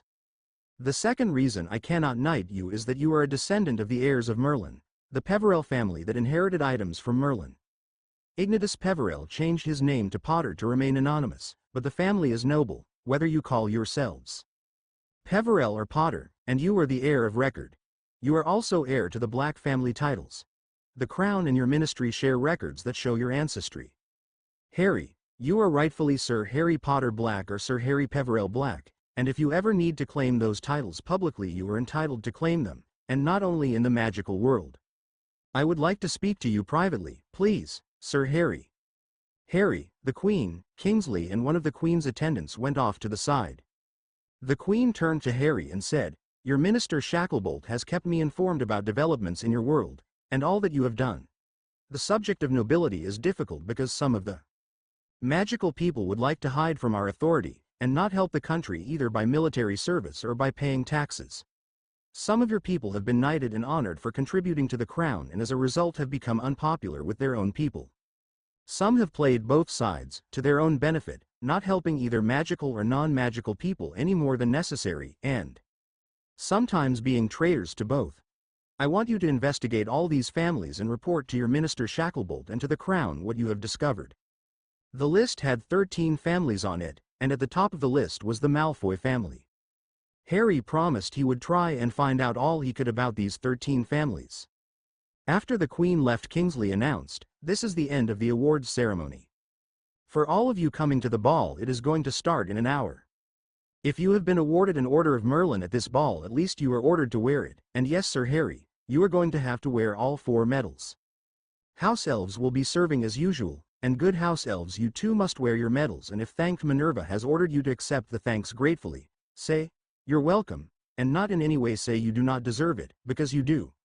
For too long you have served the wizarding world faithfully and without honor.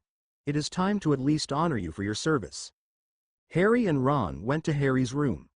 The dress for most of the day could be described as business casual, or in the case of Harry and some of the key principals a little closer to business attire. Harry and all of the people receiving orders of Merlin first or second class were wearing ties, although few were wearing suits.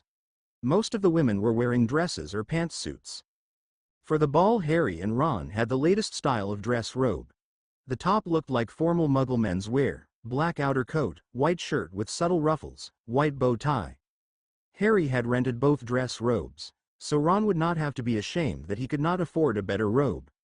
They were nice robes, although nothing special. Ginny and Hermione had their hair done up on Friday, and then using some advanced hairdressing magic the elaborate coffers were taken out by magic, to be almost instantaneously put back by magic after the dinner and before the ball. Hermione's dress, although nice, was not all that expensive. Harry was reminded that if he had enormous wealth Ron and Hermione were still on a budget, and had to be careful about their money. Ginny had been too busy to buy a dress and she wore the same sundress she had worn to her wedding. It was a pretty dress, but it was hardly a particularly fancy ball dress. Ginny of course had her 2 medals on, but instead of being held by the ribbon they used at the ceremony, they were pinned to the top of the skirt part of the dress in a way that showed off the medals but did not distract from the dress or her. Harry's medals were pinned to his jacket like a military man would wear his medals, and in fact most of the men had their medals on their jackets in a similar fashion. Harry and Ginny had to start the dancing, and the best of the photographs of them dancing were published throughout the wizarding world as part of the celebration of the defeat of Tom Riddle. The dance did not end until 1 a.m. During the middle of the dance, Harry and Ginny attended to some social duties, but the last hour, as over half the people took their leave, Harry and Ginny were still dancing. And at the end of the last dance, when the music had stopped, when after another 5 minutes of dancing Harry and Ginny finally stopped, Ginny turned to Cindy Bass, who had recorded the entire 2 days, and said to her, "Is this a happily ever after ending?" Cindy asked, "Is it?" Ginny replied, "I don't know. In some ways I still feel like a schoolgirl, without a home to go back to. I think I'll be playing for the Harpies, but don't know. Too much is up in the air. I like this sundress, but it's still just a sundress." "I'm not complaining, Harry," Ginny said, turning to Harry. "It just doesn't seem like an ending, not yet." "I know what you mean, Ginny," Harry said, "still too much to do. Ch 30 more duties but a vacation too. Ch 30 more duties but a vacation too." Monday, May 3rd was not a school day at Hogwarts. All the monuments and markers from the celebration had to be cleaned up, and many of the students and teachers had been up very late. Harry and Ginny had collapsed into their bed Sunday night. They got up a little late, had a wonderful shower together, went back to bed for some vigorous celebrating, and finally got dressed and went down to lunch together. Ginny did have some homework she had to do. The school year was rapidly coming to a close, and Harry did have to get back to work, so shortly after 1 p.m. Harry took the flow to Grimmauld Place and from there to the Ministry of Magic where he worked. Harry had a message to go to Al Van Lente's office when he got in, and so he went first to Al's office. Al greeted him warmly, kind of kidding him by saying, "How are you, Sir Harry OBE, OMX3? "Please," said Harry, "I'll put that stuff on official documents because I have to, but none of that here. I'm embarrassed." "You are a nice guy, and I like you," said Al. "You are not easy to manage, though. Sometimes I think managing you is like trying to manage cold slaw. I don't know how fine they think they can chop you and have anything left." Al said it with a big smile on his face, obviously in good humor, so Harry just said, "Now what do they want me to do, and who is they, anyway?" Al answered, "In this case, they is the International Confederation of Witches and Wizards, the group responsible for the International Code of Wizarding Secrecy, and lots more." "Harry, what did your history of magic classes teach you about the Internationaches and Wizards?" "Not much," answered Harry, "and our teacher, Professor Binns, is a ghost whose lectures are as dead as he is, so I did not pay enough attention." Al said, "Do you remember anything about the history of the International Confederation of Witches and Wizards, where it is located, how often it meets?" asked Al. "History was almost all British history, or things related to Great Britain," said Harry. Al looked at him and said, "I was afraid of that. I know Britain is an island, but I forget just how insular you can be sometimes, the wizarding community in particular. There have been magical people in the area we now call Switzerland for over 4,000 years. Almost 3,500 years ago some Egyptian and Greek wizards went looking for a secure place to hold copies of the treasures of the magical world. They were joined a short time later by the Chinese, and slowly all the known groups in the magical world had a representation in Switzerland. The valley they set up in, and the vast mountain caverns that have been carved out, have been totally hidden to Muggles for over 3,000 years. It is the largest area in the world hidden to Muggles. It is not easy in this age of satellite photo mapping and GPS systems to keep anything hidden, much less an entire beautiful valley in the heart of populated Europe. The International Confederation of Witches and Wizards has always been somewhat of a representational group, and in fact Albus Dumbledore was chief mugwump for years. The valley itself, however, and the treasures in it, has been run by a family in charge of the Swiss Valley, and the governing of the valley has been partly democratic and partly family. Who is in charge, what family, has changed a few times over the centuries. There is a lot of magic and a lot of tradition that is tied to who is the nominal head of the valley, and the right person, a wizard or witch who has proven their power and who can be in turns a good politician and a dynamic leader can. really influence the decisions of the International Council of Witches and Wizards. Tom Riddle wanted to be head of Valley and own the property in it, which is why he killed the Rothschilds. He did not meet the requirements of the Constitution, if you can call it that, however. There has been no nominal head since Riddle killed the Rothschilds. Why couldn't Tom Riddle inherit? Asked Harry. Al explained, it is very clear in the documents of the Swiss that the person who is nominal head, chief wizard of the valley or regent, must be of age, married and either is capable of having children or already has children. Riddle gave up the ability to have children in his search for personal immortality. No B. Harry pointed to his privates. Smaller than a baby's, not functional, Al said.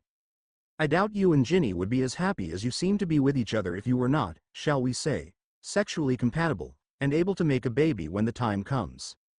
Harry laughed, and said, you can't believe how eager Ginny was, not that I wasn't eager as well, as far as I know there is no problem in that department.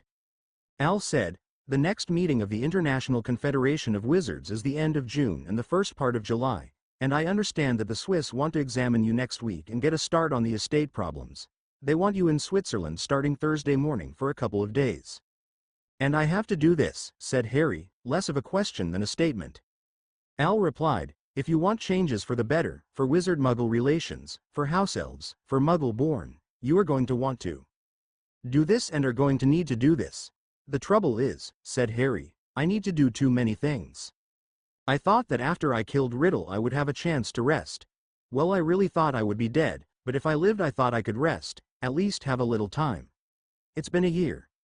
Ginny and I had 2.5 days for our honeymoon, at the house in London that is being remodeled now. And Christmas was time off sort of, but with all the tension of the attack and at my in-laws' house. Is it all right if I feel tired? When was your last real vacation, Harry? Asked Al. A couple of weeks without deadlines, nothing to do but enjoy yourself. Last summer was right after the battle, and the longest time off was the brief honeymoon after the wedding, and there was a different kind of pressure there. Oh, it was very nice, but not quite the same thing. And the summer before that was when we were getting ready to hunt for, not really a vacation then either. Maybe the summer before that at the Burrow. So it has been kind of 3 years. Harry looked at Al and said, I just feel stretched too thin. One more major thing in my life. Do I really have to do this Swiss thing? Al looked at Harry. So who do you ask to get some time off? I don't know, said Harry. I suppose I work for Robards, but he does not think I put in enough time as it is, always running off to do other things. My brother-in-law Bill is supposed to work for me, but sometimes I am not sure who works for whom. Kingsley is probably the closest thing I would have to a boss, but he has almost nothing to do with my schedule except for the Wizengamot. Who would I ask for some time off? Maybe that's my problem. I feel no control over my own schedule. Al said, Harry, you need to take control of your own schedule. You will never have a single boss, and you're always going to have to negotiate your way around conflicting responsibilities and expectations. Negotiate a 2-week vacation for yourself and Ginny this summer in July. I will make sure not to disturb you unless it is at least as big as the attack on you over Christmas. You could ask Bill the same. Yes, said Harry with a grin, and I could make sure only Fleur knew how to contact us. She'd protect us. Yes, she would, said Al. I wish I could say you did not have to go to Switzerland, but the Swiss have been waiting for you for half a year, and it really is time. Harry, this Swiss thing, yay, you need to do it. Harry thought he ought to approach Kingsley Shacklebolt first, and he made his way up to the office of the minister. Kingsley's secretary greeted Harry warmly, and he told Harry that Kingsley was in a meeting that should be over soon, and he was sure Harry could slip in before the next people were scheduled to see Kingsley. About 10 minutes later 3 people came out of the office, and Kingsley saw Harry. Do you have a couple of minutes? Harry asked. For you all make time, Kingsley said as he waved Harry into his office and closed the door. What can I do for you now, Harry? I need a vacation, Harry said. Al Van Lente says I need a vacation, and I feel I do. Then take one, Kingsley said. Do you know about this Swiss thing? Asked Harry. I'm a member of the International Council of Witches and Wizards. Yes, I do, Kingsley replied. I'm supposed to be working for Gawain Robards, but that's a real awkward situation. I'm supposed to be working for him, but I tell him my schedule, Harry said. Oh yes, Kingsley Shacklebolt remarked, shaking his head and smiling. There are the official lines of power, the lines on an organizational chart, and then there is the real power structure. Officially you are an Auror trainee, and that's how you are being paid. In reality you are maybe the second or third most powerful person in the ministry, and if you were power hungry you would probably be after my job and maybe even getting it. I don't want your job, exclaimed Harry. I'm having enough trouble just being Harry Potter, Auror trainee. You are doing an excellent job, Harry, Kingsley said. Just tell Gawain that you have talked to Al and to me, and announce what your schedule is going to be. And stay as nice as you always are, and keep Gawain as a friend and ally. He's a good man. Yes, sir, Harry answered as he left the office. Harry headed down to the Auror department to talk to Gawain Robards. Again he was waved into the office. What does the Auror office need to do for Mr. Potter now? Asked Gawain Inoiche. Have you heard about this Swiss thing? Asked Harry. Yes, you have to go there, Gawain replied. I knew about it and you sure don't need my permission to go. Al Van Lente says I need a vacation, and to be perfectly honest I feel I need one. I mean GINNY and I haven't even had a real honeymoon and I'm just being pulled in so many different directions and I feel like my brain needs a rest, Harry blurted out. Like I have any control over your schedule, Gawain said, shaking his head. Officially you are an Auror trainee, and sometimes I feel like you are my boss. I'm not trying to act like that, Mr. Robards, really, Harry pleaded. I don't think I've ever tried to tell you what to do. If I've ever been out of line tell me, sir. Actually, Sir Harry, that's one of the nicest things about you, Gawain said. You have much more power and authority than you realize you have, and instead of it making you proud and arrogant it's made you humble. You might as well call me Gawain in private. Not for official consumption, mind you, but we might as well acknowledge that we are equals. I have the bigger title, but you honestly have more power. That's what comes from being Sir Harry Potter OBE, Order of Merlin First Class, with honors, 3 times. Yes, sir, Harry replied. I'll never live those titles down, will I? No, Gawain answered, so you might as well concentrate on living up to them. Tell me what your schedule needs to be and I'll work with you. Keep me posted on your projects. If you can make this mapping thing work it will save a lot of lives. Yes, sir, Gawain, Harry answered, a little awkwardly when he said Gawain. I will let you know as soon as I know my schedule. Harry then took the flow to Bill's office. Again a secretary waved Harry into the office. I need to talk to you about a vacation, Harry said. Let's get Fleur in on this conversation, Bill said. He went to a doorway in his office, then touched something, and a wall disappeared and Bill and Fleur's offices were one office.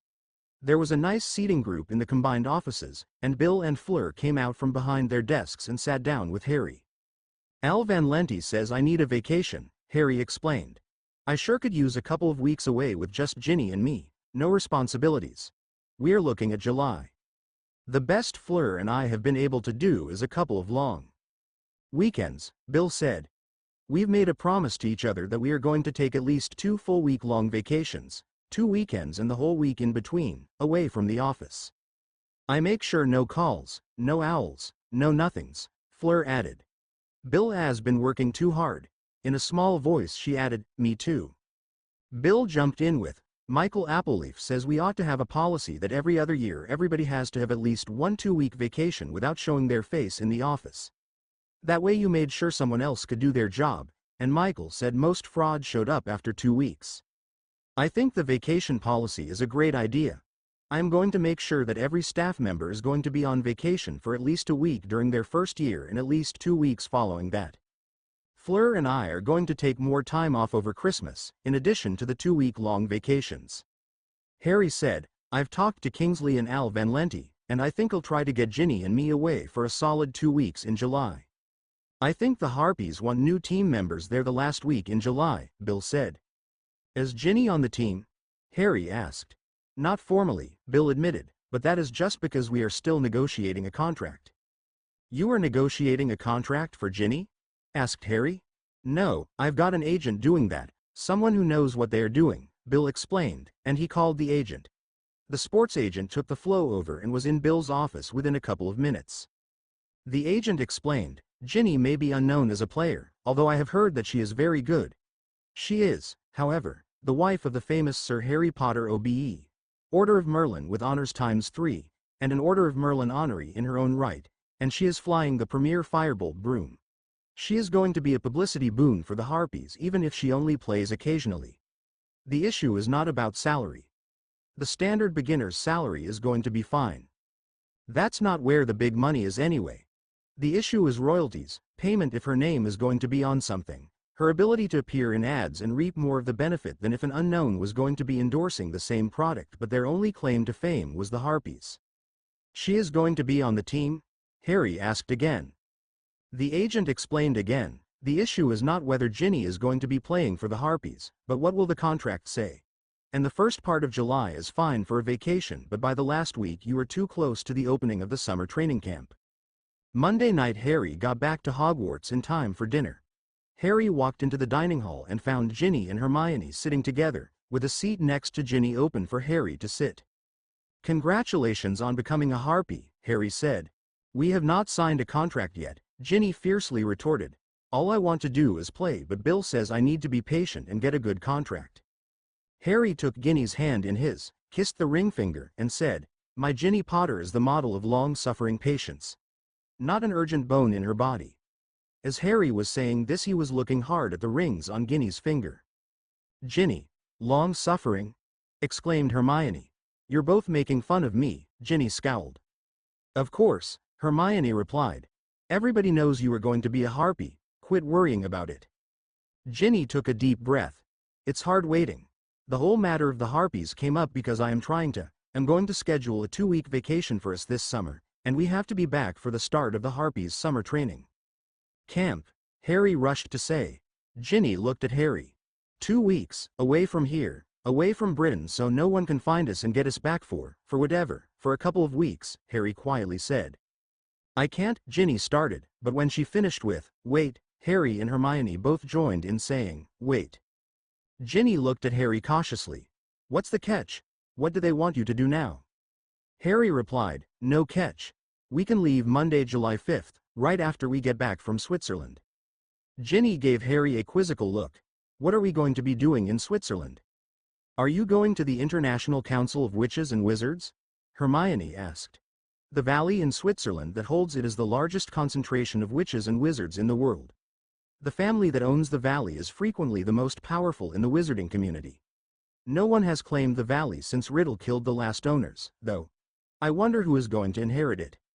"I guess I'm somehow involved," Harry said. "They want me there the end of this week, and then back for the meetings, with Ginny, June 25th to July 4th. "I get to go with you to Switzerland," Ginny exclaimed. "Except for Egypt with Mum and Dad, I've never been outside of Great Britain." "We can go somewhere else far away for our 2-week vacation after the council," Harry said. It was beginning to look to Ginny like her life after Hogwarts was finally going to start, and it was going to be very different. Maybe a happily ever after ending. Better than getting married in a sundress and going back to school, in any case.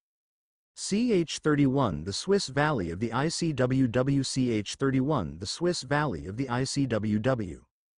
Thursday morning Harry, Bill and Al, accompanied to Harry's great surprise by Grabhook and Creature, went to the ministry, and took a dedicated flow to Switzerland. They arrived in the familiar large room with more fireplaces than Harry had ever seen in any other room, along with magic carpets and doors that led to other types of passageways in other countries. This seemed to be a key transit point, because over me in one way and almost immediately left by another way. Anyone trying to leave or enter the country was subject to inspection. The Swiss were expecting Harry, and once he showed his identification pulled him aside and rushed the 5 through what could have been a more intensive questioning. Nothing could have prepared Harry for the size and magnificence of the Swiss Valley. About 25% of the entire face of the mountains as far as Harry could see was developed, house or castle-like structures, some buildings that could have been factories. There were roads with vehicles on them, and many passageways that seemed to lead into the mountains. They took a series of moving walkways that led to the entry of the enormous Swiss headquarters of Gringotts. Each of the 5 had a personal escort, and Harry could notice at least twice that number making a perimeter around them. Harry watched in amazement as Bill and Al, Grabhook and even Creature, talked to a group of about 10 wizards and witches, 8 goblins and a very frightened and concerned-looking house elf. There seemed to be a lot of discussion about what the laws were, and if the proper paperwork was in order, and if the proper omens had been read and spells had been done or were going to be done. The Swiss had parchment after parchment of documentation, And Bill, Al and Grabhook had their own documents. Harry had to answer a few questions. He tried to understand what was being said, catching maybe 25% to 35% of what was going on. After about 2 hours of this, a goblin dressed in the richest robes Harry had ever seen spoke. As chief goblin of the worldwide Gringotts and affiliated banks, it seems that all the paperwork is in order, prophecies have been fulfilled, omens read by the prophets are in order, and other requirements are in order, and that Harry and Ginny Potter are the heirs of the Rothschilds through Tom Riddle, who called himself Lord Voldemort. A wizard dressed as richly as the goblin said, "Based on all the available evidence, it looks to us like Harry and Ginny Potter are the entitled to and fated to be regents of the Valley of the International Confederations of Wizards." Al said, "Harry, no one has been anything but the regent in over 3,000 years. The ruling couple has to be so unusual that some doubt if there will ever be another one. The acting head of the Valley has also not been either the regent or the chief mugwump. The acting head of the Valley, Gerhard Richter in this case, works for the regent, but by tradition comes up through the Valley government." He then introduced them to the head of the bank, Goblin Zeffenslot, and to the acting head of the family estate and chief executive officer of the Swiss Wizards, Gerhard Richter. Gerhard left with the group and they took a shortcut to another part of the Valley. Harry was to learn that the Valley was full of shortcuts, most available to all, some closely guarded and available only to a few. The shortcut led to what seemed to be a large castle-like structure with modern offices in medieval spaces and other offices that looked like they could have come right out of the Middle Ages. They were led to an office with the most magnificent view of the valley. Gerhard had them all sit down in comfortable chairs and began to speak. "Harry, you probably wonder what a regent does. The first thing to know is that the regent is head of the family that owns the valley. But there are prophecies that predict that there will come a wizard that will take the place of the regent. The predictions are that he will be the offspring of the regent, but will possess certain magical objects of such power that he will become the chief mugwump as well, not displacing his father but holding a position of influence over him and over all the wizarding community. The regent really can have influence in the affairs of the International Confederations of Witches and Wizards. There are both laws and relationships that are being changed and have changed, partly because of the passage of time and different circumstances and partly because of some of the things you and others have done. There is a good reason why Creature is here. You are going to meet several more house elves. What you have done, not only you but you seem to be the one getting the most attention, is challenging all the magic and tradition that enslaved the house elves. The goblins view you as someone worthy not of grudging respect but friendship. To have the friendship of a goblin is rare indeed, and I say this knowing Grabhook is sitting here in this room." Grabhook said, "All the goblins in the world know how you cried over Dobby and the respect you showed the elves of Hogwarts. They also know you gave the sword of Gryffindor back to us, despite the strong magic that allows a true son of Gryffindor to use it when necessary. Goblins all over the world are frankly shocked that you are trying to make sure not that you do not get cheated but that no one cheats us. Goblins serve wizards, but we do not always trust wizards, and for good reason. Is that not so, Gerhard, Bill?" Gerhard said, "There is no reason to go over the long and sometimes troubled history of wizard and goblin relations. Enough to say that we are looking forward to putting in place both laws and traditions to make the relationship better." Bill said, "Harry, most wizards who have been in your position have either sought great wealth and power or once they had it liked it and abused it. This includes abusing goblins and house elves. Be careful. Try to make things better for everybody, all the intelligent creatures of this earth, and history will remember you with gratitude. You need no more wealth, and if you use your power carefully you will do much good." Everybody in the room looked at Harry.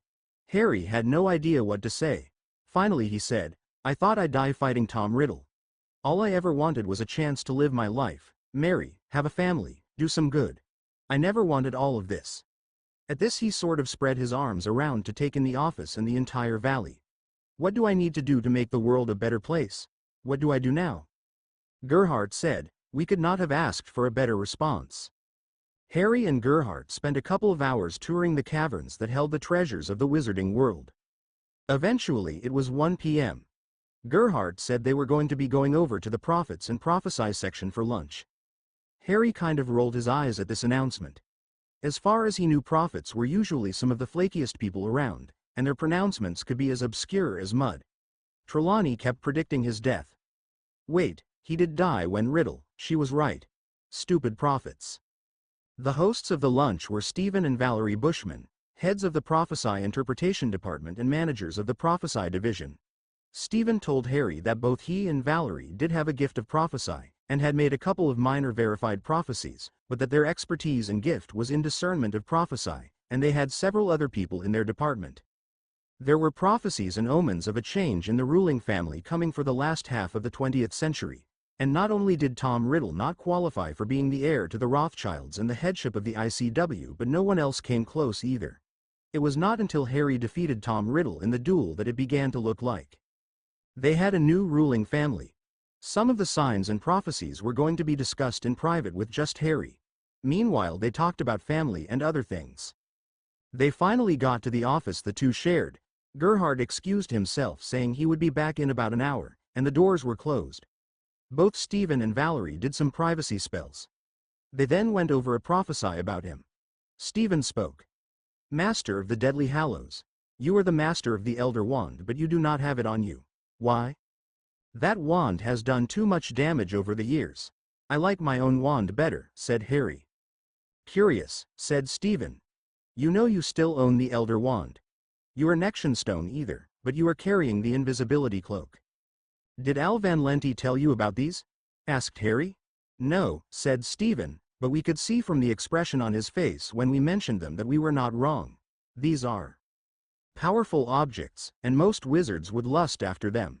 Well, I don't, Harry explained. Harry stopped. He was going to say too much. I think that if some of these objects, that have been associated with evil, pass out of human history, that is best. Well, you are a descendant of the Peverells, and have as much right to these objects as anyone, Stephen then explained. Albus Dumbledore used the Elder Wand for good and not evil. Is it a problem that I don't want these things? Asked Harry. No, not really, Stephen remarked. Some prophesy is hard to understand, but we have enough to confirm that you are the next heir. This is really silly, said Harry. To think that until I was 11 I was living in a closet under the stairs at my aunt's house, not even knowing I was a wizard. This is all so unreal. You were living in a closet under the stairs? Harry, that is the part of the prophesy we could not understand. Under the stairs and over he who cannot die master of the hallows, but they not mastering him able to come to us over the water or under the water with wife but not yet with child. Desires mastery but not to master the last regent comes. We figure under the water as the English Channel rail tunnel. Your wife is not pregnant? Harry answered, she has been taking a contraceptive potion. We are not ready for children yet. No rush to have a child, said Stephen. That prophesy and others project that you will have children. Everything made sense except the first part, under the stairs. We were trying to make sense of that, and nothing was working. We were going to ask you about that, and here you come with a simple explanation. The last regent, what does that mean? Asked Harry. There are prophecies about a new head witch and wizard, an unusual couple that will be able to usher in many frankly needed changes. The wizard will probably be one of your children or grandchildren, but he will not in any way defeat you or try to take your position away from you, said Stephen. So I may not be stuck with this job? Asked Harry. Stephen looked at Harry quizzically and said, that is an unusual sentiment, Harry. Most wizards would look at the power and influence that this position offers and leap at the opportunity. You seem to be very ambitious to do good but not at all eager to lord it over people. I guess I'll do the politics, because I have to, but I'm not thrilled having to be a political figure, said Harry. I'd be glad if someone more qualified could take over eventually. Stephen, Valerie and Harry spent about another half hour talking about his life and how some of the things he had done fit with several prophecies. When they were done, Gerhard was waiting for him. He passes all our tests, Valerie said. There are things that have been waiting for the new regent, Harry, Gerhard then explained. This afternoon we are going to be going over them. Sorry, some of it may be boring. It was boring until they got to house elf rights.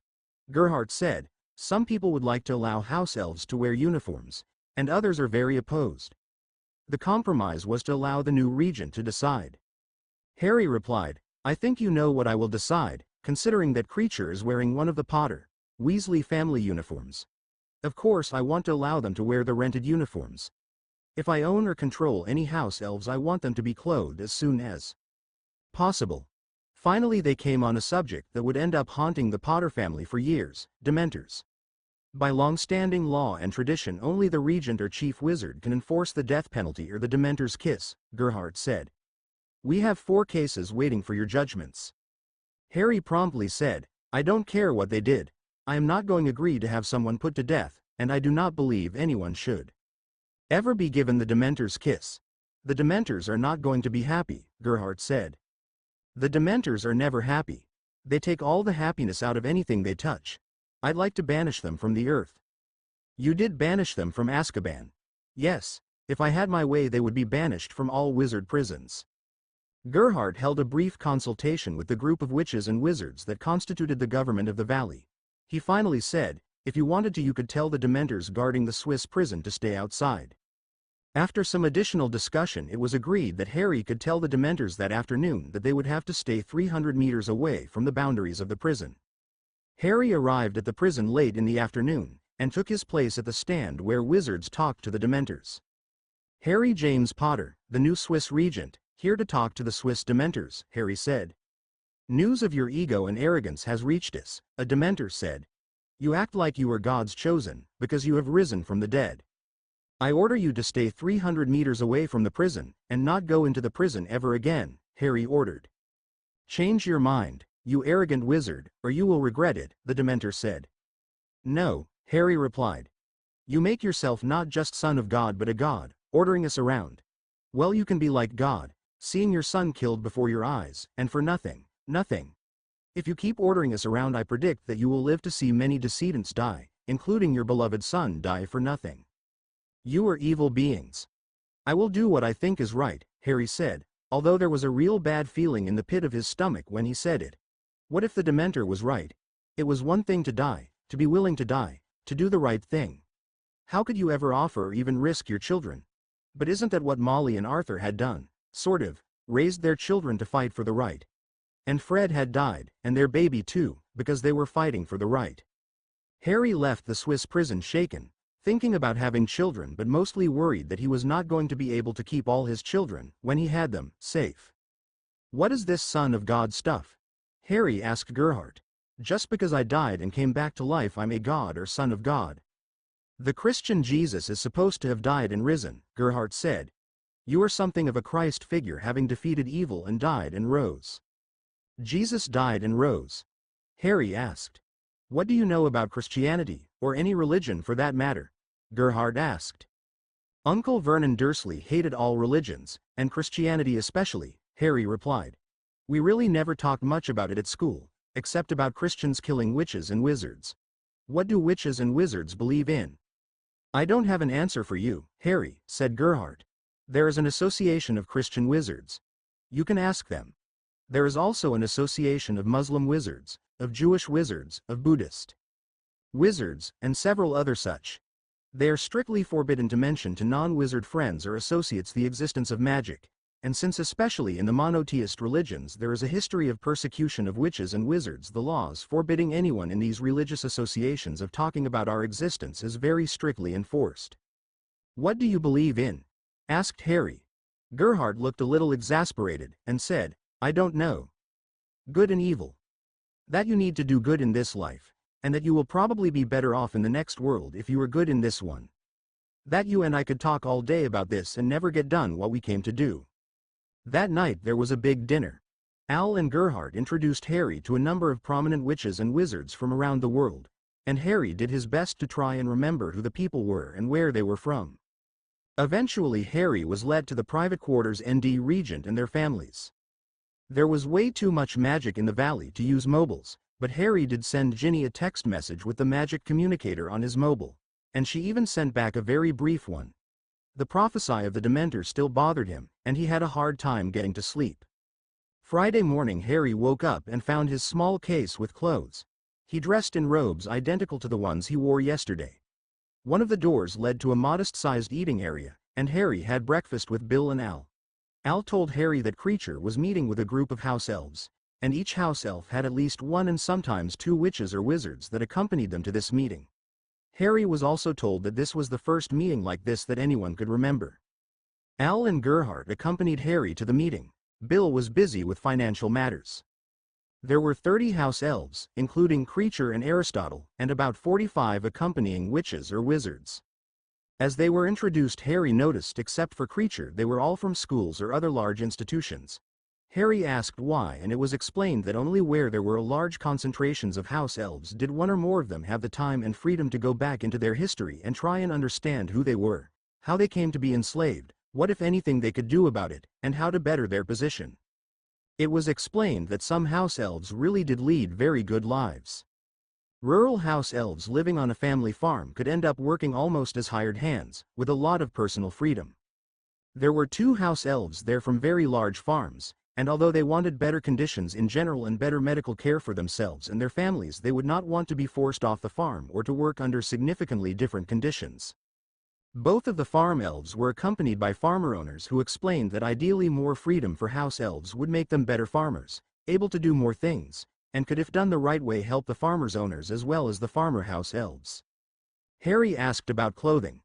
All of the house elves seemed to agree that the American Compromise, that is what it had become known as, to allow rented uniforms, seemed to be working very well, that none of the house elves were really concerned about owning clothing as long as they could wear appropriate clothing.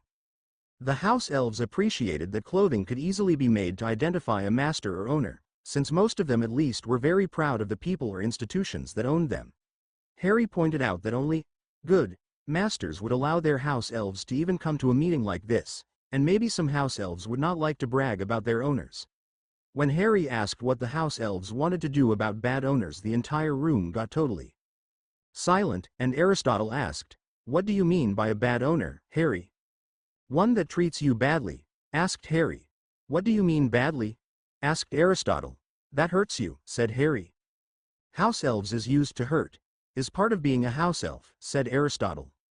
"That makes you do things that you do not want to do," said Harry. Aristotle retorted, "We are charmed to obey the master's orders." "Whose orders were you obeying when you led the house elves in fighting Tom Riddle, Lord Voldemort?" asked Harry. "Didn't you want us to fight?" asked Creature. "Did you ask me before you led the house elves?" asked Harry of Creature. "Did you ask Minerva McGonagall?" asked Harry of Aristotle, who was sitting right next to the headmistress of Hogwarts. The 2 house elves looked uncomfortably at each other. "Just exactly what does this document say about house elves having to obey their masters?" asked Harry. "When was it written, and how have different groups interpreted it? Do you have any stories of house elves choosing to do good instead of bad?" There was a long period of silence, as house elves looked at each other, with some whispering in Elfish between some of the house elves. Finally Harry asked again, "Where is the document that says that house elves have to obey their masters, even if their master gives them an order to do something bad?" "We cannot find any such document," said Aristotle. "Are there any stories about house elves choosing to do good instead of evil?" asked Harry. "We have stories, not so common, about choosing to follow a good master instead of a wicked one," said Aristotle. Creature spoke up. "House elves would much rather talk about clothing and healthcare and not breaking up families and living quarters than to talk about good and evil." Al Van Lente had been very quiet, but he finally spoke. "I think what Harry and I imagine is house elves as partners, maybe servants but willing ones if that is what you want, and your own masters if that is what you want. With freedom comes responsibility. Maybe only a little freedom at first, but even that will come with responsibility. Are you ready for the responsibility?" There was a lot of discussion in Elfish, and it lasted almost 15 minutes. Occasionally one of the house elves would talk to the witch or wizard that came with them. Finally Aristotle said, "We do not know. What were you before you were enslaved?" asked Harry. "Written records in Elfish only date back 3,000 years, and they are not very good until about 1,500 years ago. We do not know our own history," said Aristotle. "Can you change your history, change the rules for the future?" asked Harry. After some more discussion in Elfish, Aristotle said, "We do not know. We need to think about these things more." There was much more discussion about practical matters, clothing and healthcare and not breaking up families and living quarters, and a resolve to make changes on a regional level with enabling legislation introduced at the ICW next month. Harry said he wanted to meet with the house elves at least once a year, and they agreed. As they left the meeting, Gerhardt said, "Some of the house elves were willing to come unaccompanied, but others refused to come unless their owner or a representative of the institution that owns them came along. Some are willing to express their own views, but others feel they have to clear everything with a witch or wizard. Some of their traditions have little to do with the magical obligations they're under and more to do with not wanting to accept responsibility for their own actions. When you own a house elf and just live in one country, it is easy to think that all house elves are alike. They are not. I have a couple of house elves prominent in what is just becoming an international group of house elves. They did not speak up during this session with you because they are charged by me not with influencing the outcome of the meeting but with making sure these meetings continue. They are as frank with me as creature is with you. I think that is honest and on our side, but sometimes very opaque. One other thing. We almost lost the whole meeting when the photograph of Dobedo was published. House elves with meat cleavers. I understand why you have Dobedo defending himself and you, but do not allow him to go on the attack unless absolutely necessary. Harry said, we were outnumbered more than 2 to 1, but after that photograph and headline Hermione Granger said we may have set the cause of modernizing house elves back 100 years. She was not far off the mark, said Gerhardt. There were a few groups that we thought we were going to be able to come to meetings like this, and some of them did not come. I am not saying the photograph and headline was the only reason, but it did not help. My friend Hermione Granger is very interested in house elf rights, and she has written or influenced the legislation in Great Britain, Harry said. Would it be a good idea to get her to write laws, or do you make laws? Harry said, ending with the question. We make some laws for this valley that become examples, and some laws for the entire wizarding community, although that is rare, Gerhardt said. So meet something is done in one place and it is acceptable makes it easier to do in another place. I have heard of Hermione, and it would be good to get her involved. Harry could not remember a lot happening the rest of the day. He met with the same people he had met the night before for dinner, and learned more about the valley, but there were no surprises. He and Bill were back in time for dinner with their wives. Harry got back to Hogwarts just in time to meet Ginny and Hermione as they were going into the Great Hall for dinner. When Harry sat down, Ginny asked, well, what happened? Harry answered, it looks like we're the regents of the valley. Hermione looked at Harry in amazement. You're the regents? Harry replied, well, it's not like we own the place or anything. Hermione insisted, but Harry, you do own the place, the whole valley. At least until some fabled chief witch and wizard appear, and that hasn't happened in 3,000 years. There seem to be last regents every 500 years or so, but something always happens. We own the place? Harry asked again. That's crazy. We don't have to live there, just be at the ICWW every year. I doubt if it's that simple, Hermione said. Oh, they want you to help rewrite the laws and traditions covering house elves, Harry said. Someone from the ICWW will be contacting you. After NEWTS, Hermione said, I do have some time after the end of school. I'm not going to start at the ministry until after Ron and I get back from our honeymoon. Harry, Ginny and Hermione talked more about the valley and what had happened, about everything but the prophecy by the Dementor. That prophecy was still bothering Harry, but he didn't know how to share it. That night, before they went to bed, Ginny said to Harry, what happened that you are not talking about? What? Said Harry. Why do you say that? Because I know you, Harry James Potter, Ginny said, hands on her hips and that determined look that Harry both loved and respected on her face. Something happened that is bothering you, and you're brooding but not talking about it. Harry sat down on the bed and motioned Ginny to sit down beside him. I told the Swiss Dementors to stay out of the Swiss prison, just like I did to the English Dementors. I was given a prophecy that I would see my son killed before me, and for nothing. I don't know how to take it. Ginny took a deep breath. She looked at Harry in horror. Is that true? I don't know, Harry said. Dementors are liars, and you can't live your life in fear that something bad is going to happen. What if your parents knew that they would lose 2 sons to the battle against Riddle? If they hadn't done what they did do, maybe Riddle would still be here but you wouldn't be. What do you want to do, Harry? A concerned Ginny asked. Dumbledore said, do what is right, not what is easy, Harry said. I guess we have a family and I keep telling the Dementors stuff, and whatever happens, happens. I will love you and stand by your side through anything, Ginny said as she squeezed his hand hard. I thought we were through with prophecies about you, though. Stupid prophecies, Harry exclaimed. Neither Harry nor Ginny slept all that well that night. CH32 The end of school. CH32 The end of school. May 10th. Ginny received 2 owls. One was from the sports agent who had been negotiating the contract with the Harpies. Ginny needed to come with him Tuesday morning and sign a contract with the Holyhead Harpies. He was going to show up in the morning and take her back to the Harpies with him for the signing and publicity photographs. They would be done after a nice formal lunch. Ginny should bring her firebolt broom but be wearing her Hogwarts uniform. The other was from Jack K, who needed Ginny to finish decorating the house at Grimmauld Place. Ginny showed both letters to Minerva McGonagall, who gave her permission to be gone all day and longer if she had to be. Ginny eventually found time to flow to Grimmauld Place and call Jack K, and they agreed to meet Tuesday afternoon. Jack did say that he could probably use Ginny all of Wednesday as well. Ginny was almost bursting with excitement when Harry showed up for dinner. "I'm going to sign a contract with the Harpies tomorrow morning, and then tomorrow afternoon and Wednesday Jack and I are going to finish picking out things for the house and we can spend tomorrow night in our own bedroom," Harry said. "It looks like the house is almost finished. They delivered all the appliances and put them in." "Did you see the refrigerator?" Ginny asked. "Mum has a refrigerator and even a freezer, but they are just bigger versions of the wooden ones we had at the old burrow. Ours are all white and stainless steel, and when you open the doors electric lights come on. There is even a place in the door that, when you press a lever, ice comes out. It's real impressive magic. You can get ice or water right on the door, and you don't have to fill up trays with water. It does it all magically." "My mum has a refrigerator like that," Hermione said. "It's a common Muggle device." "It's a Muggle thing, not goblin-made or magic?" Ginny asked, shocked that Muggles could make such things.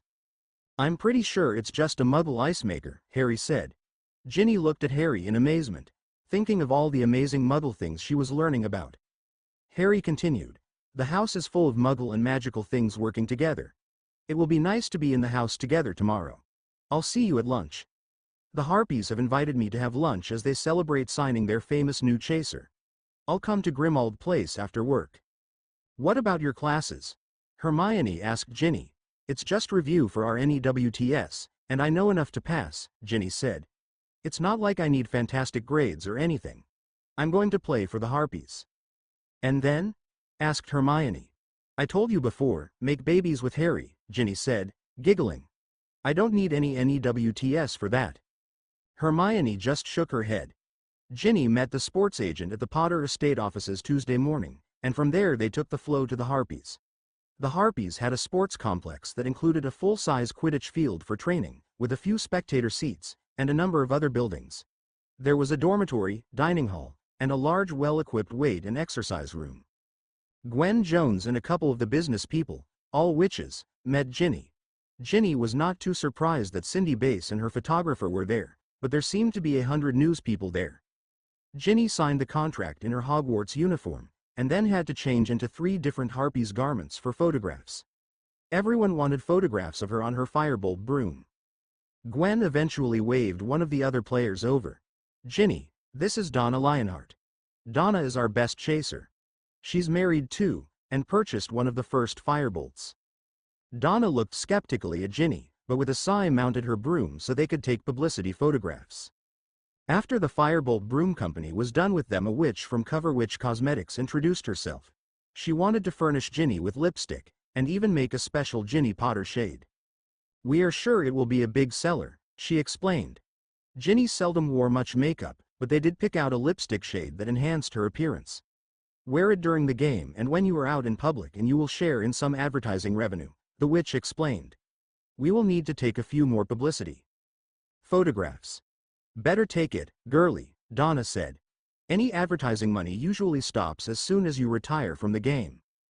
"We are still using Bill in our ads," the Cover Witch Cosmetics witch commented, but Donna just mumbled, "You'd forget about him if I wasn't playing." Shortly before lunch, Ginny was introduced to the rest of the team, and they to her. As soon as Harry showed up, there was another rush of picture-taking. After lunch, almost all of the witches wanted to meet the famous Harry Potter. The pot bout too, Harry back to work and Ginny to Grimmauld Place. All the furniture was in the house, but Ginny needed to learn how to rearrange the drawing room, bringing some furniture out of storage and sending other furniture to storage. The magic was done so a house elf could also rearrange the furniture, and Mabel was pretty good at it, but Ginny needed to know how as well. There were also photographs and paintings to be hung, formal dishes for the dining room and less formal dishes for the kitchen eating area to be picked out, and a lot of little details that needed to be done before Ginny and Jack would consider the house finished. Ginny was thrilled. By Wednesday afternoon the house would be her house, a house she and Harry could live in and, she hoped, raise a family in. Tuesday night Mabel insisted on fixing dinner, and Harry and Ginny ate in the dining room. It was going to be lonely with just the two of them, so Harry insisted that the house elves eat with them. Creature seemed used to eating with humans, and Dobedo never minded, but Mabel was horrified, sitting at the same table as the master. Azalea sat next to Creature so quietly you could forget that she was there. After dinner Mabel vanished the dishes and the house elves took their leave. Ginny told Harry, "We can arrange this room with a lot of chairs and a long table, or just a few." She then proceeded to demonstrate several variations of table size and number of chairs. "We should leave them like this when we are through if possible, because this is the size of table and number of chairs that we purchased." Harry smiled at Ginny, who was obviously enjoying telling Harry how the house functioned. They went next door to the library, living room, and Ginny proceeded to tell and show Harry how the furniture could be arranged there. "This can be your desk," she said, as she showed Harry a nice working desk set against one wall. "When I vanish it and then make it reappear, all the papers and books and everything are just like you left them." "What's that for?" asked Harry. "Keeping children away from your work," Ginny said. "Teddy?" Harry asked. "And our children, and all their cousins," Ginny said, with an expression that flickered between snarky and wistful. They went up to the big drawing room, and again Ginny had to show Harry how she could arrange the room. They ended up in a love seat facing the fireplace. "You really love this house, Ginny," Harry said. "I can see it in the way you talk, in your smile, in everything." Ginny got a little reflective. "I think every little girl, well, almost everyone, dreams of having her own house someday. I know I did. Did you ever dream of your own house, your own family?" "No, I really never thought about having my own house," Harry replied. "By the last couple of years at Hogwarts it was hard to think about even living beyond, after, everything was focused on riddle. Just imagine Christmas, stockings hung right there, a stocking for Harry, one for Ginny, how about a boy and a girl, James and Lily, stockings right there. We will be awakened by little voices saying, 'Mummy, Daddy, get up, it's Sismas.'" Harry laughed, then got pensive again. "I'm not sure I ever felt at home anywhere. I was just a student at Hogwarts, and knew that would end. I was just a guest at your parents' house, although they did everything they could to make me feel at home." It was Harry's time for a snarky smile. "They even let me have sex with their daughter in their house." "After we were married," Ginny replied, the biggest smile on her face. "I think it's time to try out our bedroom." "In our house," Harry said. "Our home, we're home, Harry," Ginny replied. "Home," said Harry. It felt pretty good, home. "Let's go up to the bedroom," Ginny said. Ginny excitedly led Harry up to their bedroom. The room dazzled. Harry had seen the plans, approved things as Ginny had picked out or commissioned things, but it was all pictures and descriptions. The room as a whole was much brighter, much more colorful, and much more modern and edgy than he had anticipated. They bathed and played in the two-person tub, finished off with a shower in the large two-person shower, Harry washing Ginny's hair and reveling in the smell of the shampoo and the feel of Ginny's body next to his. They spent a lot of time in bed before going to sleep. Ginny went into her NEWTS as relaxed as she had ever gone into testing, knowing that she didn't have to do well to play for the Harpies, and as a result did very well indeed. Harry heard rumors at the ministry that Hermione had done so well that they were thinking of making a special award or grade. Hogwarts didn't have anything like summa cum laude awards, but there were murmurs that maybe they should. Hogwarts didn't hold any special graduation ceremonies. You just went home, and found out the results of your NEWTS later, and went on with your life. So Saturday, instead of taking the train back, Harry and Ginny used the flow and moved everything that was in Hogwarts to Grimmauld Place, and Hermione moved everything from her room back to the apartment she shared with Ron. "I need to do some things for Harry and the International Council of Witches and Wizards. Then I'm going to take a little time off," Hermione said, "and start work at the ministry a week after Ron and I get married." By Sunday afternoon Harry and Ginny finished moving into their newly remodeled house at 12 Grimmauld Place. Everything was New and fresh, and it looked very much like they had imagined it with Jack K. Harry enjoyed all the modern conveniences. He loved magic, but there was a different kind of magic to turning on an electric light, getting news from the television or just watching a television show. There was a private branch of the internet available to wizards with the right passwords, and Harry missed having it available. The new house was wired for internet as well as electricity. None of these modern conveniences worked in the presence of too many wizards, especially ones who had not been raised in Muggle households. Ginny found that she had to pay attention or she could cause the lights to flicker when she used magic. All 4 house elves were there to help, and Mabel was delighted that she had a couple to serve. Harry and Ginny told Mabel that she could also serve by making sure Creature and Dobedo had food and were taken care of.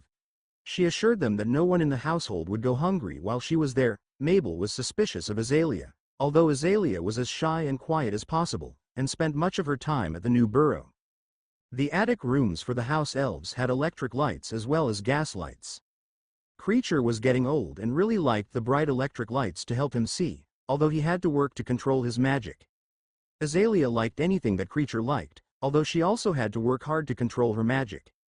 Dobedo liked anything that Harry Potter liked. And all this modern stuff drove Mabel crazy. She muttered around the house for weeks complaining how this was just not a proper wizard house with all these Muggle things in it. Harry went back at work Monday. There was nothing significant going on. Harry had time to write down goals for the next year. Top. Among the goals was learning how to make maps. Everyone thought that if he could duplicate the Marauders map for other locations, it would be a big help for the Auror department and for the magical community in general. This would mean a lot of time going over his parents' notes, plus any notes or other information he could find from anyone else. Ginny spent the week trying to get the house settled. There were books to arrange in the library. She also needed to relearn how to work the telly, and she made the first attempts to learn how to use a computer. Ginny had to work on controlling her magic, and there were discreetly placed magic monitors at a few locations in the house to help her. Wednesday night Al Van Lente came over, accompanied by his wife Caroline. "I've talked to the North American Ministry," Al said. "I want to give the Aurors email off. The ministry is going to provide 2 couples to guard you while you are in North America. They will meet you up north where the European Flow Network ends and the North American Closet Network begins. They can take you to New York City to visit the ministry there. New York is always worth seeing." Harry looked at Ginny. "Whatever you want," Ginny said.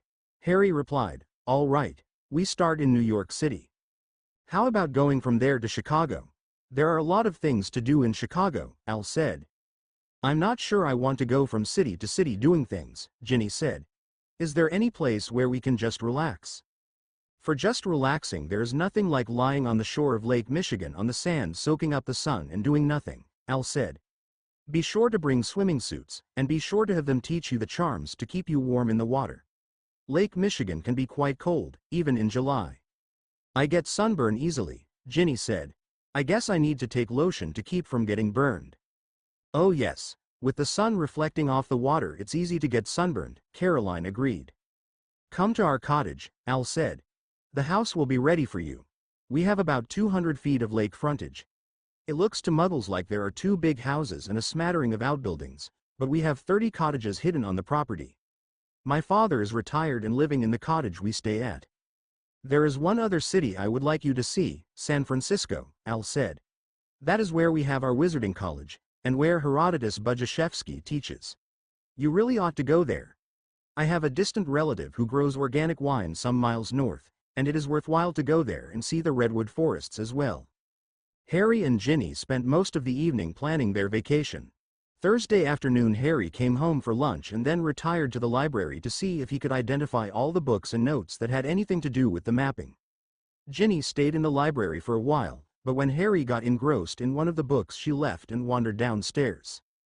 Ginny ended up in the sub-basement, looking at the potions room, admiring it. It looked as well equipped as the potions classroom at Hogwarts, but it was far nicer. She went up to the kitchen. It was as well equipped as the kitchen in the new burrow, far bigger and better than the kitchen she grew up with. Mabel was busy doing something. Ginny knew her mother never had house elf help even when she was raising Ginny and her brothers, and here she was not quite 18, no children, and a house elf. Ginny climbed back to the level of the formal dining room and library. The furniture was new, elegant, yet practical. You could hold A formal party, but nothing looked so delicate you could not have children around it. Ginny and Harry had kidded about happily ever after, but walking through the house it was hard not to feel something like she was living her happily ever after. Ginny wandered up to the big drawing room. It was going to be a key living area of the house, Ginny just knew. It was big enough and the furniture arrangements were flexible enough to use for almost any occasion. She spent some time looking at the tapestry. The more she looked, the more she saw. There was an amazing amount of detail. Apparently, if you turned it on, there were symbols to tell if a person was safe or in danger, if they were traveling or at work or at home. Harry's symbol said he was working and at home. Charlie's showed some danger, but he was working with dragons, so that should be expected. Most of the rest of the family was at home, or at work, but not in any danger. Ginny's was just at home. Home, she almost cried, she was so happy. Ginny wandered up to the next level and sat on the big bed she and Harry shared. After some moments of dreaming about her and Harry, planning for the night ahead, Ginny went to Teddy's room. She really wanted babies with Harry, but not yet, not yet. On up to the next level, and the next, empty bedrooms. Not yet, but someday. CH33 happily ever after, almost CH33 happily ever after, almost. Many thanks to the beta readers who have helped me get this far on my story. Friend of Molly and Poke Potterfan 93 are just the latest in a series of people who have been immense help. Thank you for reading so far. Review, please. Let me know what you liked and what I could improve on. Jet late Friday morning, June 25th, Harry and Ginny left for Switzerland in the International Confederation of Witches and Wizards. The actual meetings did not start until Saturday afternoon, but the Swiss wanted Harry and Ginny there early. They walked out onto a large glassed-in street. There were streetcars on tracks moving up and down the street, but a lot of people were walking. The glassed-in street looked like it went quite a way around the valley, and up the mountains there were several more similar-looking glass-covered streets. Ginny was stunned when she saw how large the valley was. There were thousands of witches and wizards who apparently lived in this valley. The place looked immense, and Ginny halted to look at everything. How many people are there in this valley? Ginny said. It looks like there are more people here than there are witches and wizards in all of Britain. The witch that greeted them said, I think there are easily twice as many magical people here than there are in all of Britain. This is by far the largest single concentration of witches and wizards in the world. Of course there are plenty of witches and wizards who live in other parts of Switzerland, but more here than everywhere else. Combined. Ginny looked in amazement at buildings and roads and other evidence of human activity. There was a busy valley below, green, with gardens and orchards and plenty of places for people to play. The group boarded a streetcar. They almost immediately went past Gringotts. I didn't know Gringotts had a branch here, Ginny commented. Oh, the Gringotts in England is only a branch, although a bigger and more important branch than most, Harry explained. Gringotts is headquartered in Switzerland. There are big branches in England, Paris, Frankfurt, and in New York City, Shanghai and Hong Kong, and other major cities around the world. Gringotts has small offices almost everywhere there is a concentration of witches and wizards. Ginny was fascinated by the architecture of the valley. It was clear that building had been going on here for a very long time. Some of the buildings looked like they could have been built 2,000 or 3,000 years ago, and in fact some of them had been. Others looked ultra-modern, and there was every kind of construction and decoration in between. The one constant is that most of the buildings looked like they were built into the mountain, and often up the mountain above the building were additional windows or decks or carved-out yards. They came to a branch in the road, and Ginny saw that they were on the second of 4 major levels. The branch led down to the first level, and they got off the streetcar and got onto a special kind of streetcar for going up and down the steep hills. At the bottom they had to transfer again. There are quicker ways to get to the castle, the witch said, but we thought you would like to see your city. Our city? Ginny asked, looking at Harry. Your city, the witch said. You own it, or might as well own it. We pay rent to you, we all do. About halfway around the valley from where they started they came to what looked like a large castle. It really was beautiful, with lots of Gothic decorations, lots of carving. It looked like it had been added onto and altered many times, and had a fairy tale quality to it. The biggest problem with it was that it was huge, almost as if it was made for giants and not people. It certainly was out of scale for Ginny and Harry, 2 rather small people. The road curved into the mountain, and the castle stuck out beyond the mountain. They were apparently close to the roof of the castle. They went into a large gate and came upon a colorful fountain in it. The fountain had 7 levels in it, and it was obviously designed so that water flew from the top of the fountain down to each of the levels in turn. The fountain was dry, however. The water is supposed to burst forth when the new Zeus and Hera, the new head witch and wizard, come, the witch said. Ginny looked at the fountain, and could feel a pull down in her womb. That was the only way to describe it. The fountain was calling her to reproduce, or at least there was some connection between the fountain and reproduction. The feeling was so strong that Ginny asked the witch, "Does every woman feel this pull on your womb when you look at the fountain?" "No, I've never heard of anyone feeling what you describe. Ask the prophets about it," the witch said.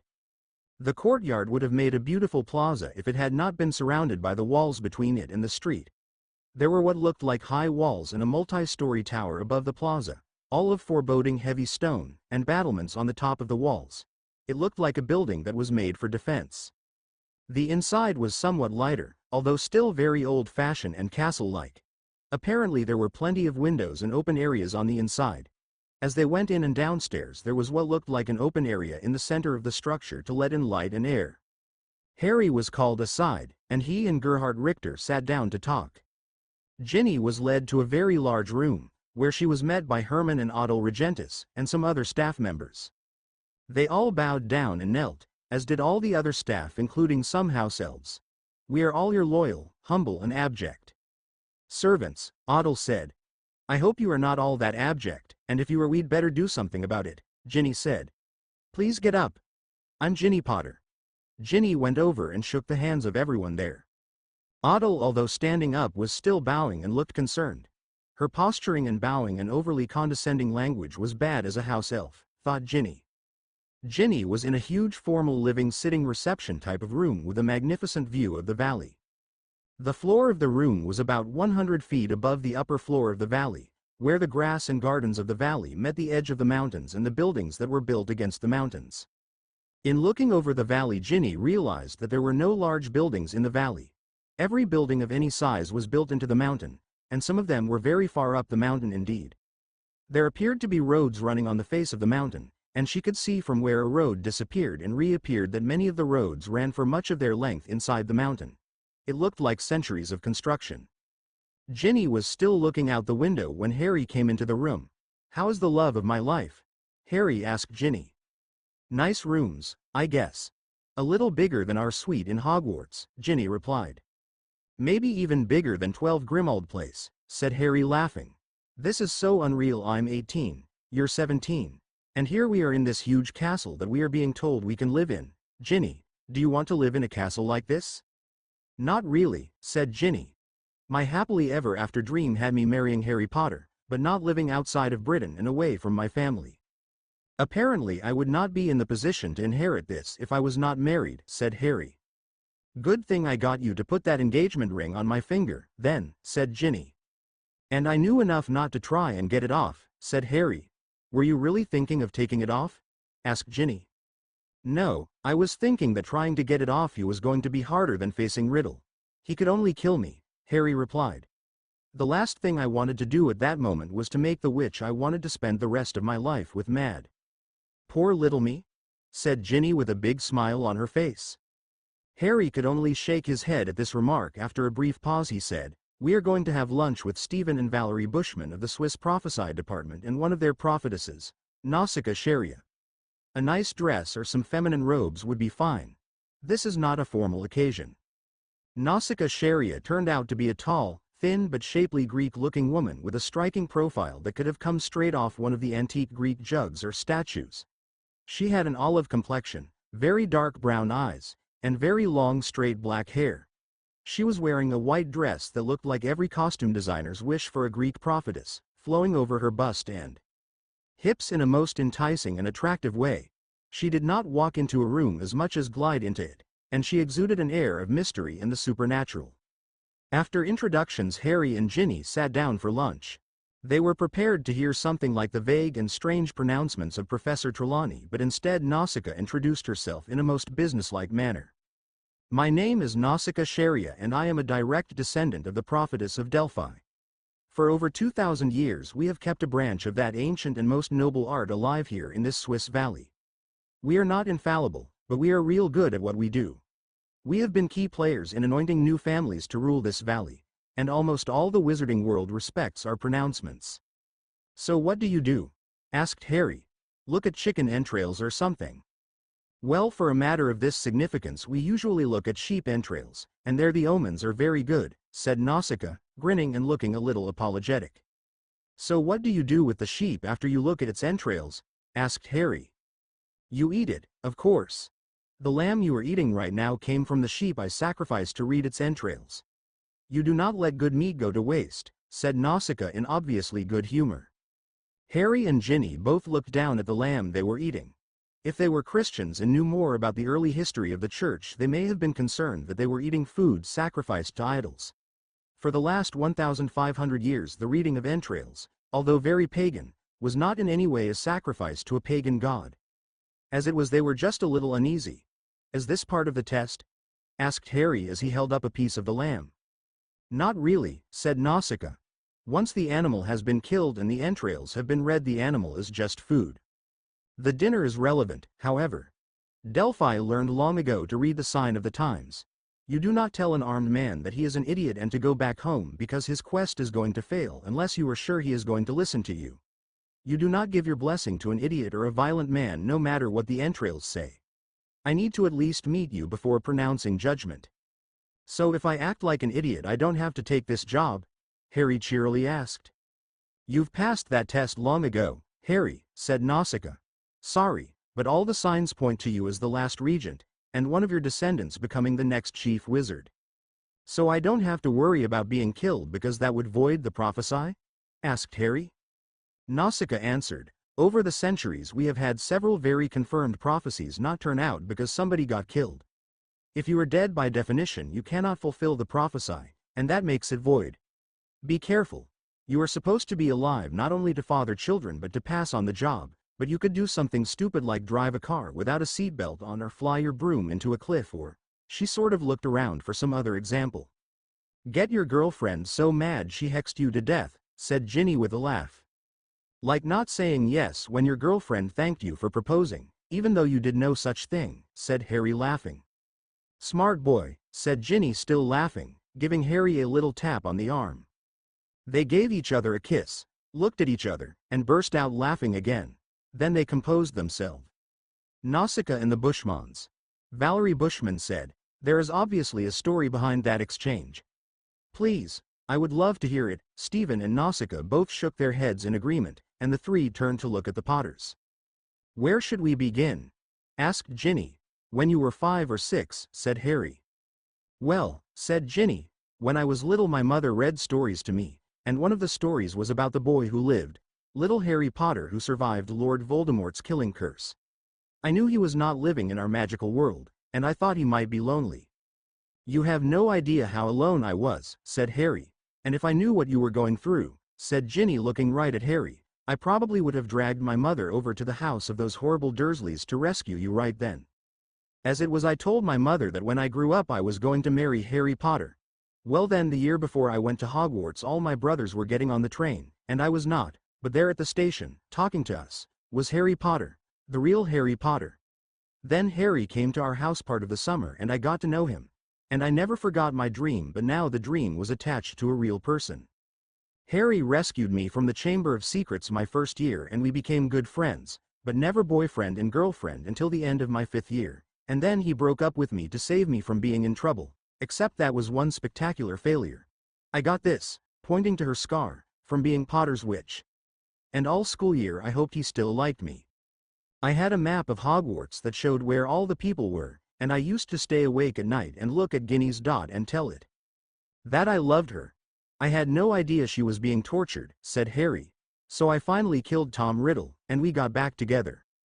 When they cast the 2 spells, and Tom Riddle's wand flew into Harry's hand, and he caught it, I thought my fairy tale ending was coming true, except it didn't. Everybody and everything was messed up. But by the end of the night we were back together, said Ginny. Harry said, I knew I wanted to marry Ginny, but someday, not necessarily last summer. Well, actually I probably wanted to marry her as soon as possible, but she was only 16 and had a year of school left. Well, you are still only 17 and I'm only 18, which makes this whole scene so unreal, said Harry, looking around. And with all the estate problems, I knew that there were advantages to getting married when Ginny turned 17, but I had no idea if we were ready and no idea how her mother would react. I was, I think, a fair way from formally asking Ginny to marry me. The couple looked at each other. Finally Harry said, "We were in the Potter Vault in Gringotts in London. We were looking at Potter heirlooms and came across this set of engagement and wedding rings," said Ginny, showing the rings on her hand.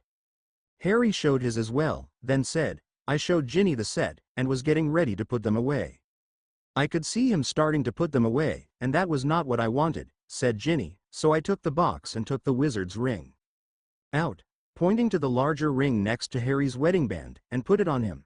Then I held out my hand, and she held it out like she did that day."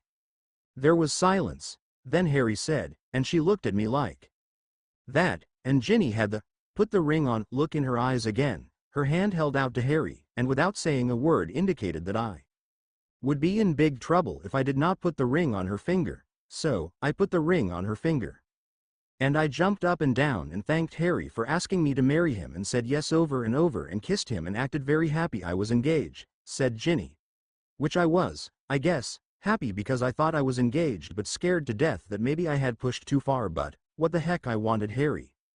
And I tried to think of what to do next, said Harry, and concluded that it was probably easier facing Tom Riddle than it would have been facing Ginny if I tried to get that ring back. I mean, I really did want to marry Ginny. All Tom Riddle could do was to kill me, but Ginny could bat bogey hex me for the rest of my life, for starters, and then get really mad and figure out some worse way to torture me for a follow-up. And she is one redhead I do not want mad at me, certainly not for the rest of my life. So we were engaged. And as we left the vault I thought, oh Merlin, I got away with it. I always believed that if you had the guts to do something you could probably get away with it, said Ginny with a big smile and look of victory on her face. Poor little Ginny Potter, said Harry, looking at Ginny. With such modest looks and skills, said Ginny, looking at Harry with a big grin on her face. With such spectacular looks and skills, said Harry, looking proudly at Ginny. From an article by Rita Skeeter, said Ginny, looking around at the table. That got Ginny so mad she did everything in her power to prove Rita wrong and land me right away, said Harry, looking at Ginny. Got me so mad and determined that my brothers were betting how soon I would be engaged, said Ginny, looking at Harry. So that is how we got engaged, said Harry as he turned to the table, indicating that this bit was done. Everybody at the table was laughing at this exchange, partly because the story was funny but also because the back and forth banter between the Potters was so enjoyable. They obviously loved each other and were a good match. I'm not going to go against the entrails today, said Nausicaa. You are a delightful couple, much better than the last of the Rothschilds. I do have one question, Ginny asked. When we came here we walked past a fountain. I was told that the fountain was going to have water in it when the next chief witch and wizard were. I don't think it was when they were born. When they were ready to inherit their position. Something like that. That is correct, Valerie said. The Legion has it that when the chief witch and wizard come to their power, when all the prophecies about them have been fulfilled, the fountain will spring to life. I felt the fountain pulling on my. Ginny put her hand down on her lower belly, womb. That's the only way to describe it. Like it was calling me to have babies. Does it always cause women to feel like that? Nausicaa had dropped her fork on her plate and was staring at Ginny. You're the first in hundreds of years, she said. What does it mean? Ginny asked.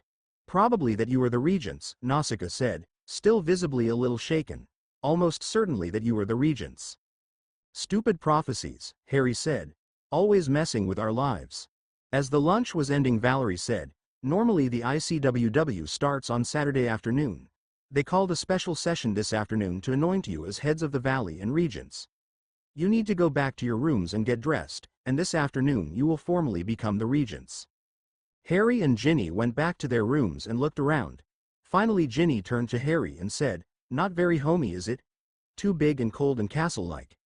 You know this is really ridiculous, to have a fairy tale dream come true, happily ever after guy, and then get to live in a big castle, and not want to. I guess that is why they are fairy tales and not real life. Harry said, I think I do not have enough energy to make the changes that this place needs to become a home. I want to have children someday, Ginny said, but not enough to fill this place. Albus Potter would, but that's another story. Harry and Ginny were told that the formal International Council of Wizards ceremony was going to take place that afternoon, and that there were specific garments in the closet that they would have to wear for this. They were also expected to wear their Order of Merlin medals, all of them, plus Harry had to wear his Victoria's Cross. Ginny had been told this, and had brought them along. Harry was horrified at the get-up that he had to wear. At least he had to wear some flounce blouse made of purple silk with lots of magical symbols on it, and silk pantaloons also purple and also with lots of magical symbols, and then a robe made of some stiffer combination of materials, of a deeper purple color, with gold-embroidered magical symbols. The shoes were slippers that looked like they came out of the Arabian Nights tale, with long curved fronts. The hat was a very large tall pointed hat with a brim, again purple and again with lots of magical symbols on it, and a tassel that had a mind of its own and was flying around on top of the hat. There was actually a place on the robe for the medals, and Herman pinned them on Harry. Meanwhile Ginny was looking at her own outfit. The silk underdress was similar to Harry's blouse and pantaloons. The robe was also similar to Harry's, but more form-fitting and feminine. Similar shoes, but instead of a wizard's pointed hat there was a tiara to take your breath away. It had more precious stones in it than Ginny had ever seen concentrated in one place. There is only one in the world any nicer, or more valuable, Otto said, and that is reserved for the chief witch who is to come. Poor little Ginny Weasley had apparently come a long way. Harry and Ginny were led to a large meeting room set up with seats with desks, sort of like a governing body or legislator would have. The desks were in a semicircle, and tiered so everyone could see the front. There was a desk high above the seats at one end, with room for several people, and a large aisle down the middle. It sure looked like a working room for a large number of people, and although there were only about 150 desks there were probably 450 people in the room, crammed reasonably close together. Harry and Ginny were told to walk down to the front just under the raised desk, and they did, to absolute silence. It was an unnerving sensation to say the least. At the front they were met by Gerhardt and Nausicaa. Gerhardt said, "All the paperwork is in order to appoint Sir Harry Potter OBE, Ohm. 3. To the post of Regent and hereditary head of the Valley of the Wizards. What do the omens say?" Nausicaa said, "The omens concur. Harry Potter is fated to take the position as Regent." Gerhardt said, "Sir Harry James Potter OBE, OM3, do you accept the position of Regent, knowing that you may have to surrender the position to a new Chief Wizard of the Valley, knowing that if there is no new Chief Wizard you may be called on to hand your position over to a son or grandson if the Council deems you no longer able to function as Regent?" "I accept," said Harry. "I'd be thrilled to get rid of this job," thought Harry. Gerhardt turned to Ginny and said, "Ginevra Molly Potter Ohm, do you accept the position as spouse of the Regent, knowing that as spouse you may be called on, in rare and usually tragic circumstances, to take over for Harry until another, maybe a child maybe somebody else, is able to function as Regent?" "I hope nothing like that happens," said Ginny. "We all hope nothing like that happens, and no omens predict that anything like that will happen," Gerhardt said. "We still have to ask the question. If the unthinkable happens, will you do what is asked of you and take over, doing your best to do what is asked of you?" "I will," said Ginny. 2 wizard staffs were brought out, with Gerhardt saying, "These are yours as tokens of your positions." Gerhardt then looked out at the assembled crowd and said, "It is understood that the Regent does not act outside the advice of the Council, and the members of the Council do not act outside of the wishes of the Assembly as proclaimed by the Regent or Chief Wizard or Chief Mugwump. Will you all raise your wands and pledge allegiance to this Council and this new Regent?" Everybody raised their wand, and Gerhardt, Harry and Ginny in unison read the words of a charm. Power as evidenced by thin glowing lines went between each wand and the staffs. "There is one more order of business, and then you can all be dismissed. Is it still your wish to honor Sir Harry?" asked Gerhardt. "We need to confirm our previous vote." There seemed to be a voting board, and wizards would point their wand to indicate yes or no. Apparently about 2/3 RDS of the people there could vote, because in the end the vote was 298 to 17. "Harry," said Gerhardt, "the highest award we can give is the WW, the Wizard of Wizards or Witch of Witches Award. Over the 3,000+ years that this award has been in existence we seldom award more than 30 a century, and we average 20 or less. Over half of all these medals have been awarded posthumously. Albus Dumbledore was honored with this award for his service. Therefore it gives me great pleasure to present you, on behalf of this assembly and the magical community at large, the WW. I hope they stop giving me medals, said Harry to Ginny quietly, or my dress robe is going to end up looking like a suite of armor. Ginny giggled at this remark. It was so like Harry, self-depreciating in the face of honors. The assembly was dismissed, and Gerhardt had Harry and Ginny come into a small office just off the assembly. Just between us, said Gerhardt, your office here is going to function very much like the Harry Potter estate offices, except in this case I am the one who can do most but not all of your duties, if you let me. If you want me to keep running things I will promise to keep you informed, probably sending you more to read than you would really like to have. Harry signed where he was told, and gave a sigh of relief. This chief regent job was not going to take too much time, he thought. In the end that was only partly true, but it was much easier than if he had to be there and manage. As they were going back to their quarters, Ginny asked Harry, "Are you tired?" Harry answered, "Tired and a little overwhelmed." When they got back to their quarters, Harry showed Ginny a huge pile of petitions that various groups had given him. "I guess I should read these," he said. Gerhardt said I really should not do anything about them, but I hate not even to read them. I'm just overwhelmed. Ginny encouraged Harry to take it easy, with some cuddling and rest, and the Potters had an easy night. Harry woke up first as usual, about 6:30 a.m., and got dressed.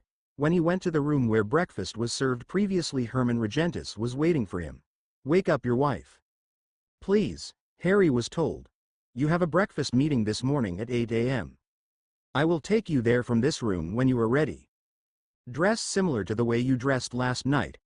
Harry woke up Ginny, and about 7:45 they were ready to go. Harry with a clean set of robes, Ginny with a different dress but one very similar to the one she had on last night, form-fitting, full skirt tight enough around her bottom to show off her nice butt and thin waist but not too tight, and just low enough on top to show her scar and some cleavage, which she knew Harry really liked because he was just so proud of how she had stood up to the torture last year. Kingsley Shacklebolt, Al and his wife Carrie Van Lente were there. Gerhard Richter was there and he introduced his wife Giselle. There were also 3 other couples, Cinderella, Cindy Eddington, North American Minister of Magic, and her husband William Bill Eddington, W.W. Chong, Chinese Minister of Magic, and his wife Mary Chong, and Phaneshwar Chatterjee, Indian Minister of Magic, including most of the countries around India, and his wife Fontaine. Al said, "In many ways this group represents the largest, strongest and wealthiest witches and wizards in the world. We can finance anything we want without getting any money from anywhere else. And we have enough people who are either governed by us or who owe us that we can usually get all the people we need as well. Yet for many very good reasons we cannot just force other groups to do what we want. This is where the ICW is critical. You know, I think, that Albus Dumbledore was Chief Mugwump before he was killed. We were his chief advisors, and when he died we decided to rotate the post. W.W. Chong as Kai Cindy will be next year, and it will go back to Gerhardt the following year. Kingsley will have a turn 1 year, but he has enough to do right now after all the problems in your country. Phaneshwar has his own problems, but we want him to take his turn as Chief Mugwump as well. Let me tell you what we want. We have some major problems confronting the wizarding community. In some ways our battle against Voldemort was a continuation of the huge battle against good and evil fought 50 years ago in Europe and Asia. Killing Riddle helps in Europe, but there is a lot more to do. We have 2 other major enemies. One is a witch who is responsible for many of the mysteries of the Bermuda Triangle. We think she has kept the human sacrifice of the Aztecs alive, she and her ancestors. The last is a 1,000-year-old wizard who could have become chief wizard, but instead chose to pursue personal immortality by allaying himself with Dementors and becoming Lord of the Dementors. Harry said, "I think I may have made an enemy of him already with what I have said to the British and Swiss Dementors." "You and your decedents," Gerhardt said. "I think you have. Harry, you talk like you would like to retire to a simple life, and then you do things like challenge all the traditions the house elves have been living under, or challenge the Dementors. I think you have an interesting life ahead of you." "I'm told that's a Chinese curse, living in interesting times," Harry said. "Opportunity and danger almost same thing," W.W. Chong said. Al continued, "In addition to these enemies we have other problems. You have heard from more than one person that maintaining secrecy in this ever more technological age is getting harder and harder. We feel we need to do everything in our power to maintain secrecy for as long as possible. This means an ever larger budget to allow us to do that. We have the resources, and most communities around the world agree. We would be stupid to assume that all agree. Some still need convincing, and many would disagree if we did not keep working on it. We need to be prepared for the day when we can no longer keep our existence secret. And we agree that there are several things we need to do to get ready for that day. First, we need to make our society's values compatible with the best values of the societies around the world. That is one reason why house elves are so important. There is little tolerance for slavery around the world. That is also why we need to stop tolerating dark wizards. They already cause too much harm to magic and muggle people alike. Second, we need to advance the understanding of why we can do what we can do, so we can at least offer a plausible scientific explanation. Calling on spirits and the dead will only raise the ire of the monotheistic religions. We are making some progress in that area, but funding is sometimes a problem, and some opponents do not even want us looking at the science. Third, we need to make sure that what we do is either beneficial to Muggle society or at least neutral. No stealing of money or electricity or other things, just because we can. How did what we do help and not hinder? And we need to carefully document in a form that we can distribute to Muggle society how we helped. Who did we rescue by apparating when no other way could save the life? What warning did we give that no other group could give? And how many lives did it save? Not all groups even want to be neutral. Some feel it is our right to steal from Muggles, and we need to stop that attitude as soon as possible. Finally, we need to better govern ourselves, so when drastic changes need to be made we have the structure and institutions in place to do it. Harry looked at Al and said, "What is your place in all this?" "We do not have a single leader," said Gerhardt. "Because of my position I am nominal head of the valley, but I have to carefully build consensus, and I cannot spend much time traveling. I have a great influence not only in China but in most of Asia and Africa," said W. Chong, "even Japan, but not in India, which is something of a problem area for us. And China is both becoming wealthy and rapidly moving from the 19th to the 21st century. Fanishwar Chatterjee said, "Greater India, including Pakistan and some of the Mid-East, is also rapidly moving from the 19th century to the 21st. We also have some unique problems with a mix of magic known to or believed in by Muggles. All the Asian communities are troubled by the Lord of the Dementors, just like the North and South Americans are troubled by the Pirate Witch of the Caribbean, but he is actually in our territory. We have some unique problem areas as well. The Greater India territory is not simple." Cindy said, "North America probably has as many wizards as China, because it was a refuge for persecuted witches and wizards, and you could find wilderness to hide in and still not be too far from civilization. One problem I have is North American witches and wizards are so diverse that getting any sort of consensus is a problem, although as a society most of us are very open to technology. I nominally represent South America at this group too, mostly because right now we don't have a logical person from that area to join our little group. Britain was always a key player in European magical society, because of Merlin and Hogwarts," said Kingsley. "But of course that was lost, at least temporarily, by Tom Riddle. Gaining it back will take time, but you have already helped, Harry, just by beating him and not lording it over people and trying to take over the ministry." Gerhardt then said, "You asked what part Al played in all this. Note that although Al is on the ICW as head of the international orders, our wizard strike force, he does not have a national or regional constituency. He is much freer than the rest of us to travel around the world getting information, and occasionally raising a little hell. We really do operate on consensus, and Al, by the nature of his contacts, has on more than one occasion got us to act sooner than we would have liked to or held us back from acting because of something we had not thought of. More importantly for you, what do we want you to do? First, be part of this group. Second, become the nominal head of the valley.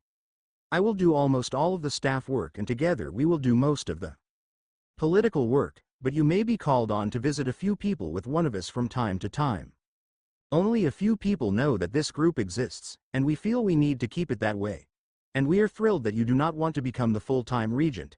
This way few people know where the real power lays, and until we have someone who is at the same time a master politician and a very good person at the helm, we feel this is a better way to govern our little group of the world, the little group of magical people."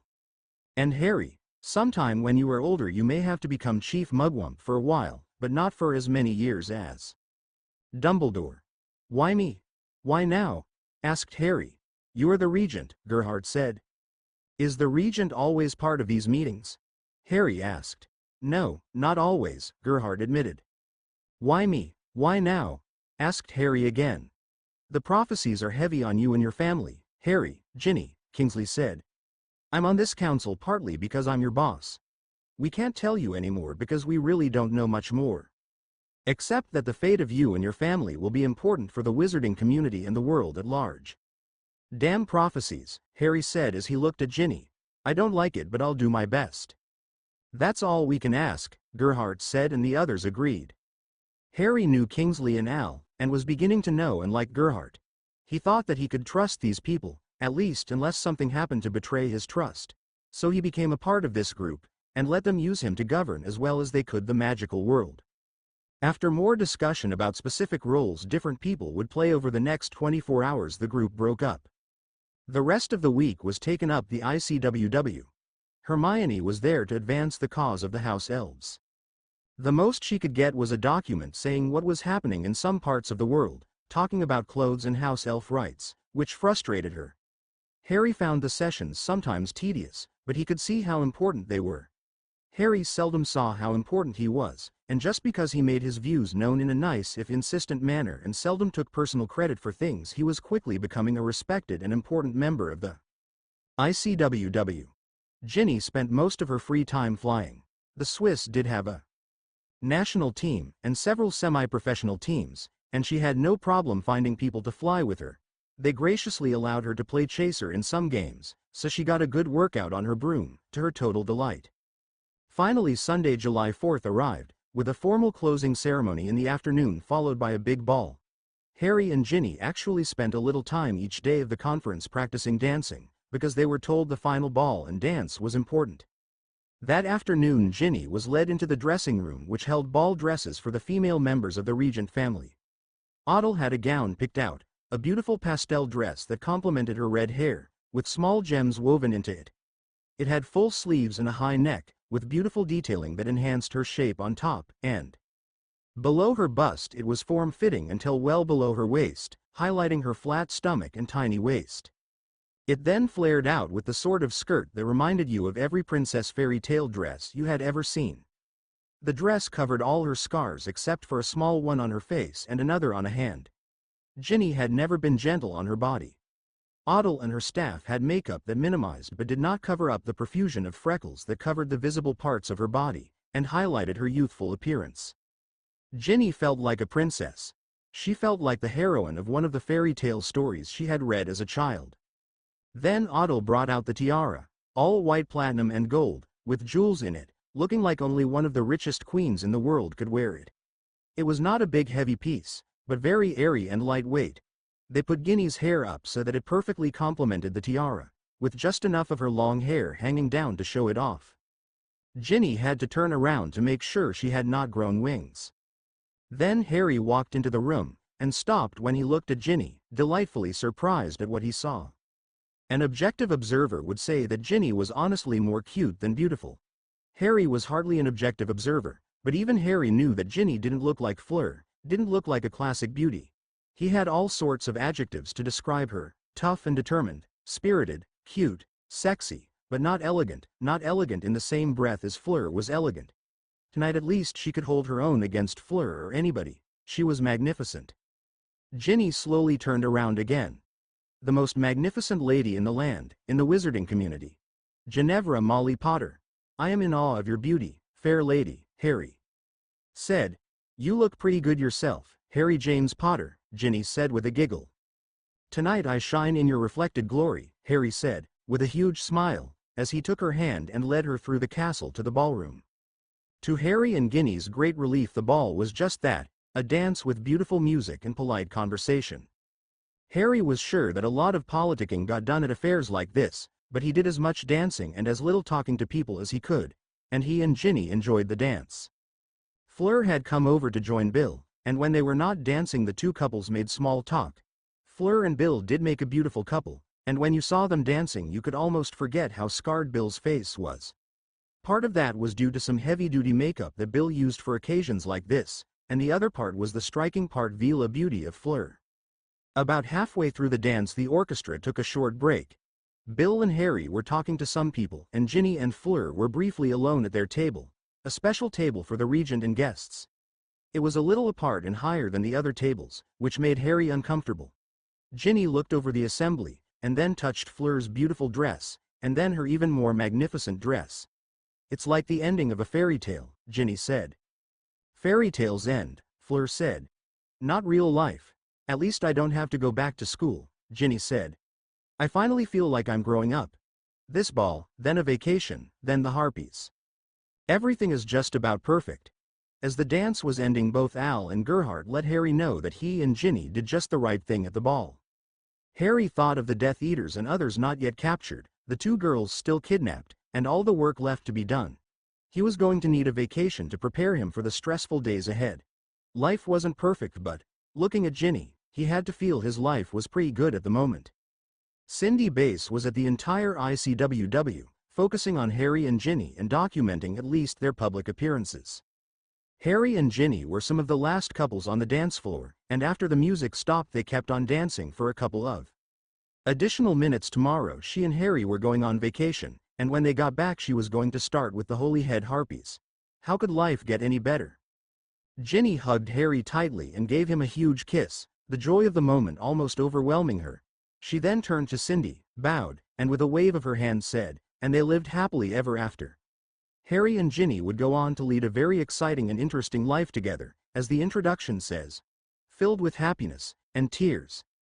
Despite the inevitable sorrows that a long and exciting life brings, they would say that they sort of came close to living happily ever